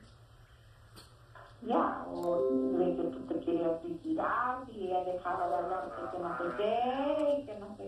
Okay, that's the first time you ever told me suicide, just so you know. Yeah, de que you, maybe not in those words, but she would say that supuestamente she would stop talking to you, that you would like, kill yourself, and you would just get into depression, y que no sé qué, y que she couldn't stop talking to you because she feared for your life, basically. So, no, pues te digo, o sea, pues digo, if you want to believe her and everything she says, that's fine, right? Pero according to you, that's a lie, so that you know. Well, no, I'm not suicidal, I want to commit suicide, and for a lot of fucking time, I hope that that people don't put me in a suicide because of this conversation that we're having. Because if that's another hint, it goes in here. So, Or they listen to the whole conversation, they shouldn't make that deduction because they listen and rewind to the whole conversation. yeah, so no, whoever's listening, I am not suicidal, I'm good, I'm alive, I'm well, I want to stay alive. I am not suicidal, and I'm not even the one that mentioned that word in this phone conversation. So whoever's listening, please do not. It's not even, I'm referring to a very, very old conversation in the first place, and yes, it's not coming from you, no. Just clarify that, okay, I won't start checking, I'm not kidding. Look, we get on in the check, for a conversation together, it's long, I'm like, what the fuck? Okay. Well, then, they're dumb. No, I'm not, and don't blame it on that, because I'm having a regular conversation with you.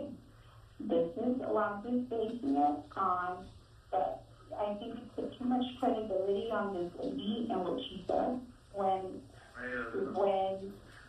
was reading a book, that's all I said.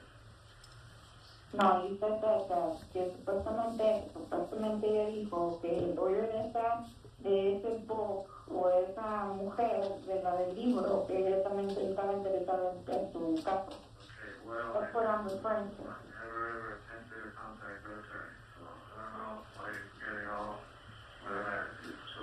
I'm not, it's not an attitude, I'm just recalcando que tú que quieres creer todo.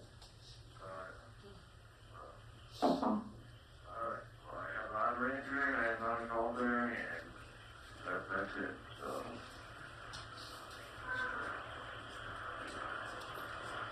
Thank you.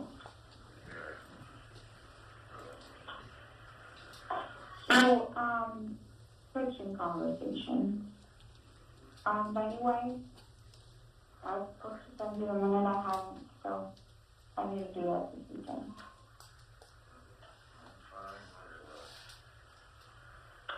Huh?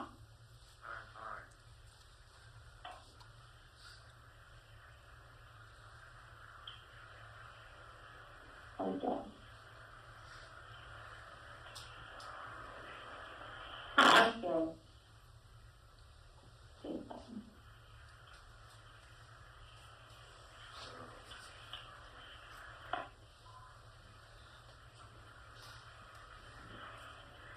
Mm-hmm.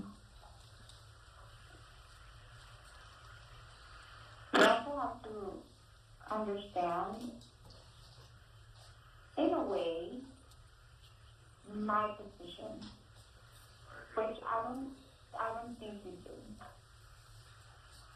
I don't think you do, and this is fine. Hey, to each his own. I think I'm doing the right thing, and I really don't care what people say, to be honest. Pero it's también, I don't know if you even put yourself in my shoes for 40 seconds. Because sometimes right.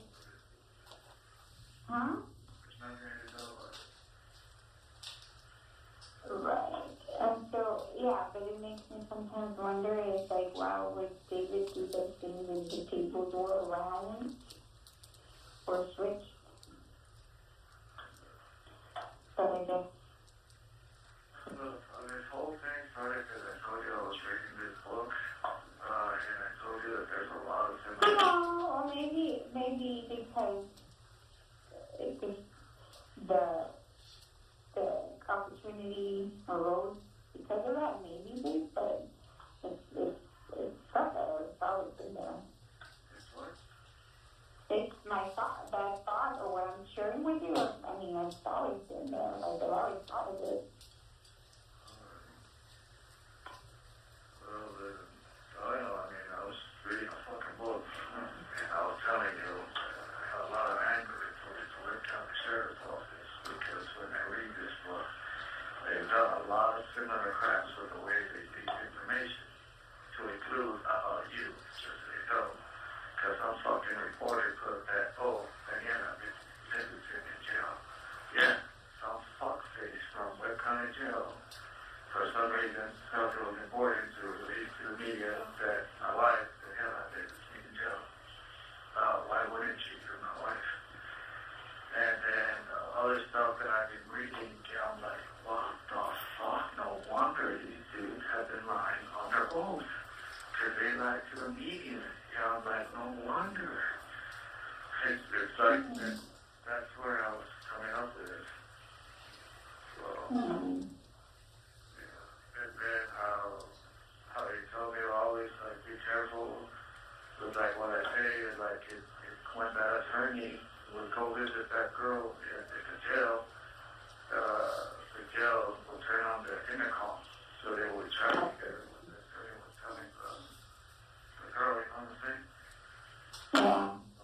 It makes you wonder then, in a way, then maybe that's why your attorney doesn't want to have no conversations with you. Yeah, I think that's exactly what it is. Yeah, probably is, too. And there's, like, I think with the line of questioning that I saw in my last hearing, like, damn, like, yes, I think they're listening to even what I thought with Elizabeth, because I raised concerns about how they shot me with a taser twice.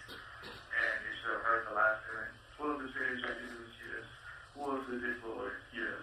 Oh, like, come on, like, they knew, like, stuff that I wanted to be brought up. They brought it up first. Like, all that. Hate or anything again, or like, damn. So don't you get those conversations? Well, you're meeting with her on Tuesday. Yeah, I know. Charlie mentioned that. Maybe it's best not to, or just to keep it very, very high level. Yeah. So, well, I kind of like brought up the concern instead of she does the whole case. She does a lot of research on Zoom and that the encryption of it, in case she feels confident because they're not like hearing the Zoom. Because you don't know the joke or something, yeah, dude, but like there's video and camera right in front of me and they could easily hide a microphone here. Like, you gotta make something. I'm not saying that they hacked into the Zoom software. I'm saying that they probably might. They have like their own gadgets or whatever. Yeah, that.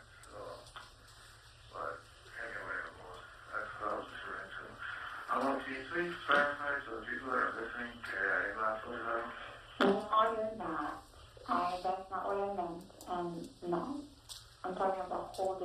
decision. So no, you're not. Okay, yeah. Oh yeah, that was another lie that they told the news. They could say, oh, I pointed my cell phone. Wow. Okay, is this a movie or something? Those officers showed incredible restraint. I'm all bullshit. Those officers wanted to shoot me, just so you know. And they were going all out. They were yelling. They were waiting for me to do something. It was to the point where I even said, I'm not moving. You know, I take out your better, you can see my hands. They're right there. I don't face down. Stop resisting. I'm not resisting. I'm not doing anything. Like, so they would become what they wanted to fucking help me. And they were. Yeah. So.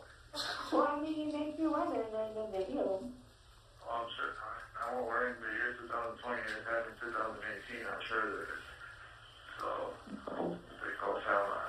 And, it's back there with the whole, she's playing this cell phone. Get the fuck out of here, dude. Seriously, get the fuck out of here. One of the news articles, when he came out of the gas station, they saw that he was not armed, so the tasers came out. Lying pieces of fucking shit. And, listen, if you want to play this phone call, play it, dude. They're lying. They're fucking lying. They came at me with a rifle and a pistol. That's not a taser. So, nothing done. But anyway, I thought I was referring to someone. Somehow I knew like on this, like, man, you've been like this for the last few days. So I don't know. Whatever. I know.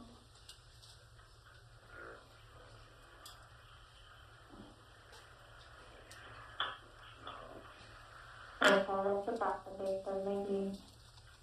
Maybe that's why they don't want to come. Because they know somehow it's never 100% secure. Or like confidential or whatever. Yeah, it's just there's so many similarities with the way she was also arrested by the sheriff's department. The sheriff's department was releasing a lot of stuff to the media. The district attorneys loved all the attention they were getting. And like everything was fucking just weird. Like how it all got handled. And these fucking down fuck investigators Calderon and Martin Cuellar, the local pendejos, doing interviews with interrogation. And like, dude, get the fuck out of here, dude. And coincidentally, in that book, it was also an election year. Which Pete Dawson just got reelected too. I'm telling you, there's a lot of like striking similarities. I'm like, what the fuck, dude? So,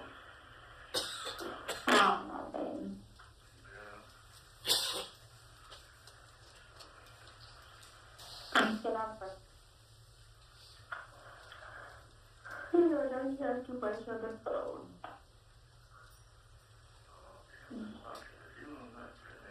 No, but I'm not talking to me, but you know, it's the third person listening. yeah, I know they're listening. I'm saying that they leaked a lot of information can I get into. They said a lot of lies. Now I know my Calderon is lying under oath.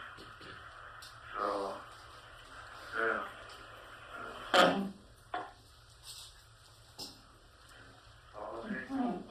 in the election year. You elect this sheriff, you elect the attorney, like, oh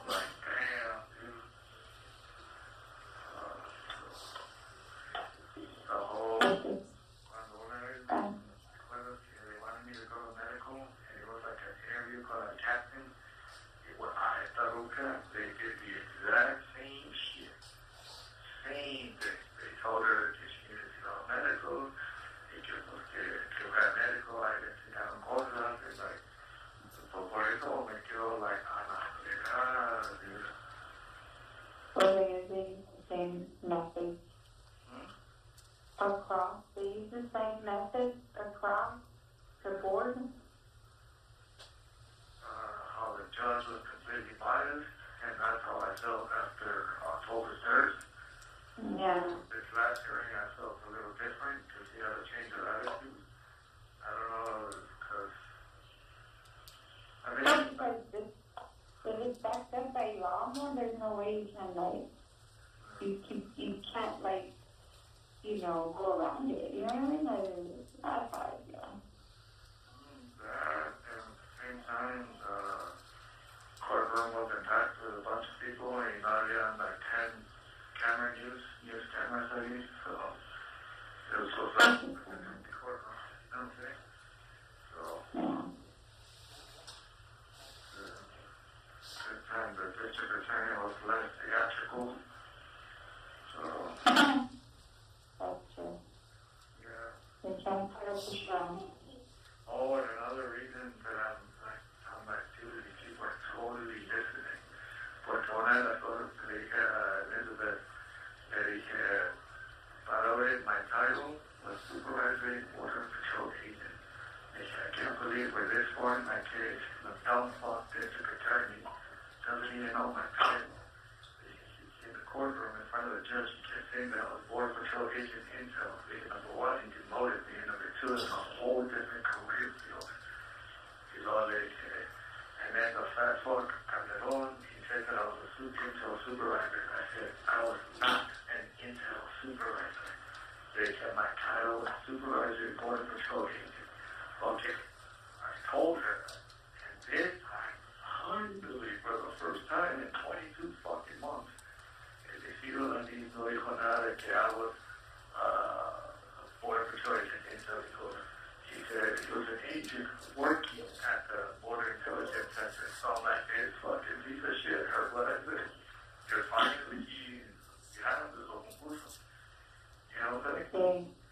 Like, so it's a little too obvious. Really? Yeah, it's a little too obvious. But, There's just confirmation for everyone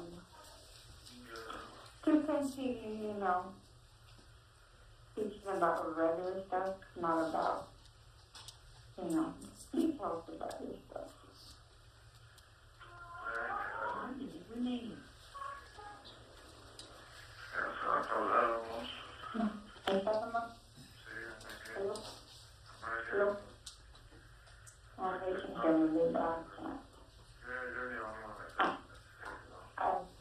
I don't know, I already told you it's not my fault. Is that what my phone? Okay. So I'll put it in. No, that's fine, because it's my car, I have to put money. What time is it? Oh. Okay. So you can come with it. Okay. At the end of it?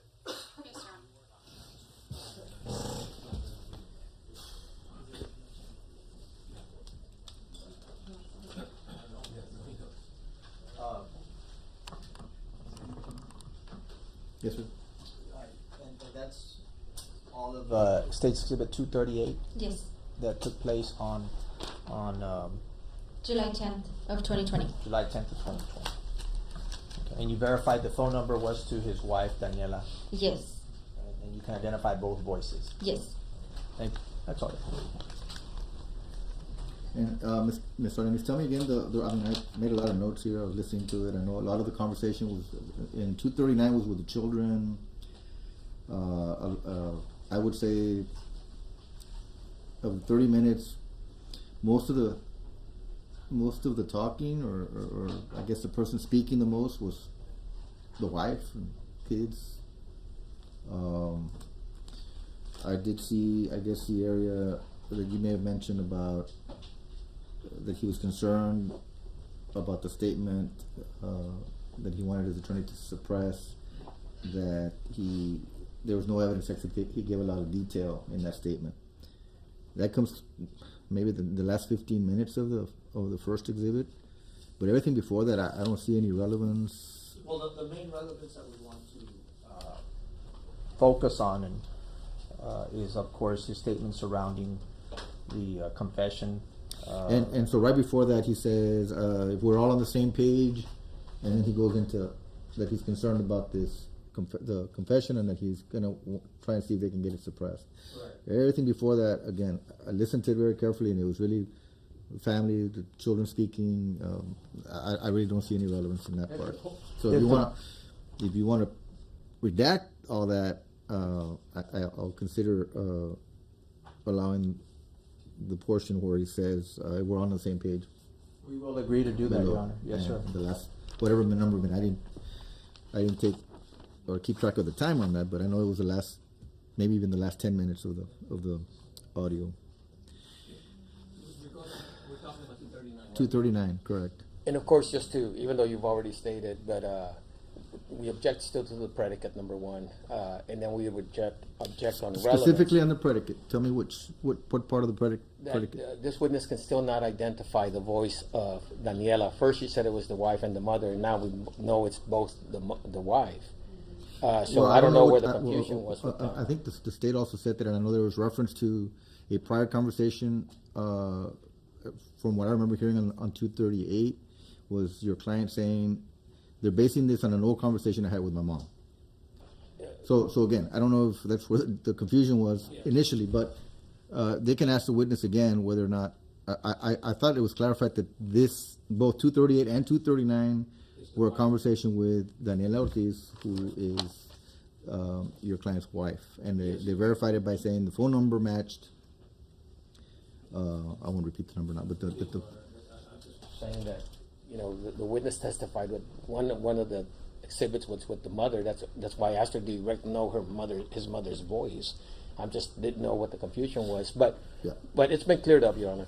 But we would still object that she cannot, from her personal knowledge, identify the voice of Daniela Ortiz, and so lack of personal knowledge, so we're attacking the predicate. That's one, Your Honor. The second one is relevance, and you've already pretty much addressed.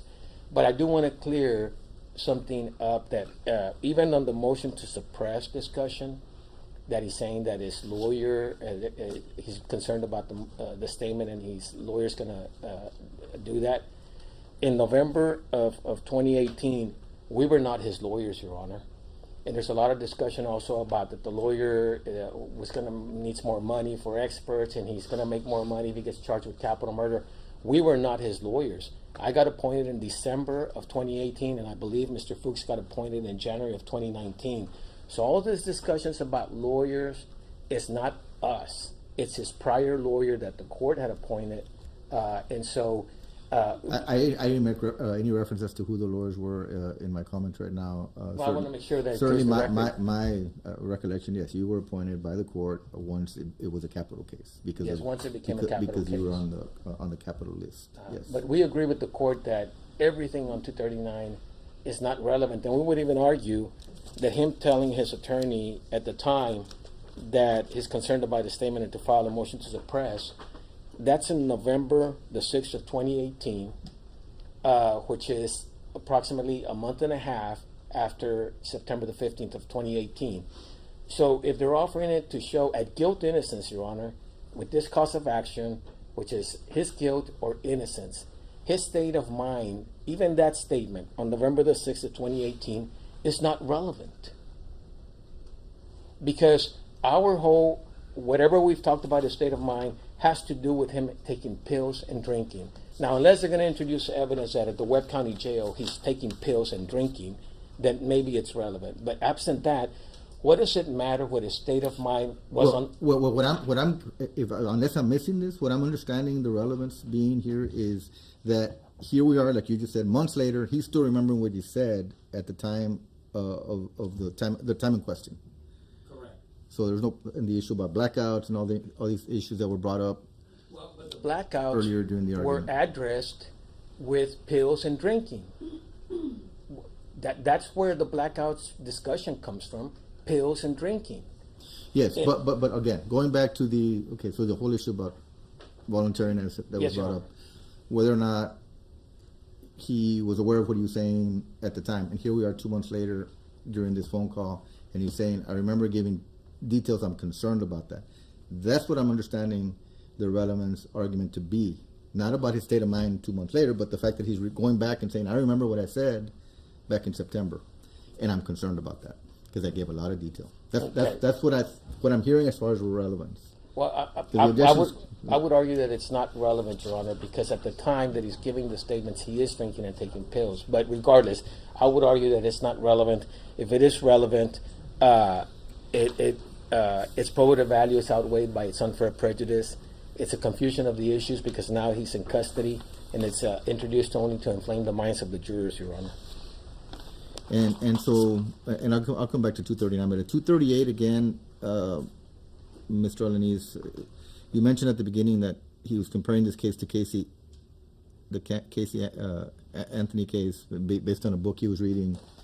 I think all the reference was the way, according to the audio, to your client's voice, was the way the sheriff's office was handling it, the way the DA's office was handling it, mentioning things that he thought were similar, even something about going to the medical and then being interviewed. I don't know how that would be relevant. I know that there was some mention by that I heard on the audio that the police wanted him to do something so that they can, I guess, respond. I guess insinuating shoot at him or do something to that effect.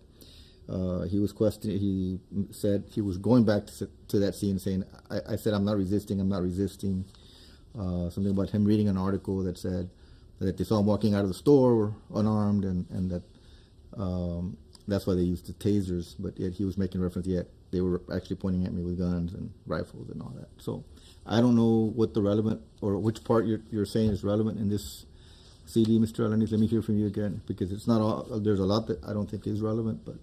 Okay, so what the state is, what the state considers relevant is the issue that was brought up during opening statements by Mr. Perez, that he was a broken man at the time. He was suicidal.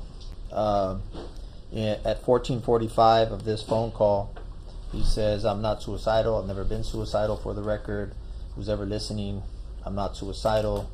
Never agreed with being put in isolation for suicidal." At 22:50, he says, "I clarify, I'm not suicidal, never been suicidal." So when somebody comes into the jail under this type of situation, they put him in solitary. He's going back referencing that he was never suicidal. He even makes a point. But this would be on July 10, 2020. Correct. So it's 2 years.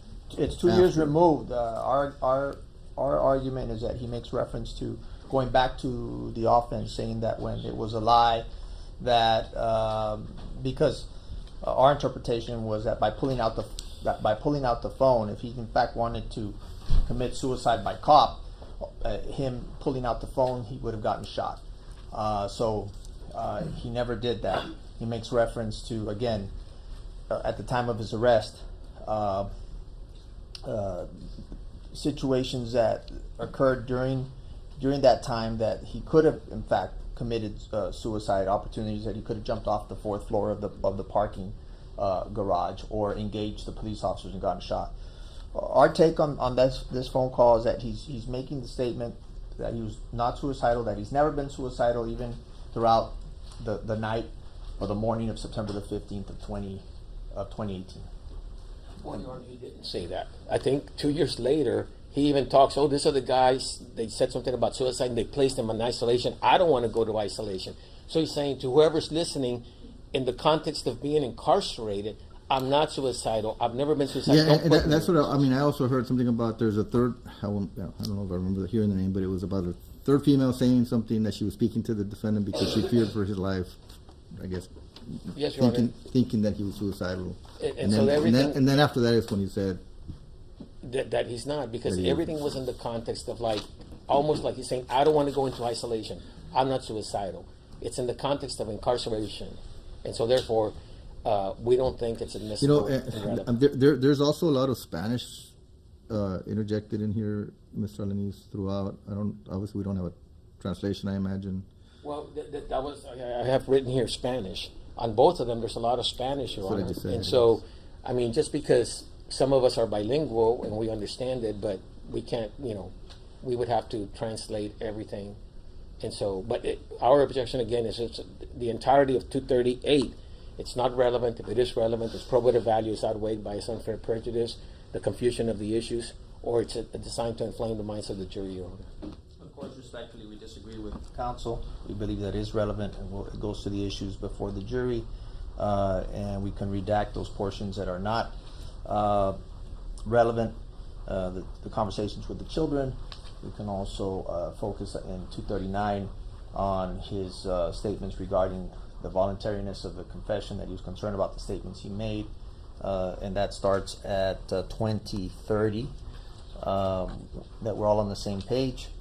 And then on 238, again, we were seeking to introduce the portions that he makes reference to not being suicidal, and everything else surrounding the events that he goes back to of the night of the offense, of the arrest. Of course, the blackouts was something that did become an issue, whether it was, and again, whether it was self-induced through the mixture of alcohol and pills. The facts and evidence have shown that it was basically a lie from the get-go. He jumped at that opportunity. Both witnesses, Calderon and Salinas, testified that he was lying at the initial first 4 to 5 discs of the confession. Then confronted with the evidence and the facts, he admitted to the truth. He himself revealed that everything regarding the blackouts and the pills and the alcohol was a complete lie. And him talking about it 2 years later is even more proof and evidence that his memory is intact. All right. Well, I'll tell you what. On Exhibit 238, I'm going to sustain the objection. I don't find any relevance within that CD. On 239, I will admit portions and somewhere starting where it says, if we're all on the same page, I'm very concerned about the statement. I wanted to suppress it, where I said what happened, something along those lines. And then go, I guess, redact everything after that until you get to the point where he says there is no evidence except the confession I went into detail. I don't think there's anything else that's relevant. If the defense wants to add anything based on optional completeness, then you may request so. But I don't think there's anything that, because in between that, it's actually, I think his wife saying, quoting the Bible and trying to encourage him, keep the faith, God controls everything, things like that. So I don't really think it's relevant. Part of the statement and the motion to suppress? Is that what you're where he says, I'm concerned about the fact that of what I said. So I want, yeah. What about, you're going to keep out, and my lawyer's going to file a motion to suppress to keep it out? I don't know that needs to be added. If the court wants I don't to focus on the portion that says we're all on the same page, I'm concerned about the statements that I made. Because that's the relevance that I see based on your argument and based on what maybe was said during opening. And also, further down towards the end, he says there is no evidence except the confession where I went into detail. Those two things, I'll burn them. Those are the only things, and they're all. And from what I recall, they were all. That was all said in English, so yes. We don't need a translation. So we're gonna extract. We're gonna redact everything else. And that's under 239. 238 is excluded in its entirety. Okay. If we can have 20 minutes to do that. Yes, go ahead. Mr. Pettis, anything else? We're going to take a short recess if not. Go ahead. All right. We have recess for about 20 minutes.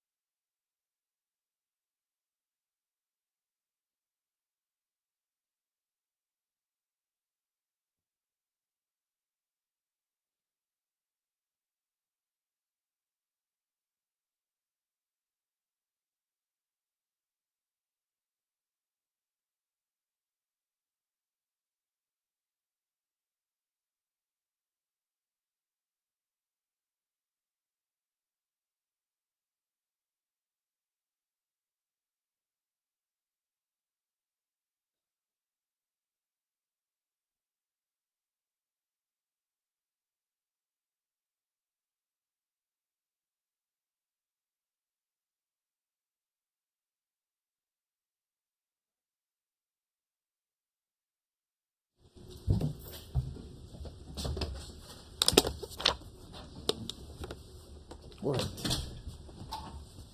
You ready for your co-counsel? You ready?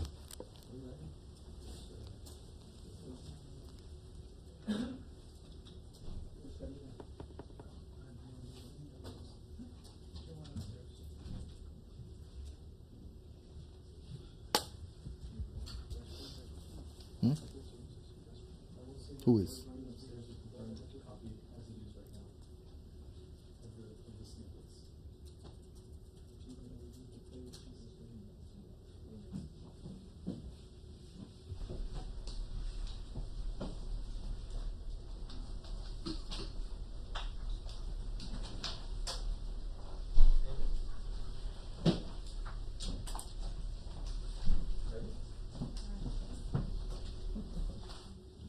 All right, let's bring the jury in, please. All rise for the jury.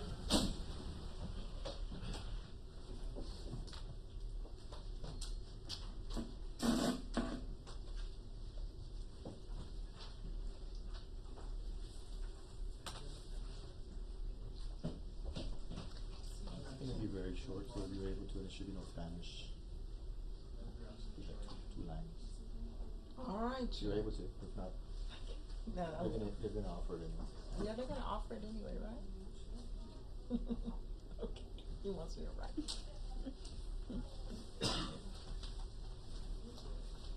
Or just hold off. I already announced it. We're gonna just rely on you. Okay. The timeline too.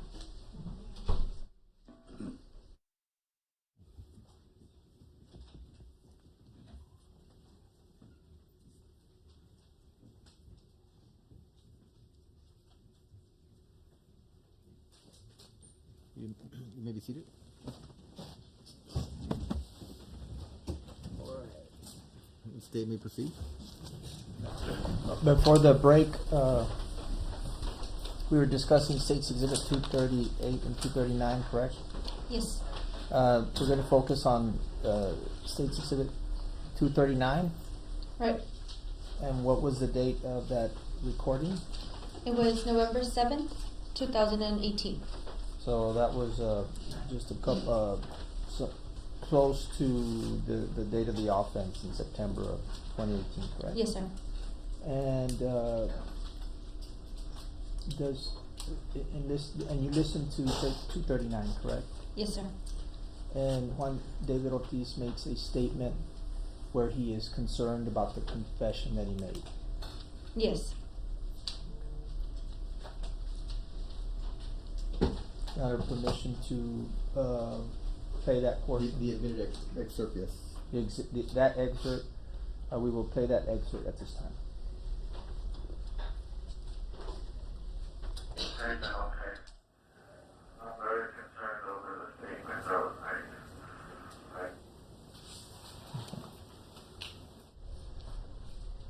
made. I'm very concerned over the statement that I made. Yes. And who is he telling that to? He's saying that to his wife.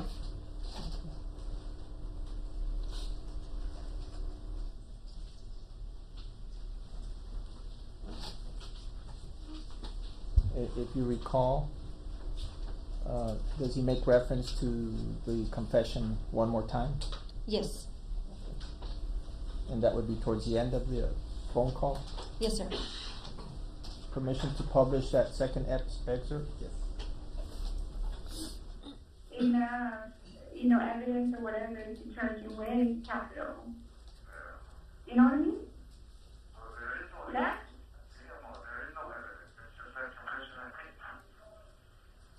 Well, you're correct. I know. I know. But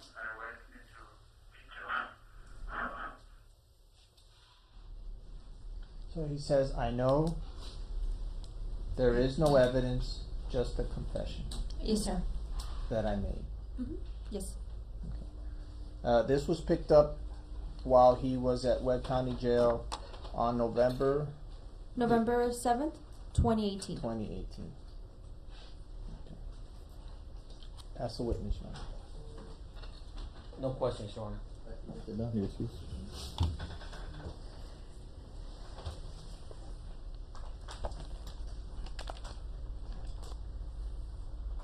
May she be excused, Your Honor? Yes, he's excused.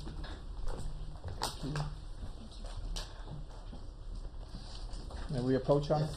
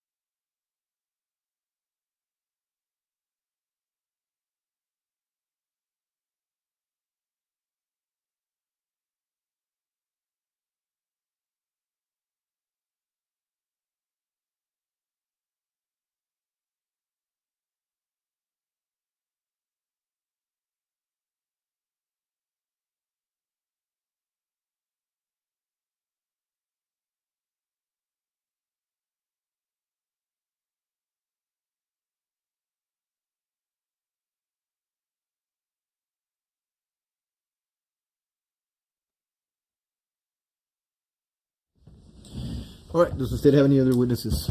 Your Honor, that was the state's last witness. The state of Texas will rest.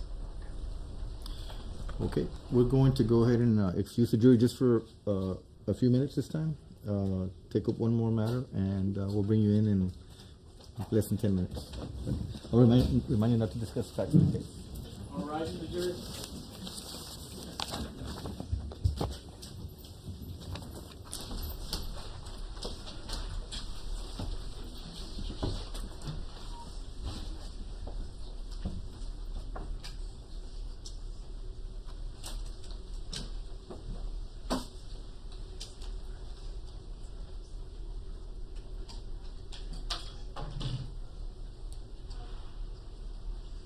You may be seated. Yes, sir. I would like to make a motion for an instructed verdict in that the state has failed to prove the indictment beyond a reasonable doubt. As the court is aware, we've been challenging the search of the truck, and we would submit to the court that based on the evidence, the state failed to prove beyond a reasonable doubt that the search of the white Dodge out of the stripes was legal. It was a warrantless search and therefore illegal. And then the second search that was conducted at the substation at 7209 East Saunders, the vehicle was in a secure place. There were no exigent circumstances, and it was searched again, Your Honor, and it was a warrantless search. And we would argue that under the 4th Amendment or the 14th Amendment, Article 1 of the Texas Constitution, Article 3823 of the Code of Criminal Procedure, that evidence is not admissible, and therefore all the evidence that arose from the search, in particular the firearm and everything that comes therefrom, was not proven to the court beyond a reasonable doubt. In addition, we would argue to the court that with regards to the statement of the defendant, that the requirements of Article 3822 and pursuant to Miranda and its progeny, that the statement was not voluntarily made, in that the police officers first were instructed that he did not want to give a statement when Ranger E.J. Salinas inquired, and Mr. Ortiz said no.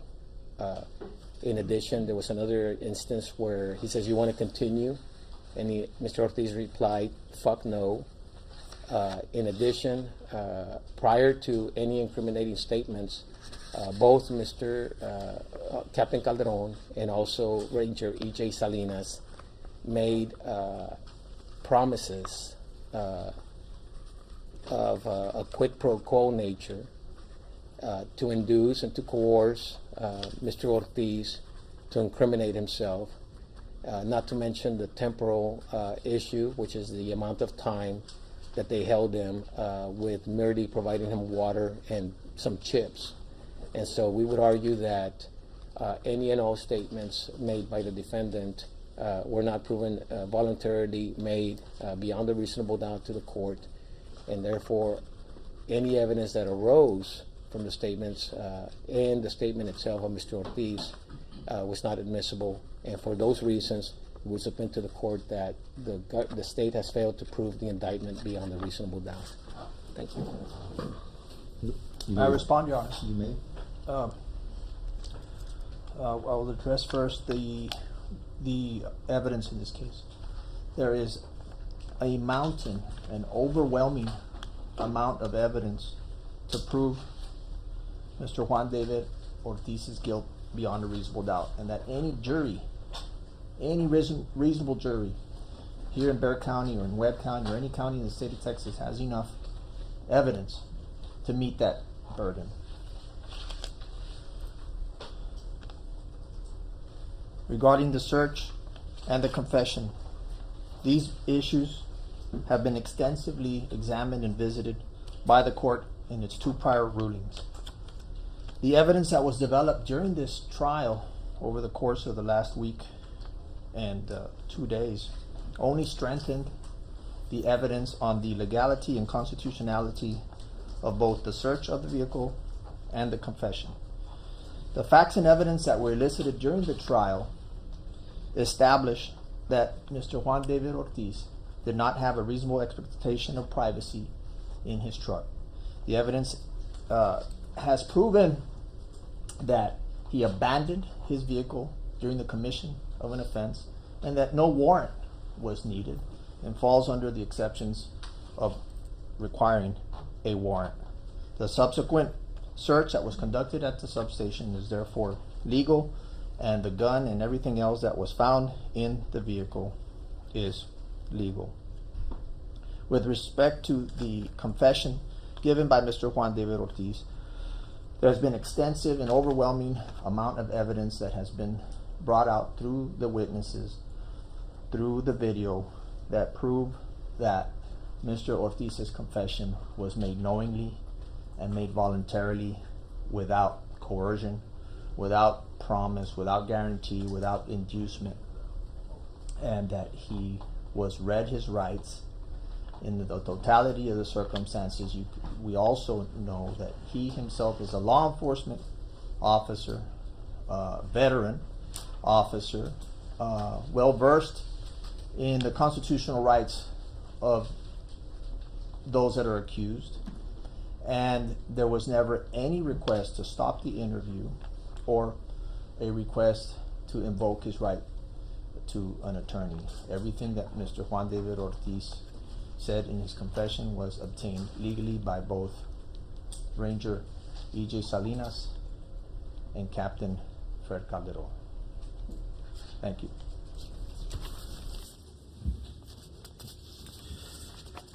All right. Well, the court was reviewing its findings of fact and conclusions of law regarding both the warrantless search that was argued by the defense and the issue of voluntariness during the statements and confession that the defendant made. And at this time, after listening to additional evidence throughout the trial and the prior testimony and evidence presented at the two prior hearings, the court will reaffirm its rulings from July 10th of 2020 and from September 27th of 2022, and the court will further adopt the court's findings made on July 10th of 2020. And so the motion for instructed verdict this time is denied. Ready for the jury? Bring the jury back in, please. All rise for the jury.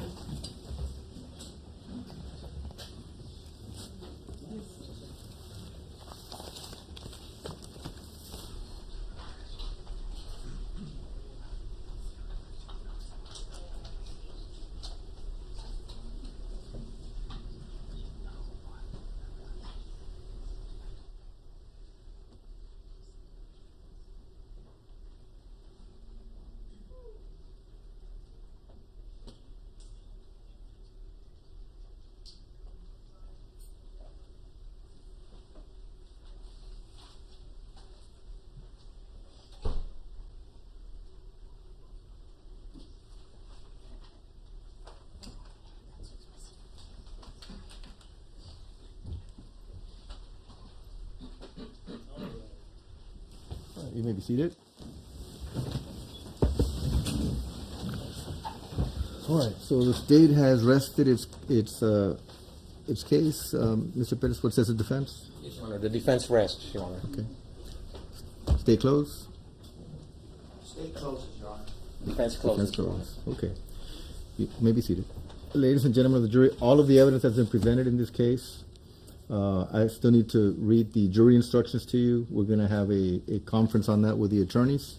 And what we're going to do at this time is excuse you for the day so that we can work on that. I will ask that you be back at 8:30. Actually, I'll be back by 9 a.m. tomorrow. Be back at 9 a.m. So that we can make sure and have the jury instructions ready for you by then. Of course, I'm going to remind you of the previous instructions I've given to you. You're under the same instructions. I'll remind you not to discuss the facts of the case, not to watch any news accounts or read any newspaper or any articles from any source regarding this case. Okay. So we'll see you here at 9 a.m. tomorrow. You're excused for the day. Thank you. All rise for the jury.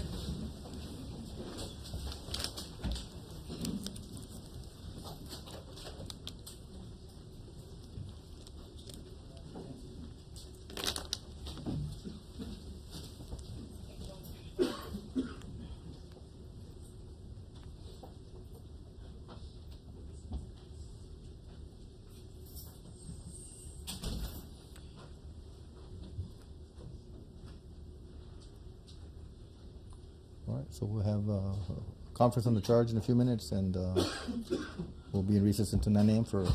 be ready for closing arguments tomorrow morning. Court's in recess for now, but we might have to put something on.